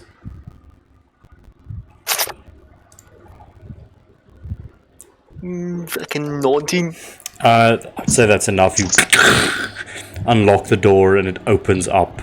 And you can see, like, this building looks like a mansion on the outside. I think there are windows, but you quickly notice they're fake windows. And as you walk in, it is just this dark, gothic, like, vampire mansion, essentially. There are, like, gargoyle statues and blades and things against the walls. These red and maroon colors everywhere. It looks like a vampire's mansion. And literally, in the center of the main hall, there's this pedestal with a coffin on it. Silas is gonna follow Vox, by the way. Yeah, Charlotte's gonna follow in too. Alexander as well. Oh, that's good news for you, Grant. I was about to use you as a battering ram. So we'll. Battering what? I'll show you next time. Trust me, it's a good experience. Make sure you forget everything afterwards. It sounds pleasant. I will proceed to the coffin and just kind of look around just to see that some sort of eldritch horror doesn't jump me in the process. With that, can I make a perception check, as Shiloh? Sure. See if there's anything that. Silas would like to investigate Ooh, hello. instead of 22. perception. And what are you trying to investigate? Just like anything, movement, anything suspicious, And or anything. That is a perception check. Cool looking. Investigation is specifically going in close and looking at the finer details. That is true. Can I also please perceive? 22. Okay, I perceive them. You can make perception checks. 20 perception. Oh, sweet. 10. I know you whispering. No perception, I'm walking. I just want to see if there's something we need to notice. As you walk up, Shiloh, with your 22, you notice two bats drop from like these beams that are across the inside of the roof, and they flutter down towards left and right of Vox, and they like detonate into this like red and black smoke, and they form the shapes of two humanoids. And eventually the smoke clears. You see first a beautiful woman with pale skin and very elaborate hair, wearing a dark, like, evening gown type situation. And to the next, to the other side of Vox, this man wearing an all black suit, with little spectacles over his eyes and a mustache beard sort of situation going on his face. And they both appear left and right. Where are they standing? They literally appear 10 Excellent. feet from Vox. They just... Oh, so the perception check was useless because we all can see that. I'm Yeah, guessing. yeah. You can. Wonderful. With other perception, I'm you. not gonna say anything then. I would say with the other perception, you notice there's a lot of bats hanging off of the beams in the ceiling. Oh, But Vox, Wonderful. these two individuals Yeah, I appear, and the man just goes, "Are you the people the master has told us about?" Yes, obviously. Vox just Alexander says uncertainly, he's just bullshitting. You talking about Alistair? while he's saying that, Vox just asks for Thieves' Cant, is Alistair okay? Ah, it is you. Yes, the master is recovering. But as he has told us, it seems that this place isn't going to be safe for long.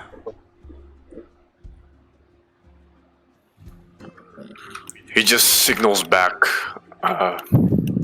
don't worry, Sidero is dead. This is good, but...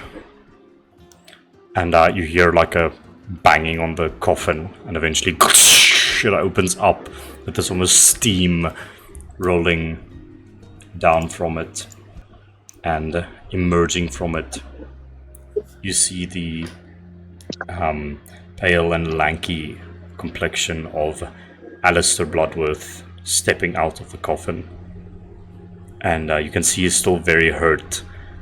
A lot of his skin is almost flaking off like it's ash. There are almost these cracks throughout his skin everywhere, and he just struggles to his feet. You are dismissed. I will speak with them. And the two servants just bow their heads and they turn into bats. They fly up and chill on the beams in the roof. And then he just walks closer. Ah, Vox, I am so glad that you have come, even on such short notice. Sidero is dead, you say? Fox just nods his head. Ah. And I presume... But he looks kind of... he looks kind of somber, in a sense. Almost as if it's not said in a good way. You look troubled. You fear that there is more danger even with his death? I think Vox just kind of looks at the rest of the party because he doesn't want to explain everything that thieves can't.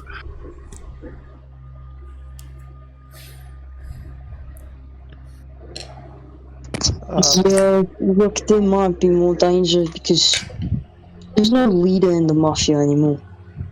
They're leaderless at the moment. So we don't know what's gonna happen from here. Basically. Did you discover anything from Sidero? Possible traitors he was working with? The like? Well, yeah. We did. We did discover. Then I fear that they might have backup plans in place. Most likely.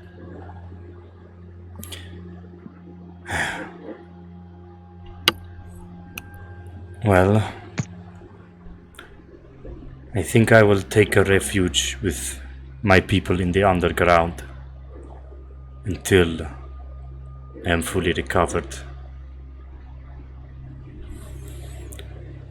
And please, you must... Where in the other underground are you talking about? Because there's shit going down there as well. Well, you see, the vampires of Zichester are few and far between. And we try to hide away where we can in tunnels that we dig ourselves, or naturally forming caves or the like, possibly the sewers even sometimes. But you see... Yeah, try avoid the sewers, eh? Easier said than done. Just a little bit of a tip. But you see, I get it. it is difficult for us to move around in this city. Especially now with Rico dead, because he was the one who was able to let us to continue to exist. He kept us hidden within the copper districts. Now I fear... Sidero is dead now, but I still fear that whoever is behind this will discover this and seek to destroy us in some way or another. I think Vox just signals to him.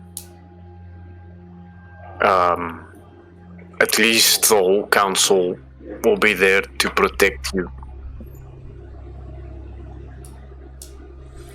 Well, that is if they have not bought into another one of these lies. The fact remains that one of the mafia's most powerful leaders ever is dead. And they were almost dependent on him. They would cling to anyone who spouts mighty words and makes promises to them. Which is why I fear for me and my brethren.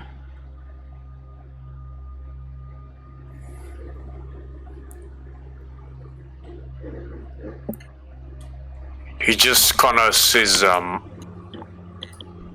he confessed in front of the others before he died.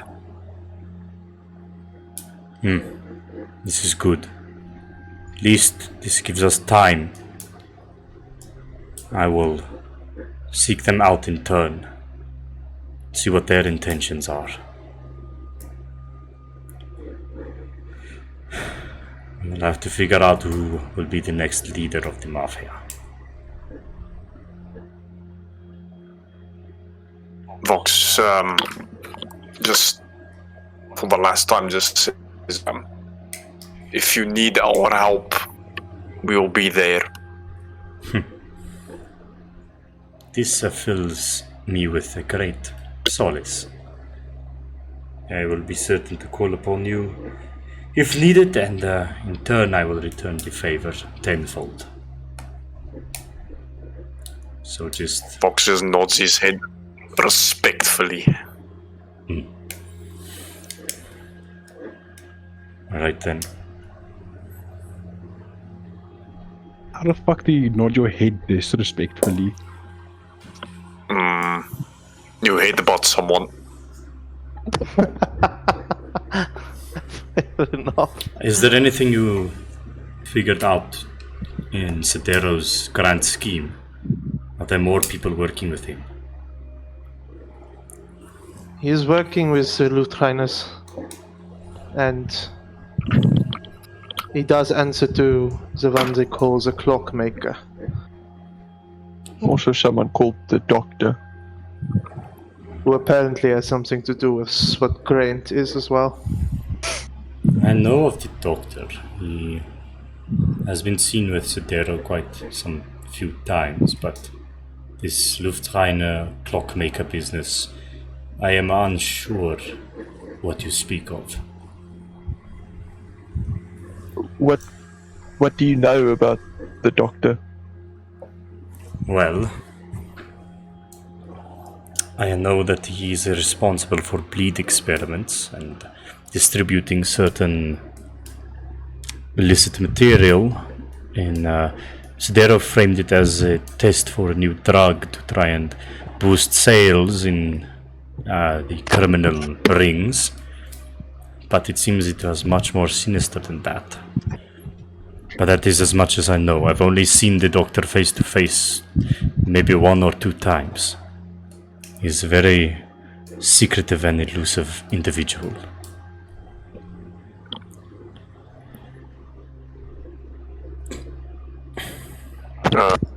Vox just asks, do you have any leads regarding him?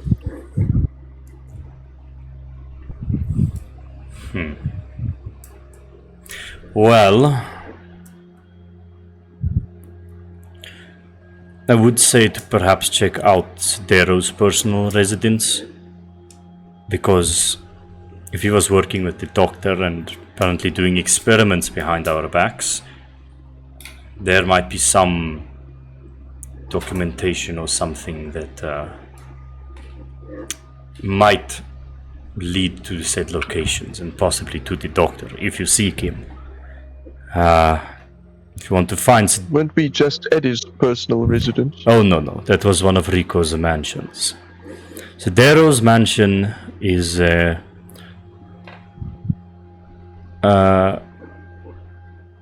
somewhere in the southwestern district. Close to... close to the Pass Fair Park. It is Alright. It is a building, well, that looks much like an apartment block or something, but one of the doors, it leads to an underground basement, which is where he lives, which is essentially an underground mansion. It's not small by any chance. Sorry. Well, I guess I know where we're going. Yes. No. Hopefully, through that we can finally get to this doctor figure. And through that we can get some information on the clockmaker. I must. Charlotte's just going to ask a question, looking at the vampire. Sidero had implanted in him very intricate clockwork technology. Did he ever disclose to the rest of the capos where he was able to obtain it? I am unaware of the fact that he possessed clockwork technology. I know that his eye had to be augmented because it was destroyed in the blast long ago. And I know his... Blast? You see, you would have noticed Sidero's right face was scarred with burn marks, also his right arm. And his left arm, it was said to be enhanced with augments that could allow it to fire plasma blasts out of it. His eye was augmented to be able to see again, to our knowledge. But the blast... There's a rumor that has been going around in some of the copper districts, and sometimes it is more than a rumor, but strange objects fly in the sky, rain down thunderous lightning energy, sometimes decimating entire residential blocks. Oh, yeah, so we know of that. We are unsure. Fox kind of looks like that. We are unsure of its origin, but Sidero was caught in one of these blasts, and he has resented the nobility ever since he blames it on them. But I wouldn't put it past them, but there have been no confirmation on the facts. I mean, why the nobility? Did they do something to cause it? That is what we don't know. If they are testing out some weapon on the common folk, that might be a possibility. But you see, Sidero has always distrusted and disliked the nobility. He preached a lot to Rico that he should take up arms, and with the power of the mafia they would be able to overthrow the Gasconade and potentially have a political coup on the city. This is what he has always wanted. But Rico was against it. He believed that it would only lead to more death, and that Rico wanted to protect the common folk.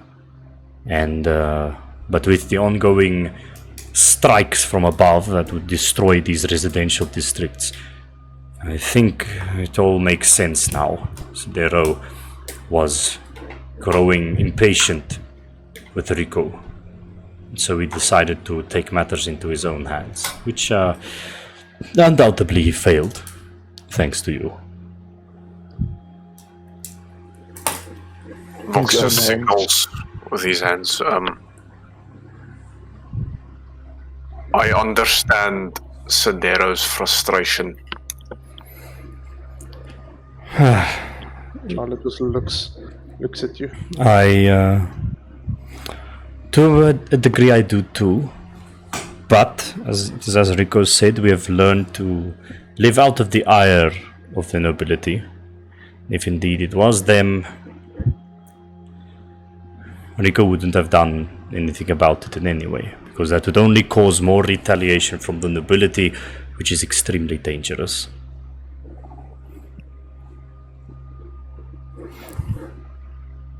I would not suggest that you get any ideas. They harbor powerful sorcerous magic that rivals even and surpasses even the strongest magical artifacts that the mafia could have gotten their hands on. The mafia Vox just doesn't takes a step forward and he just looks him like in the eye and he just says, I know. Well, then you will know to stay out of their way.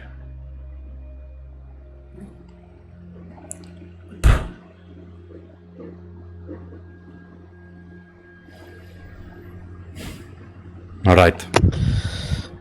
I feel capable of walking at least, so I will take my brethren to our underground bunkers. because I feel that this place will become a war zone if we do not leave. Thank you for your help once again. We will be in contact.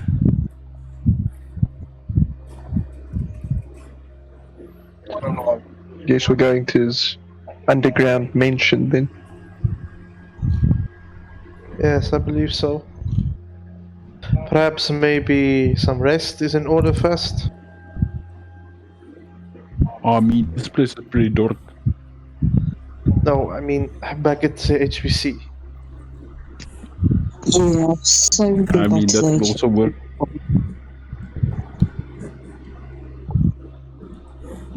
We can plan it first, then come back. Fulon, who is here by the way, speaks up. Yes, I believe we should recoup ourselves and set out on this next adventure once we all rested, because that last battle was quite a doozy.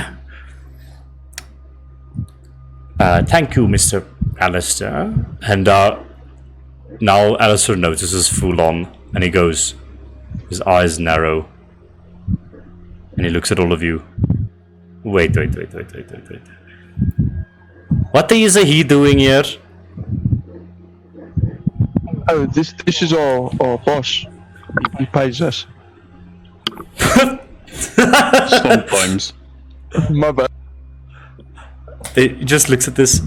So you're all working for the Shadow Pastor. That's wonderful. No, his name is Fulon. Changing your name again, Mr. Pastor. Good. And Fulon just goes, well, you know, things get heated sometimes, and we have to make do. You see? And Alistair goes, so what is the play here, huh? First you tried to pull that stunt on Rico those many years ago, and what, now you're what is this even? Vigilante? What are you trying to do? Fulon just goes, well, we are trying to bring order back to this dying city. Alistair just goes, well, good luck with that. You're going to need it. And then he just begins walking back to the rest of his vampire brethren. I will be seeing you all around. Take everything that man says with a grain of salt. Gestures to Fulon. I don't think he likes you, Fulon. Oh, I know he doesn't like me. That is your name. Oh, sorry, I mean Mr. Shadow. Alexander giggles under his breath. What indeed? What funny. indeed? So, shall we go home? I'm in the mood for a sandwich or 10. Could go for 10. Don't you mean a Or a shadow paycheck would sandwich? also be nice. Alright, who's going to throw Alexander in the volcano with me? Because I feel like doing it. Don't you mean a shadow volcano? Walks away. Yeah, I tried it too. Fulon just face palms his forehead and he's just like, yeah, we'll work on your smack talk sometime, boy. Perhaps I should work that into your training regime. He walks off. Talk about training. We need some of that. I think Grant is just gonna kind of jog to catch up to Fulon. Sorry, Mr. Fulon. Yes, my boy. What did they mean by that little thing with Rico a few years ago? Oh, you know, I think I'll tell you that story when you're mentally prepared for it one day. You're not hiding things from us, are you?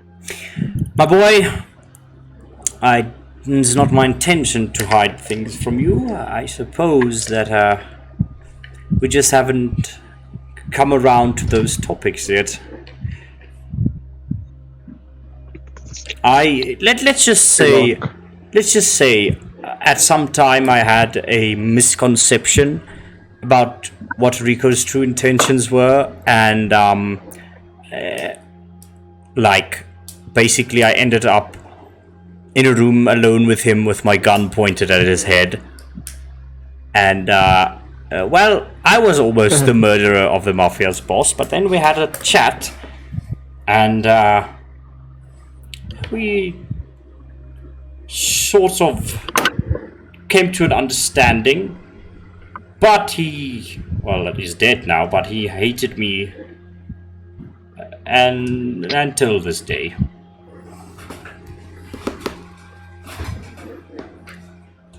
It's a good thing he's dead then, I guess. I don't know, boy. He wasn't such a bad man. He did a few interesting things, but I think he did... Grant just narrows his eyes. Like, how could you not... How could you call him not a bad man? Okay, he is a criminal, Rico, but he had a sense of family, and he saw many of the common folk, especially those in his territory, as his family, and he would shield them from the ire of the nobility. That was his whole mission. And potentially, sell them illicit substances or open a bunch of storefronts, things like that.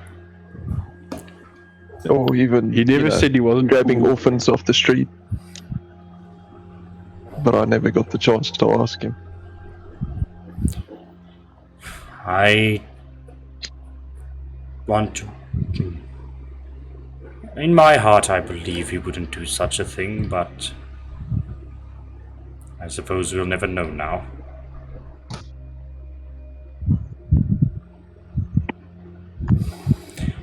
I guess we won't. And then Grant just kind of looks back at the ground and just keeps walking. Toulon just walks beside you.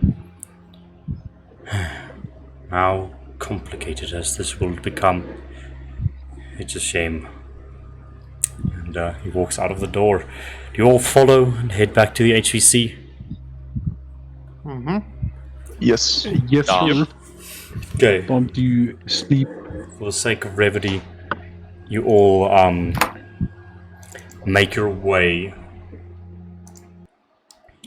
with the tram cars back to the halls of the HVC, and you eventually walk past the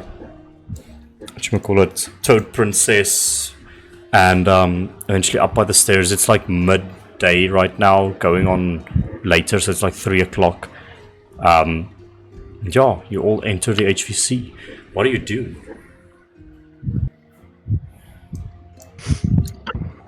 I think Grant is just gonna walk up to Shiloh and could I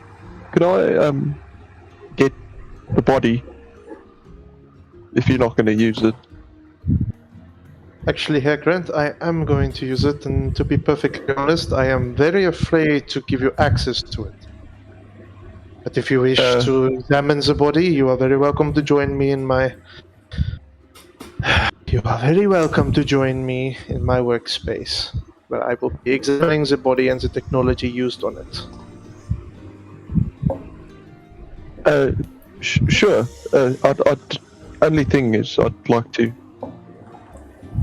have a turn at it myself.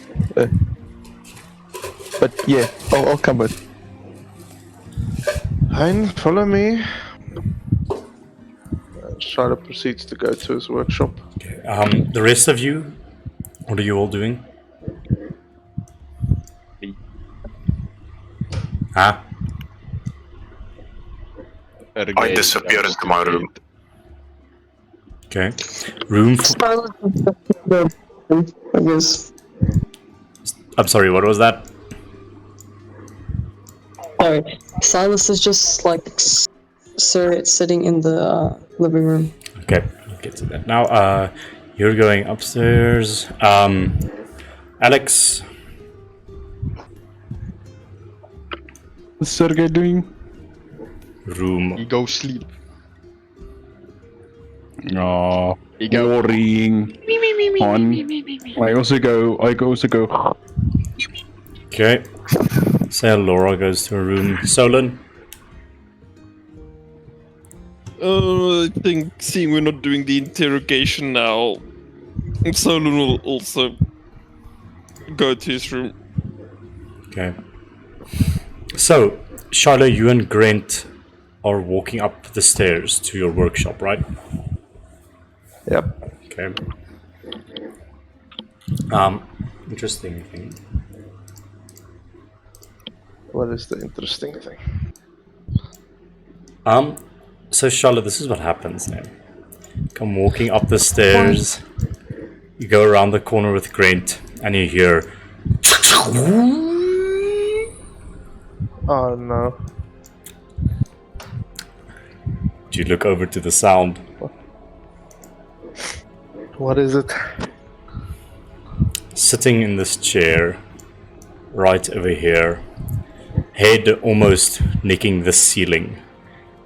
You see the long, dark cloak and the engraved metal face of the clockmaker, with his massive gun trained on you.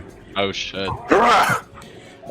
Is this in Shiloh's office? No, He's standing there in the office. No. As you walk around the corner, upstairs, he's sitting at the main table. Just- Can I perhaps, with Grant behind me, At your pants. the moment I see the clockmaker, I kind of like signal to Grant behind the wall to stop fucking walking. Okay. I see the hand gesture and I just like kind of lurch, just stop and look at him. See this red dot So you, trained on you, Shiloh, on your chest. how did you find this place? Why don't you come take a seat and I will enlighten you? And also, I heard 2 sets of footsteps coming up those stairs.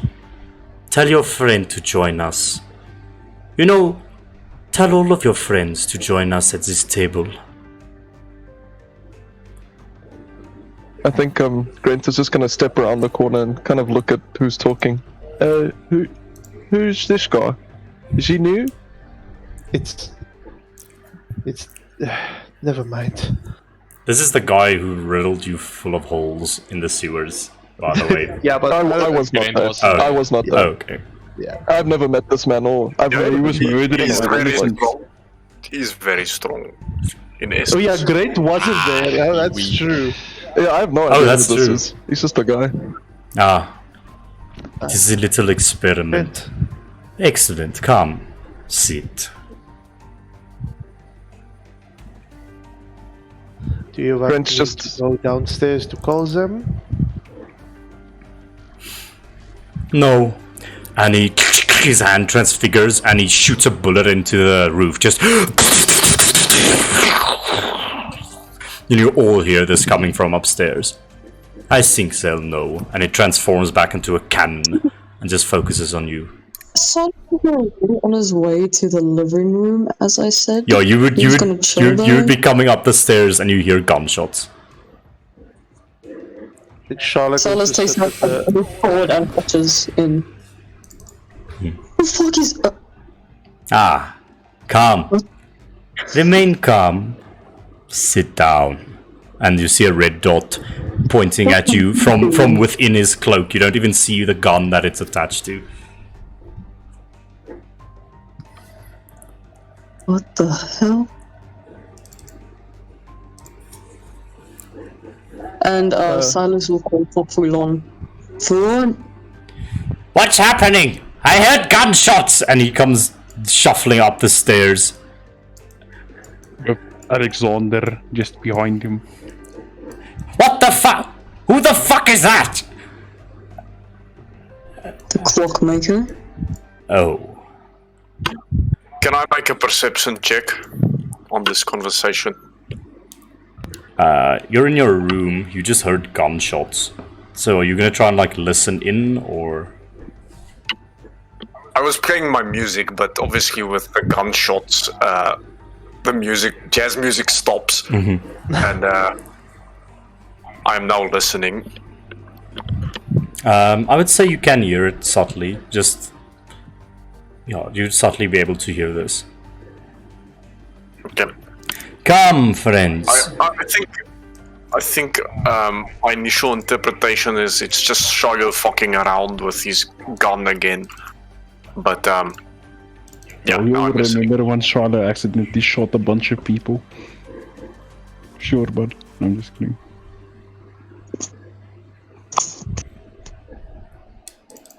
So, what are you all doing? Are you coming to sit by the table? Ah, yes! Yeah, well, a man has a gun. He's just standing at the steps though. You, move. Come sit. And a dot points at you, Silas.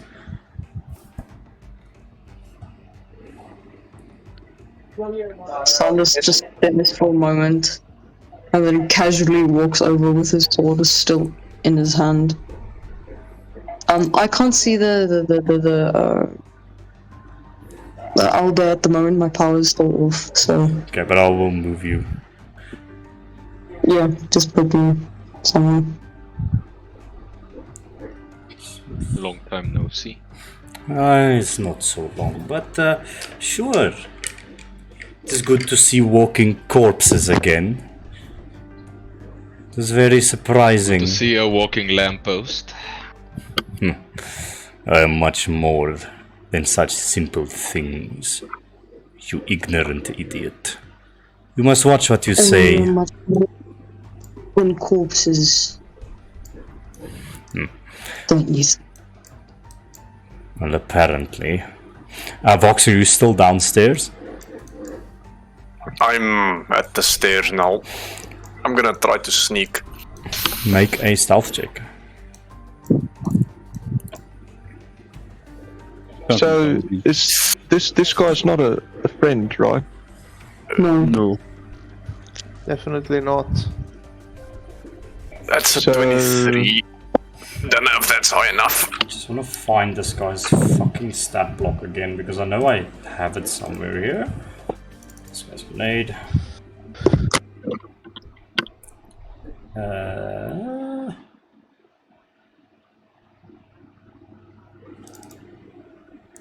Sorry guys, I just...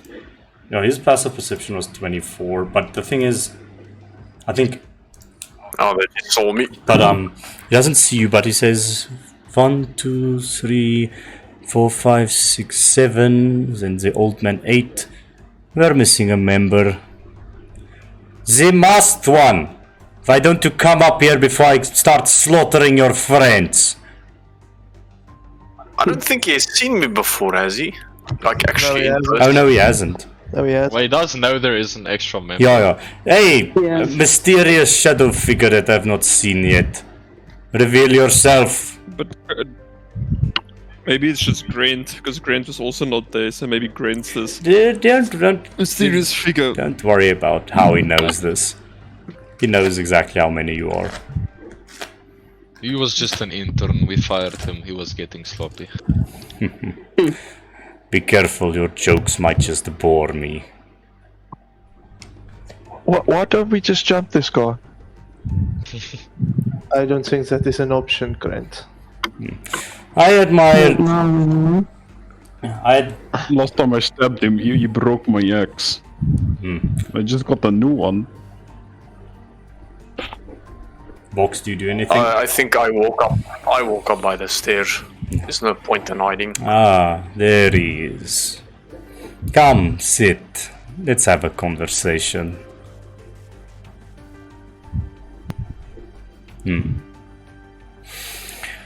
First things first, I've seen you fight before. I admire your vigor, but if you were to try something, you'd end up corpses. a second time.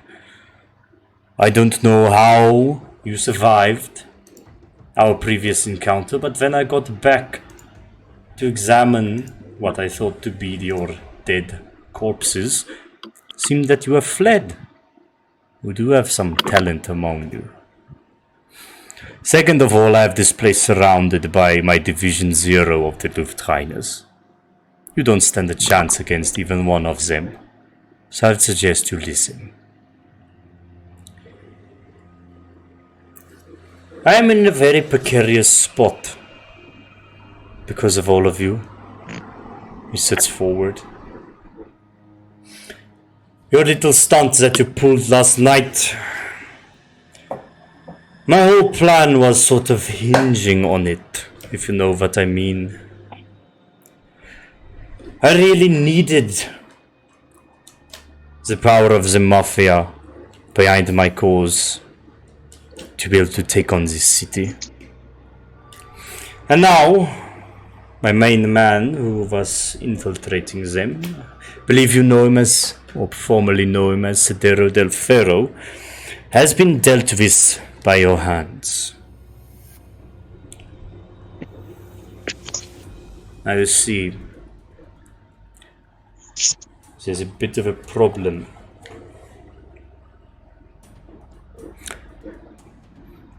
I need the mafia on my side within 2 weeks' time, because that is when I'm going to finally show this city that they have underestimated us for too long. Now, I would like to make a proposition to you. You can make with it what you will. I promise I won't harm you if you disagree. But... Inside check, please. Okay.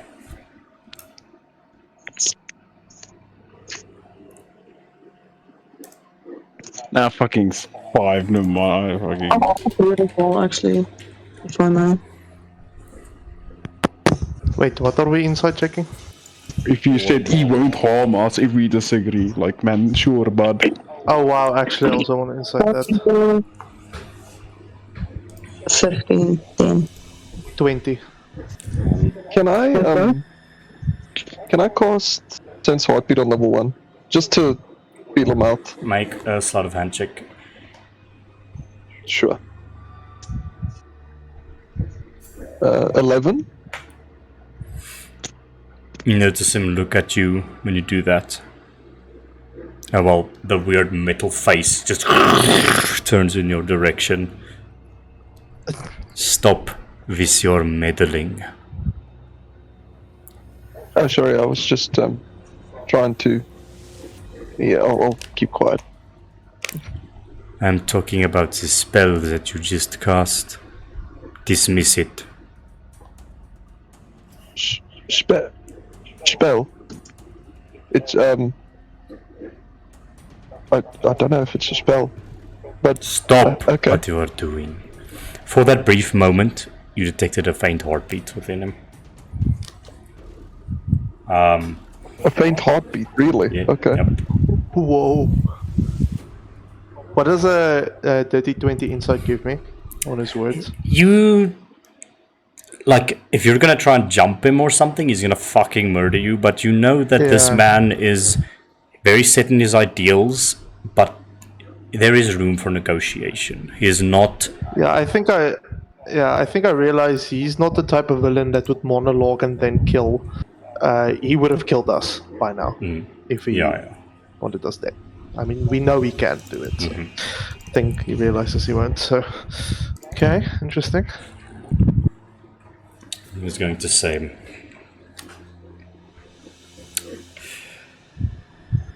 What are your opinions on the ruling class of this city?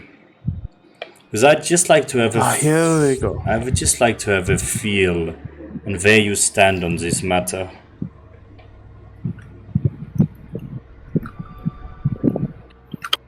Vox destroys a plant in the corner. And right after you do that, Shiloh says, "We are a neutral party." I was about to say that, and then you're just like, but I say it anyway. You see, my friend Vox here speaks for me and my brother. We also do not have good relationships with the nobility. So there are a few sensible ones within this group. I can work with that. You see, you know what, let's ask this question rather. What is this whole organization of yours about? You show up one day, you immediately start being a thorn in my side, killing off that small-time gang, then going after the Crimson Dawn. Now you've killed one of my first division, Sidero Del'Ferro. What is your end game?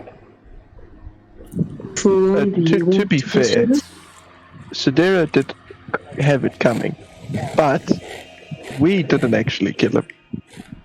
Yes, it was one of you. One of your own. Well, I gave that It order. was for the information. I gave that order. I killed him because. I gave that order because I didn't want him spilling any information about the larger plot at hand. Yeah. Exactly. And it is not something that you will be knowing today. But what I am asking is, what is your end game? Perhaps we are more alike than you think. Perhaps we can come to some sort of agreement. That's hilarious. I think you'll find that. Do you hate nobles? To the clockmaker. Yes. You watch his eyes instantly flick to your hands, and they almost like are analyzing those movements, almost like a universal translator thing. Maybe he doesn't understand thieves' cons. In a sense, yes, but my plans are more bent on removing those that would take advantage of the Vika class and bring a sense of equality back to this world. For you see, the nobility, though their intentions might have been good when they started this city, the wealth and the power that they have built up have only poisoned the next generations, and has built a society where they flourish and the rest skulk around like rats doing their bidding. I want to stop this in the only way that the nobles can understand, with even more power. That is what I seek to do. I will overthrow the Golden House. I will kill the Auric. I will exterminate the other nobility to create a clean slate. Then we will install a new governmental structure that is fair and just. It can allow anybody to become great in this world, no matter where they come from. I ask you, I want to look at Vox. How is he reacting to this speech?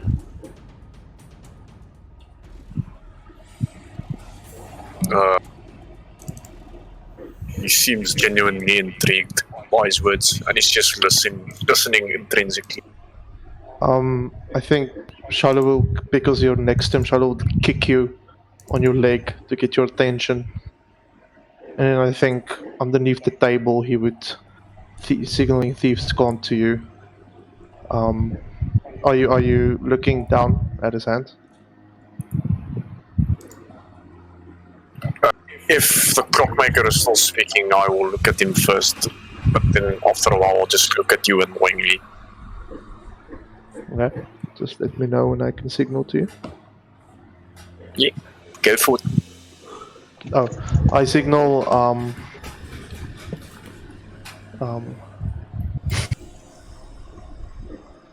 Fuck. What is the right wording for this? Do not fall for it. His promises are empty. Do not fall for what? Robot man. Does he really read that by the movement of my elbows? He has a 24 Or passive does he have perception. eyes on his feet? I'm gonna sleight of hand. Okay, Fuck sleight of this. hand. That's not happening. Sorry, what did he say again? Oh, I don't fucking know. You said, Don't fall for what? don't fall for what? Robot man, I speak only the truth. The nobility have been allowed to run rampant for too long. They have cost me everything. It is time that we put a stop to this suffering. But what is your ulterior motive? You see, A man like you is not afraid to murder a lot of people must have an ulterior motive. Because it doesn't sit right with me. I'm gonna be honest with you. My ulterior motive? I suppose there is something small, but I speak the truth. I want a world that is fair, where what power is in your blood does not determine where you are in life. It is what you achieve in your life that gives value to it. Bullshit. Are you telling me Wait, did Silas say bullshit? Yeah. bullshit? Huh? Oh. This So is gay. funny. So are you telling Raises eyebrow. Are you telling me Wish. that you would sit by idly while those in power, those born with it, slaughter your family, your friends, your community, and say that it is fair? They didn't even earn that Of power. course I won't.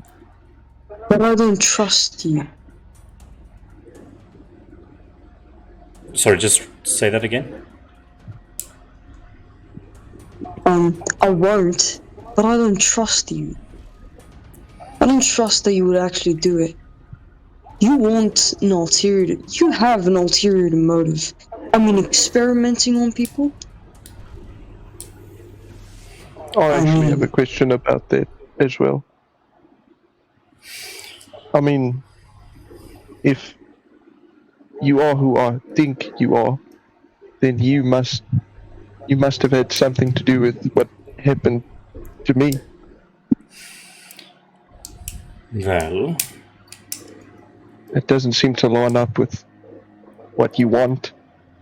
That doesn't seem fair. Does it, Clockmaker? well, you see, this certain plan that we have in place requires a perfected bleed serum to work. And I left it up to the doctor to sort that out. You just want people to control. Honestly, you don't sound better than the You nobility. don't understand what I'm saying. I understand that you don't care about people that you step on to get your way. People like me and other people around this table. So that is what happens when your ambitions are driven by emotion, fear, and hate, not by logic and true understanding of what is right. Alright, Obviously, you are Mr. Smart Guy. much more human than you appear. Alright, Smart Guy. Give me another way of doing this then. It is needed to perfect this serum. Few human test subjects a small sacrifice to make. When the freedom of this entire city, the very people that live within it, are at stake. If you Grant stands up start out of his chair and just slams it backwards. if you start with Small sacrificing, sacrifice. sacrifices will never end. That's what you don't understand.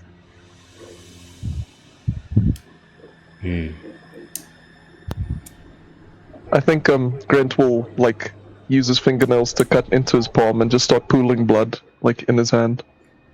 Grant, Clockmaker, I may not have a way to achieve what you are setting out to achieve right now.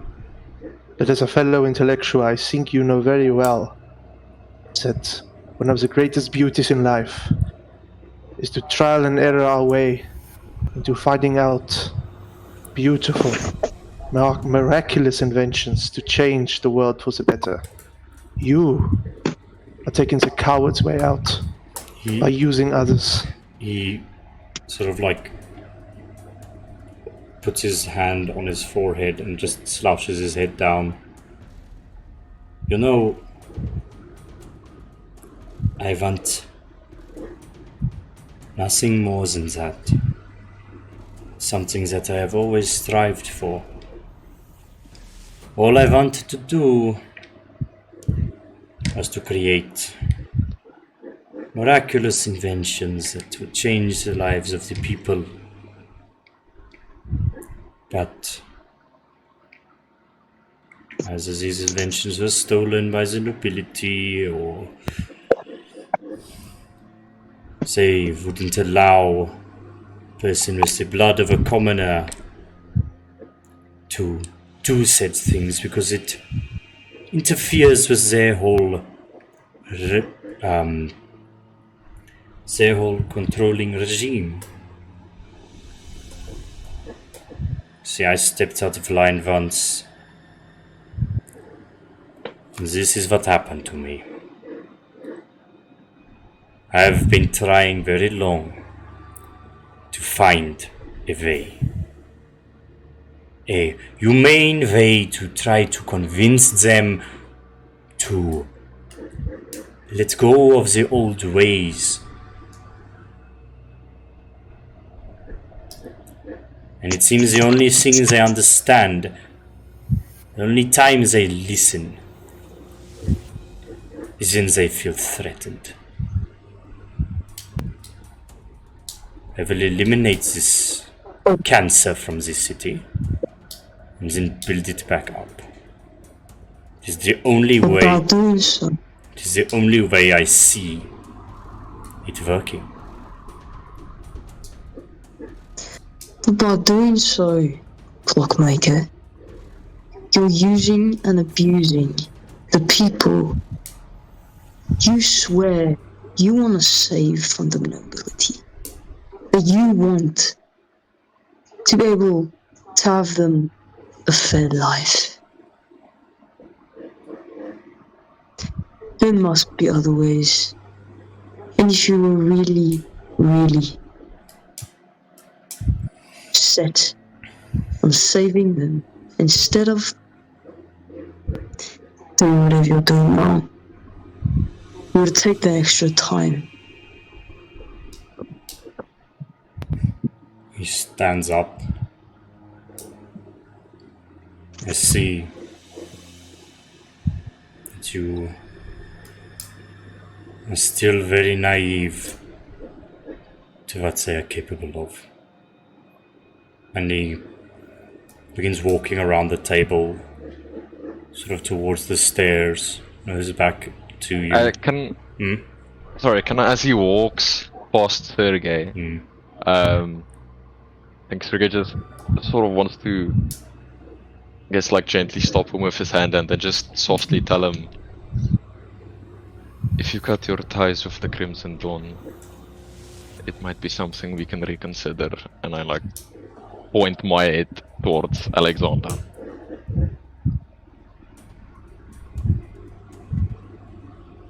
But I try and say it softly so that the others don't hear. Well, whatever you may feel,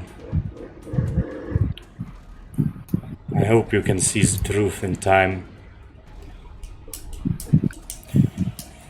Come 2 weeks' time, I will be unveiling my plan to the populace in the annual Orient Parade. I suggest you be there. We would want to see the birth of the new Zechester.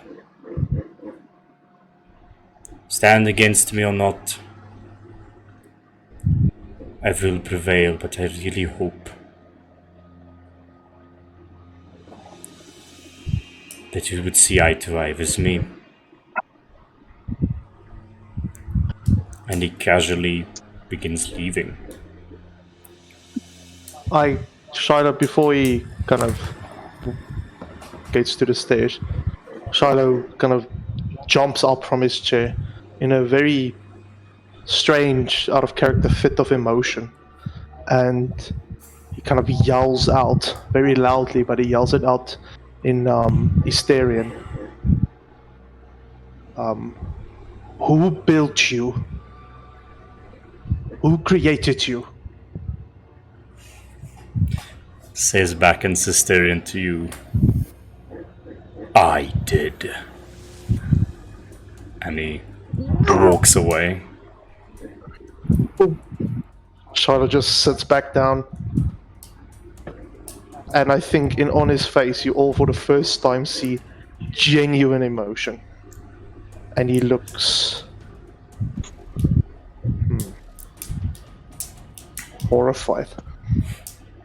You notice, Shiloh, or I don't know if you would notice this, but the clockmaker does, like he puts his arm on the wall, begins walking, but just before he walks out of sight, he gives one last glance at you, Shiloh, then shrugs and moves away.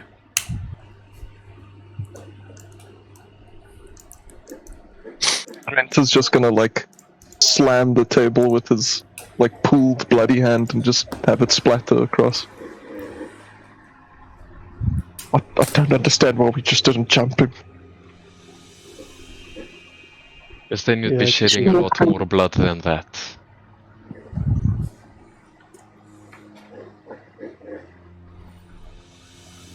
I don't get it. You know, Shiloh, he's not like you. He actually has a heart. Which Thank makes you, it Grant. I more appreciate that confusing. sentiment. Oh no, I wasn't trying to cheer you up.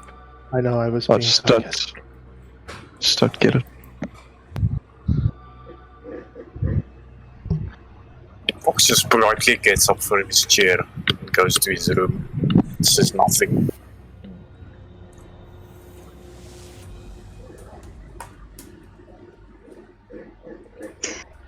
I think Silas would just like stand up very like quickly and then just like roughly swing the chair like away from his body and then just go downstairs without saying a word.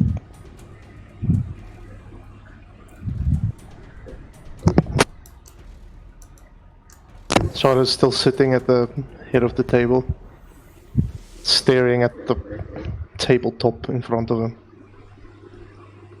I think Grant would also just sit back down.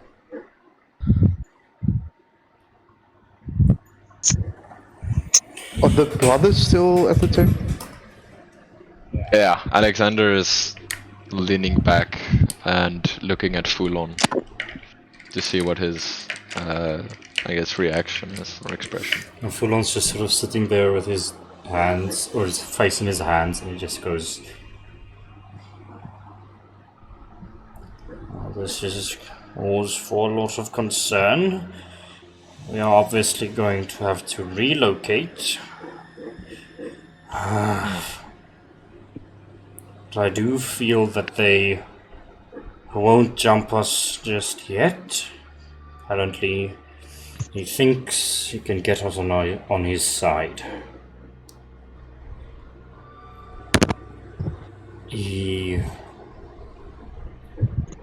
does speak.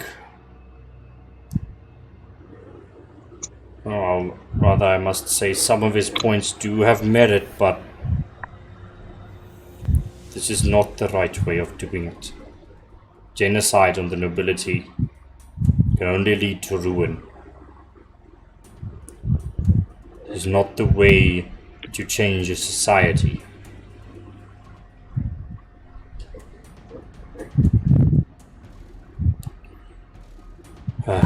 I don't even know anything about the nobility. But I know that throwing people in cages, it doesn't seem right.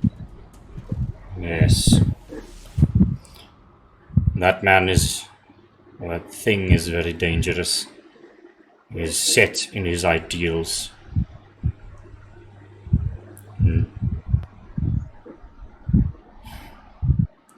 Whatever he But has. you know, his speech kind of reminded me of someone else's speech that I heard a while back, also about restructuring the city. Didn't sound familiar to you too, Fulon? Sergey, you must be careful what you say, because that is very different from what I and my patron want. This man is calling for genocide on the nobility, and I don't even know if he realizes or grasps the death that is going to come with that. If there is an all-out war that he seems to be wanting, there will be death on both sides. And that is not going to fix the problem. The only way to fix the problem is to root out corruption. Exactly what he is. He's an agent of anarchy, trying to turn the people against each other to be able to create his ideal city or whatever the fuck. And I am not here for it.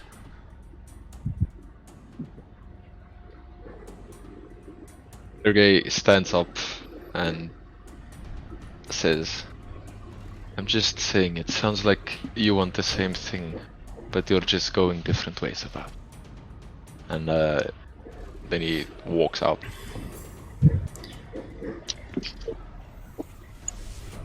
Be that as it may, it is how you get there which is going to lay the groundwork for the future generations of the city. Should keep it in this harmony. Attacking the nobles only begets more hatred, and quicker than you might expect they will retaliate. Maybe not now, maybe not in 10 years, but they will remember what that man will do. And I think many of us around this table know the potential of untamed magic. Get some rest. There's a lot we have to figure out still. And Fulon goes to his room.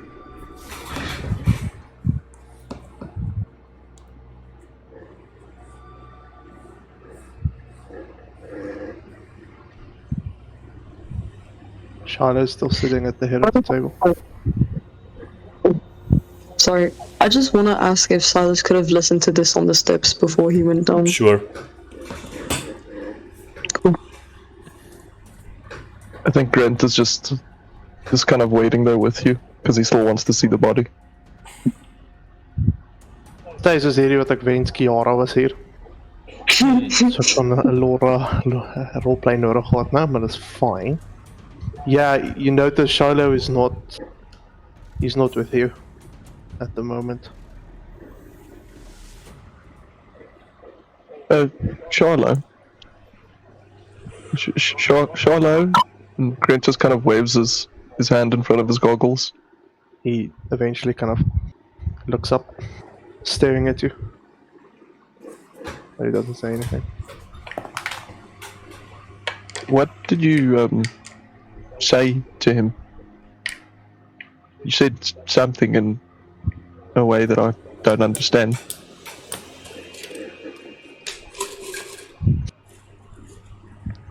That is not important. Come. You wish to see the body? Let's go. And he pulls out his chair and goes to his workshop. I will follow him. Flops out the body, boink, on his table. And yeah, I guess we continue to investigate the technology of the body in due time, I guess. As you're doing that, is anyone else doing something before going to bed? Alexander's grabbing a bottle of whiskey and not a glass, and he's just sitting in this chair, drinking in the darkness. On a like, yeah, just like it's no big deal. Not creepy at all. I would say you just see like the soft. You just see the soft green glow of like it's of the Eudora in his body from the pipes and stuff.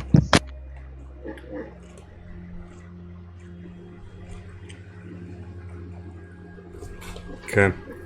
Anyone else?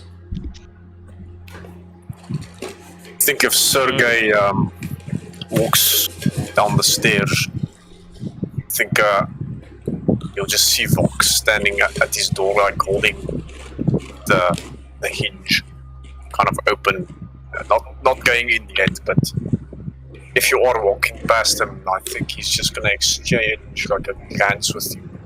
It's like kind of one of understanding, and he just looks at you. I think Sergei looks back, like curiously, because he's just wondering what the fucking nobles did to you.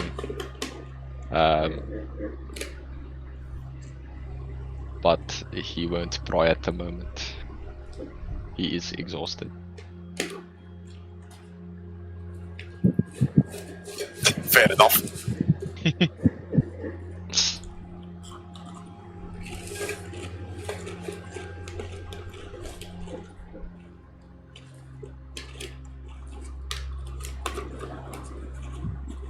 Anything else? Well, I want to do something, but it requires them to finish checking the body, I guess. Okay, we'll get to that. Solon? No. After Fulon's talk, Solon also just went down. He doesn't have anything to do. Silas?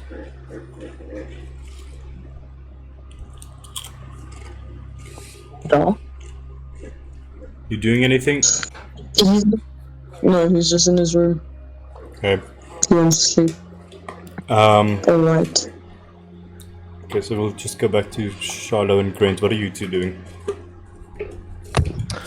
Well, Shiloh is standing over the body, and he is kind of just examining the technology, looking just trying to figure out exactly what it is and how it works, essentially, before kind of removing it from his body.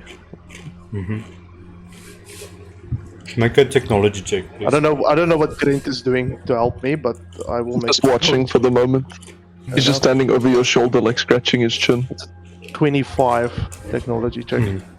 I'd say you're able to remove the device that was embedded into Sidero's face. And you glean with that it's not operational right now, but you will be able to create something that could potentially have that desired mind blank effect, should you want to use it. Interesting. What about the arm? The cannon thing? It's a plasma arm cannon. It's basically like a very intricate clockwork gun that has been built into Sidero's arm. And it looks very similar to like the bionic flesh type things that you can do. Like it's almost, in a sense, built on the same principle as one of your arms, for example. And it can fold open to create this gun. And yeah, it doesn't use any magic. its plasma, which is yours. Wonderful. I want to see if I can integrate it into my body, please.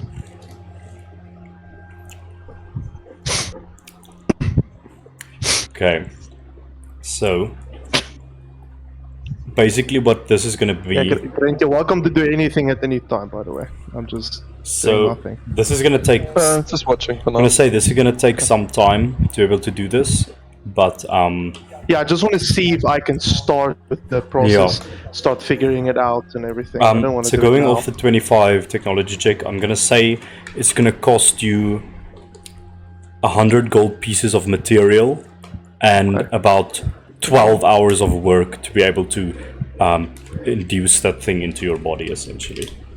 Okay, let me just... I have... in my notes, I have my inventions. So I'm just going to add... plasma...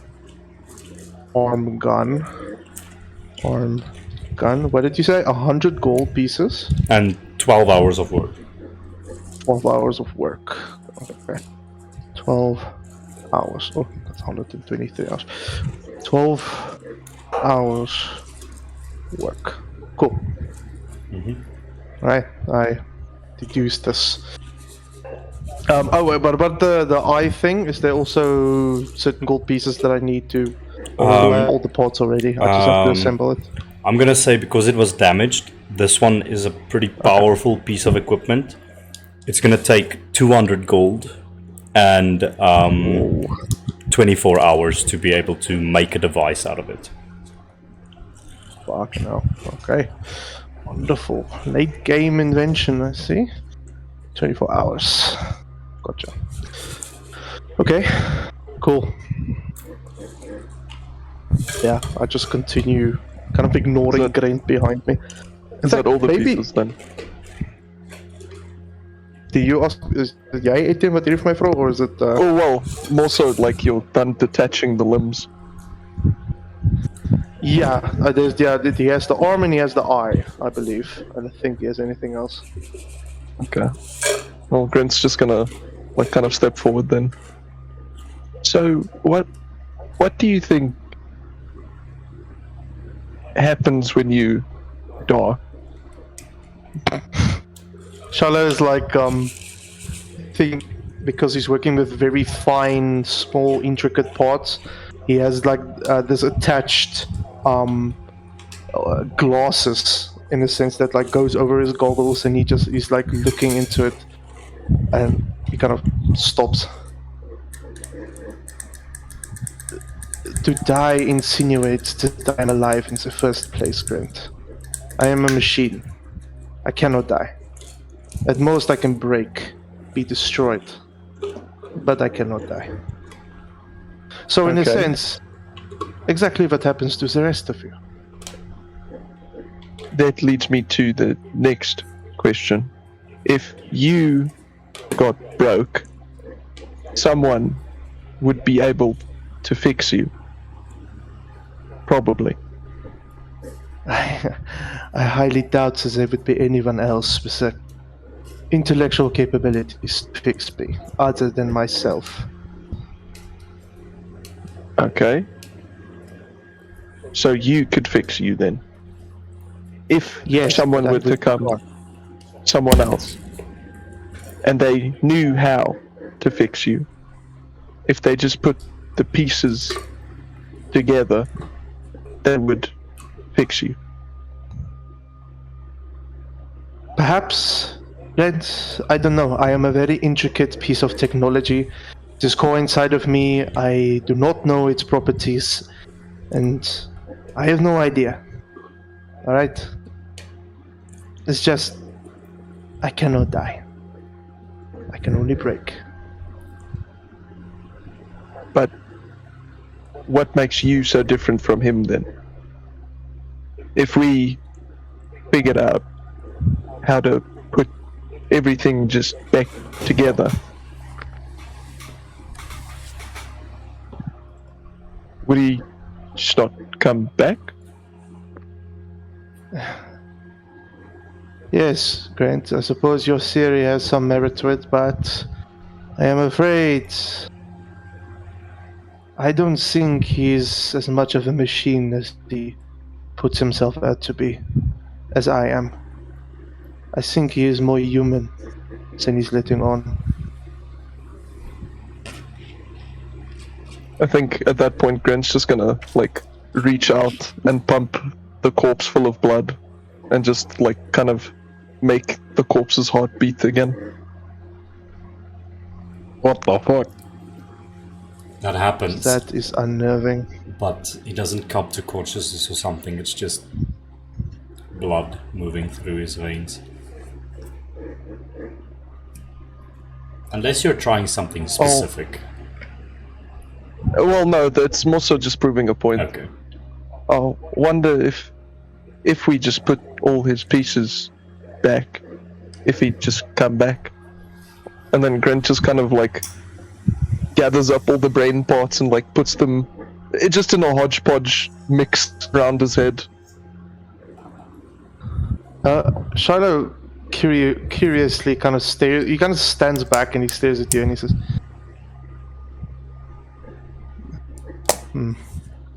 They really did a number on you, didn't they? Oh, what do you mean? You never went to school or had a childhood, learned things about biology, finance, politics. Don't know what those words mean. Of course you don't. What is the oldest memory that you possess, Grant? I'm genuinely curious. Grant kind of, like, sits back or leans back for a moment. I think I remember a friend of mine and we were standing on the roof looking for people to jump for money, and then I jumped some Del'Ferro person, and then he grabbed me up, and yeah, that was a very long time ago. See. No, unfortunately you cannot bring someone of a biological nature back by just putting back the parts. Humans, they are much more, ironically, much more complex than machinery such as I. I still don't really understand why. I mean, I can make his heart beat and his legs move, but I can't bring him back. Doesn't really make sense to me. You see, that's because as a machine, well, I have specific parts specifically allocated to keep me moving and being mobile and speaking and acting out. While humans, they possess obviously something else intrinsically that allows them to be who they are, and when they die, and he kind of pauses for a moment, they lose that part. And he just gets quiet. Well, I don't know what that part is, but I'm thinking if I can maybe find it and put it back, then I can bring him back and lock him in a cage. Fucking beautiful. I want to bring this man back. I want to understand how to resurrect people so I can fucking bullshit this man. Revenge is revenge, I guess. Maybe one day we will. Maybe one day you'll be able to find a way. For now, unfortunately, You're done with him, right? I can have him. he reluctantly kind of just looks at you. Yes, Grant, I am done with him, but I am not sure if you should take a corpse back to your room for I don't know what purposes. It's going to start rotting, you know that, right? It's going to decay, stink. Going to attract flies, perhaps diseases. You understand? Well, I mean, until then, I guess I'll just try to put the pieces back. You never know. Maybe he comes back. And Grant just kind of like lops the body over his shoulder and scoops up the pieces of his brain into his pocket. Just kind of hauls him to his room. See. Charlotte just he allows him to do this. He doesn't really. He doesn't do anything else. Or he doesn't do anything to stop it. But he does stay back in his workshop. For the purposes of this, Grant is just going to basically continuously use what's it called? Gentle repose on him. Okay. Just to stop the corpse from like decaying. Okay. Wow. And he is continuously going to just keep moving the brain pieces in different spots. And he's going to try and coax him back to life. I know it's not going to work, but you know what's really interesting, Grant? But I'll tell you about that just now. Okay. Anything else from anyone else, or you all going to bed? Are they both? Huh? Say that again, Alexander? Are they both out of the lab? Out of the workshop, whatever the fuck it's called. Well, I mean, Grant is currently moving out, dragging a body behind him. So I'm sure him being Grant, he's not very fast. And I'd imagine it's a freshly pumped body. This is bleeding everywhere. Please, can you please not use those words? Freshly our body. Juicy, dripping corpse. Can you just fucking not? Okay, Veins are moist. Although when fucking Chinchon to Charlotte fucks out of that place, I guess. The body's okay, fair enough. Well, I'll say before Shiloh leaves, he kind of just for maybe another 30 minutes or so. He stays behind. He goes through some files. He writes some things down and puts them in the files. And just before he wants to get up, go to his room, he's going to sit upright, both his hands on his knees, and I want to make a history check. I want to see if I can dig out a memory from my past. Okay, make a history check. Then I'll make a history check for me, and then I'm gonna tell you what happens. I rolled a 10. Okay. Check something real quick. Along with that, I would please like to roll autofocus. Shiloh, what are you doing? Oh, he's up. Along with that, there's an easy something. Okay.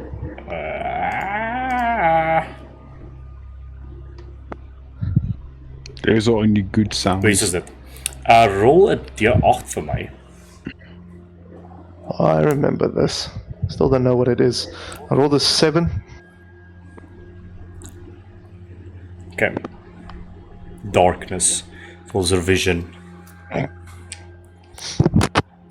I think, Alexander, if you think we're both out now, and you kind of entered the room and you just see Shiloh sitting there, and it's kind of dark. I think Shiloh put out the lights already, and his eyes are just like flashing the whole room like a cyan color, just like as if he's watching some kind of psychedelic movie, but he's not reacting to seeing you. As you go through your mind, you're in your room just after your father has put you to bed. You couldn't sleep that night. Then you hear the muffled voices of 2 people. You creak the door open look through to discover your father speaking with someone else in the laboratory. You see a man wearing a white lab coat, red eyes, and a scar over his face with stark white hair. You know, Professor, your work is quite ingenious. You could come to work for the Crimson Dawn.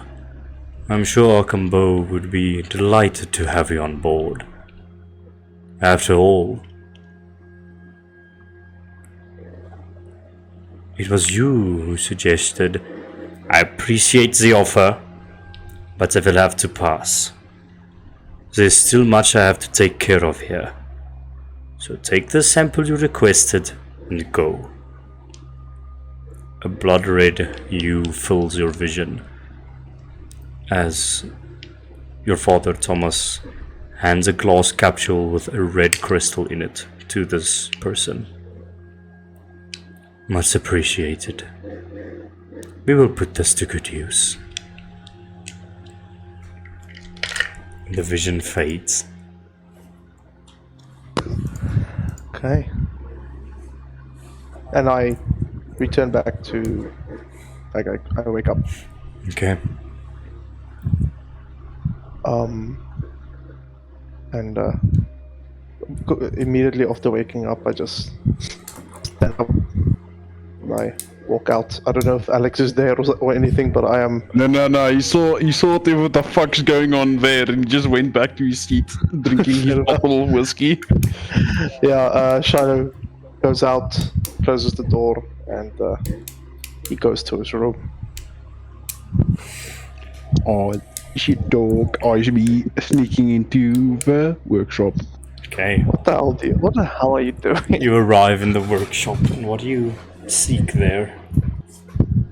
Something purple. Purple. More specific? You know what I mean, Gideon. Or the dinosaur's penis? I don't understand. I don't know. I think you hear a faint whisper in the back of your mind as you approach this. The whisper beckons you, but in a language unintelligible to you. You step in. You see lab equipment covered in a cloth. And you see a faint glowing hue coming from beneath it.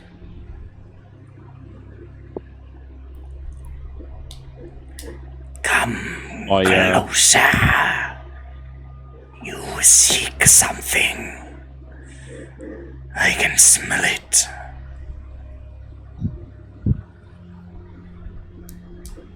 Alexander is slightly unsettled. But he does proceed.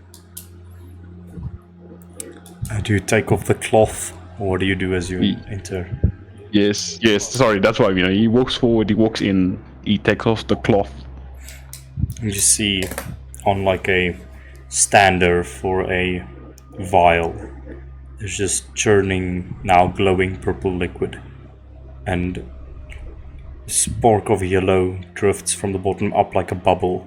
As it reaches sort of the center of the vial, it stops, and then yellow eye opens up inside the vial, and its pupil dilates to take you in.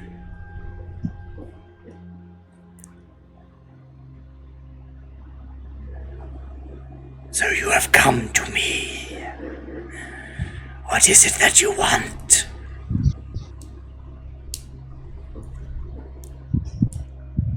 Alexander puts over the cloth and he walks out. He's sticking out. He doesn't answer.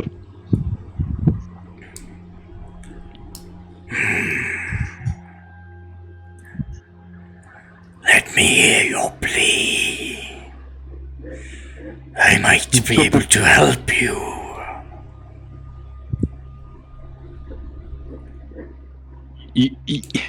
Alexander's very emotional, but he doesn't know how to verbalize it. So yeah, he's walking. He's just walking out of the. He's He didn't even close the door. He leaves the door open. He's just like rushing out, going to his bed. Shiloh's definitely gonna realize this because he has keen mind. He will clearly remember closing the door. I wonder if this is again. Make a wisdom saving throw, Alexander. Ah, fuck's sakes.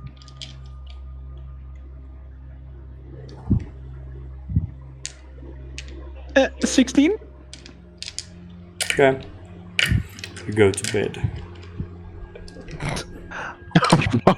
I'm guessing this whole thing was on Alora's side of Yeah, it was. Yes.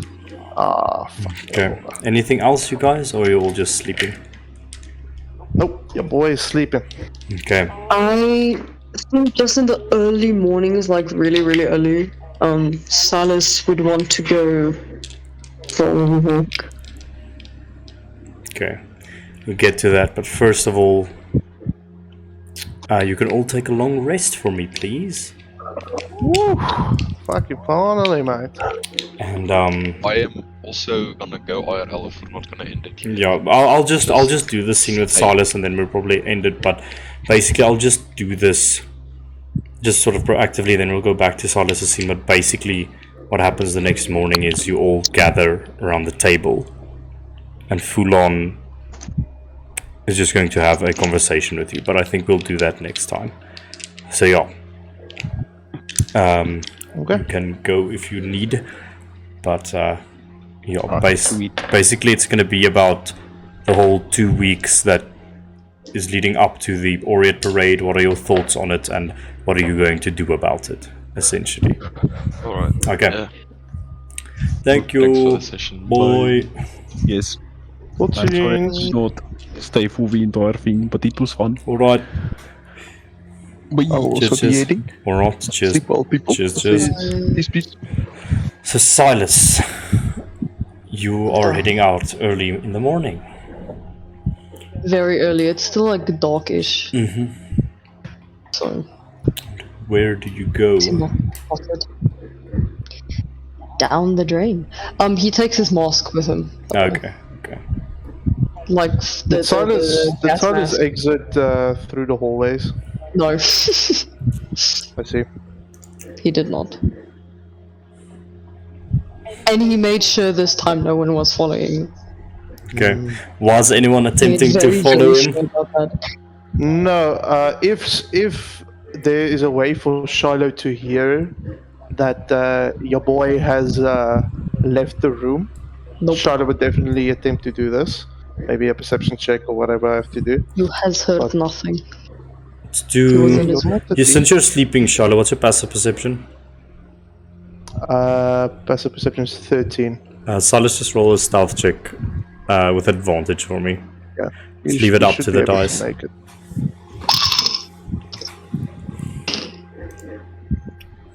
With advantage. You know, that's a 26. Yeah, Charlotte, Alright. you're none the wiser. Alright. Okay. Silas, you go walking through the streets. And once again, you see a snake's tail curl around a corner. Follow it, and eventually you get to a drain where that snake slithers in through the grates.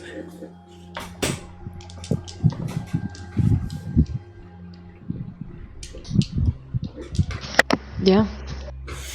He follows. He follows it. He's a little slower than usual to go to it, but he still follows and goes through the. You know. Okay. Step through the grate. Tink, tink, tink, tink. Go down the ladder. And put your foot down on the soggy cobblestones.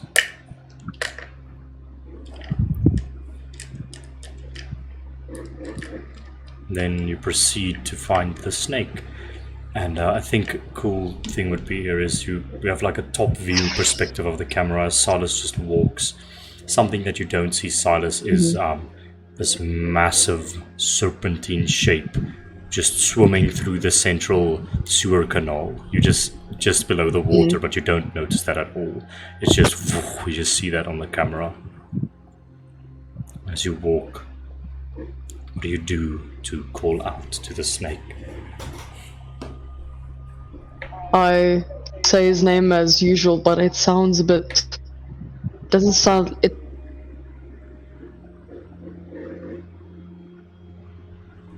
What the snake's tongue? What the snake speaks. It's like he will say Vecron, but in Snake, like more snake, snakish. snake language. Yeah, like, yeah, it's like I'm a snack. no. I don't know if you guys heard that, but As you say its name, Okay. you blink. The next moment you notice that the tunnel you've been walking through has instantly become 100 times longer than it usually was. Just with telescopes out to the endless horizon. And you see, or you hear rumbling, and something approaching from deep within that tunnel. You blink again, and the tunnel is its normal size, but the snake is right in front of you.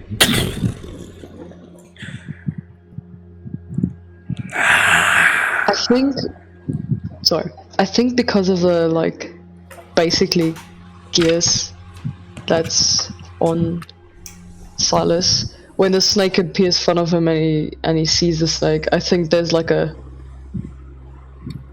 shock wave that goes through his spine as a reminder. I think that would be cool. I think you and the snake's eyes lock, and your eyes look exactly like the snake's eyes in this moment. It just goes, Faithful collector of secrets, you have returned to me. Good job on not letting your own little secret out. I see. You could still hold on to your mortal coil despite everything. Of course, Vecron. Come now. Share with me what you have discovered.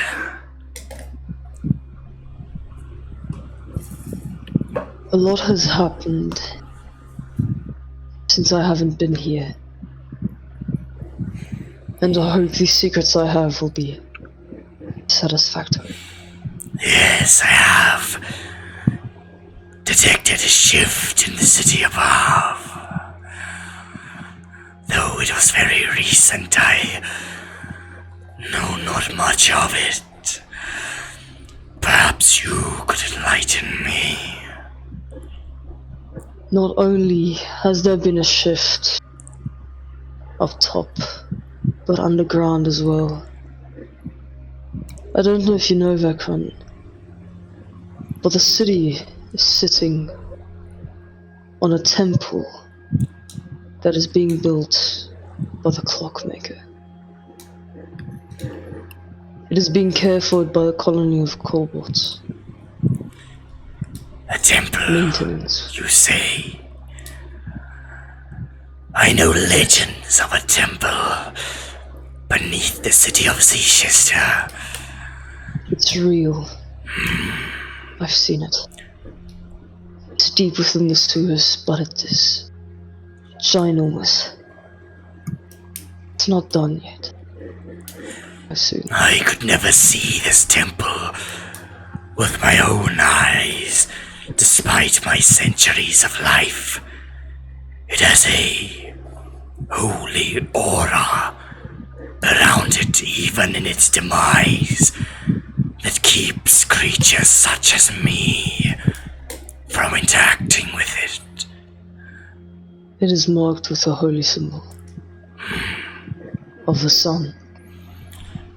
Yes, an old holy symbol of the sun, of one before the god Helios. Exactly. But it is real. And the person who is in charge of it is a dangerous man. Man, robot, whatever you call it. Augmentation. He himself almost killed everyone that I'm working with, even myself. I accept In one shot. the secret of the temple. It is good to know that it actually exists. So what would you have in return?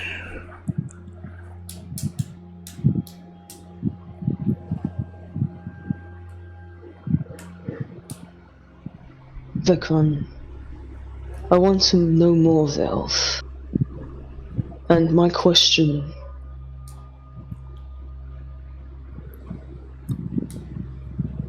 How did they come to be in Seachester if there aren't many colonies I know of and most of our people have been killed? How did that person come to be? Especially in Solin's life. It doesn't make sense. He was of the twin sons. I don't understand it. Be more specific with your question. I can only exchange one secret.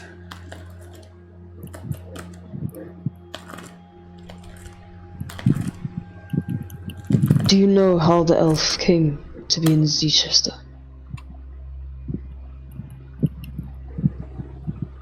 I do.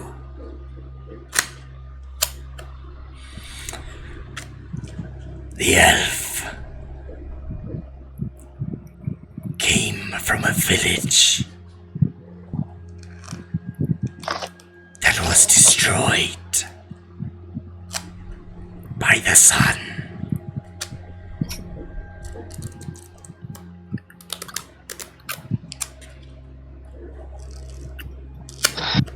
Is that all? Make a persuasion check. Okay. Come on, be in my favor. It's not in my favor, it's an 8. Do not push your luck. Fine. Even I could have gotten that answer, but I thank you still. I have another secret for you. Do tell. It is of this clockmaker. I don't know how much you know about him, but we've derailed some of his plans. First of all, 2 of the mafia's biggest leaders have been killed. We killed Sidero Del'Ferro. Well, we brought him back to life and he was shot by his own kind. More or less. Because we found out that the Del'Ferros, the mafia, the Crimson Dawn, and the Lufthansa are all working together to try and get rid of all the nobility. They want to start a war, a genocide. An unfair genocide. And they are the people doing experiments. They want to build an army. This is most concerning. The nobility have a lot of their own secrets, and should they be destroyed, that would be very bad for me. Very well. accept your secret. What do you ask for in return?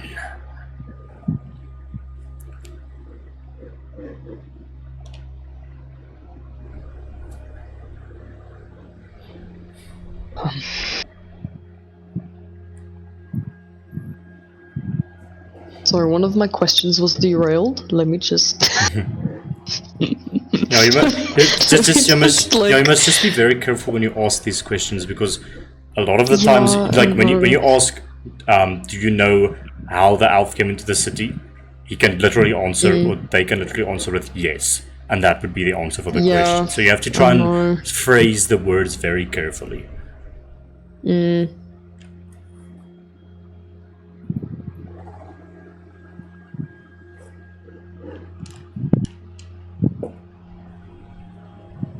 Just think quick.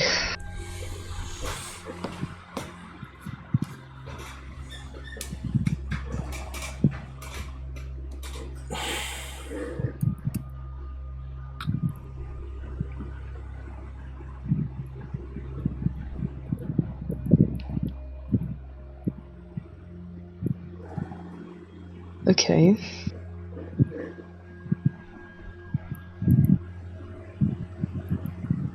Alright. I don't know how much you know about the clockmaker, but I have to ask this question.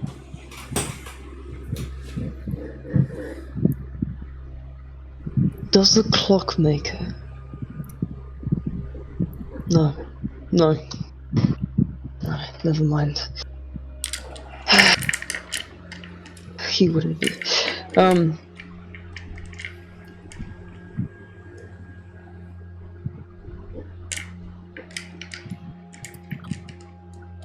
The snake sees Silas is getting very frustrated at the moment. Speak up. You waver. This is unlike you. Keeper of secrets.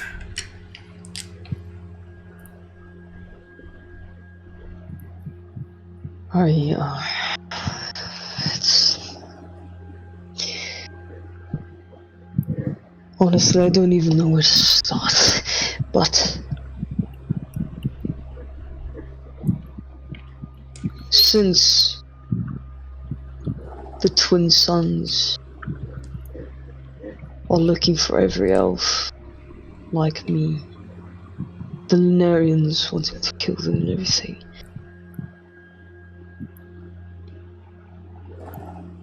Solon was a part of it.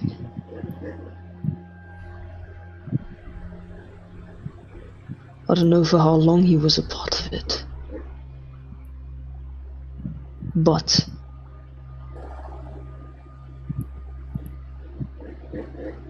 with every clan of ours that was invaded, was Solon a part of any of that genocide before he met the elf? And I want to know if he was, not just a yes or no.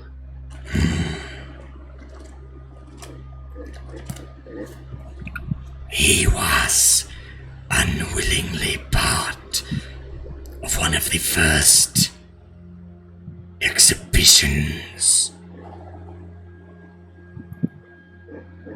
to one of these clans. But he wavered in the doctrine of the twin sons, and he betrayed them to protect the elf Elitha.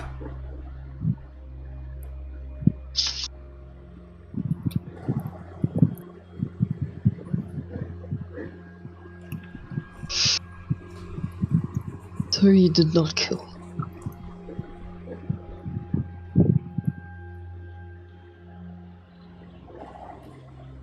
You see,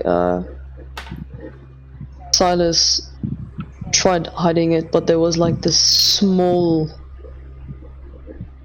like, shakiness at the end of his breath, but it was very minuscule. Alright.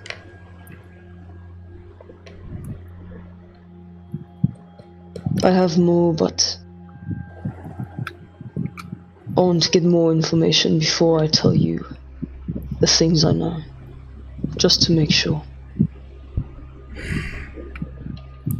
I'll bring more to you,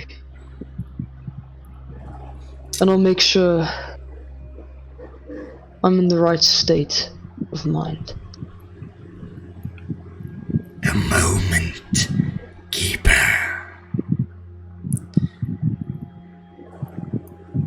I couldn't hear you. Say Oh, it. sorry. Sorry. A moment, Keeper.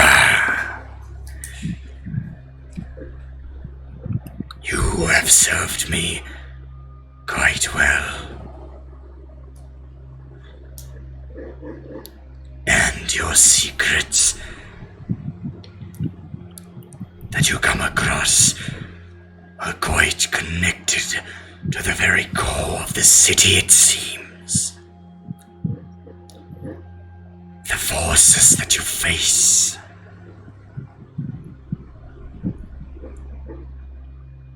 Do you desire to be able to fight them with everything in you?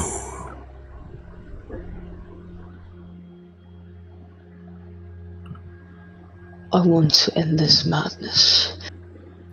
I want to avenge what they destroyed. My answer is absolutely. Very good. It's the one thing I live for. I trust that you will keep bringing me secrets, and I will give you what you desire.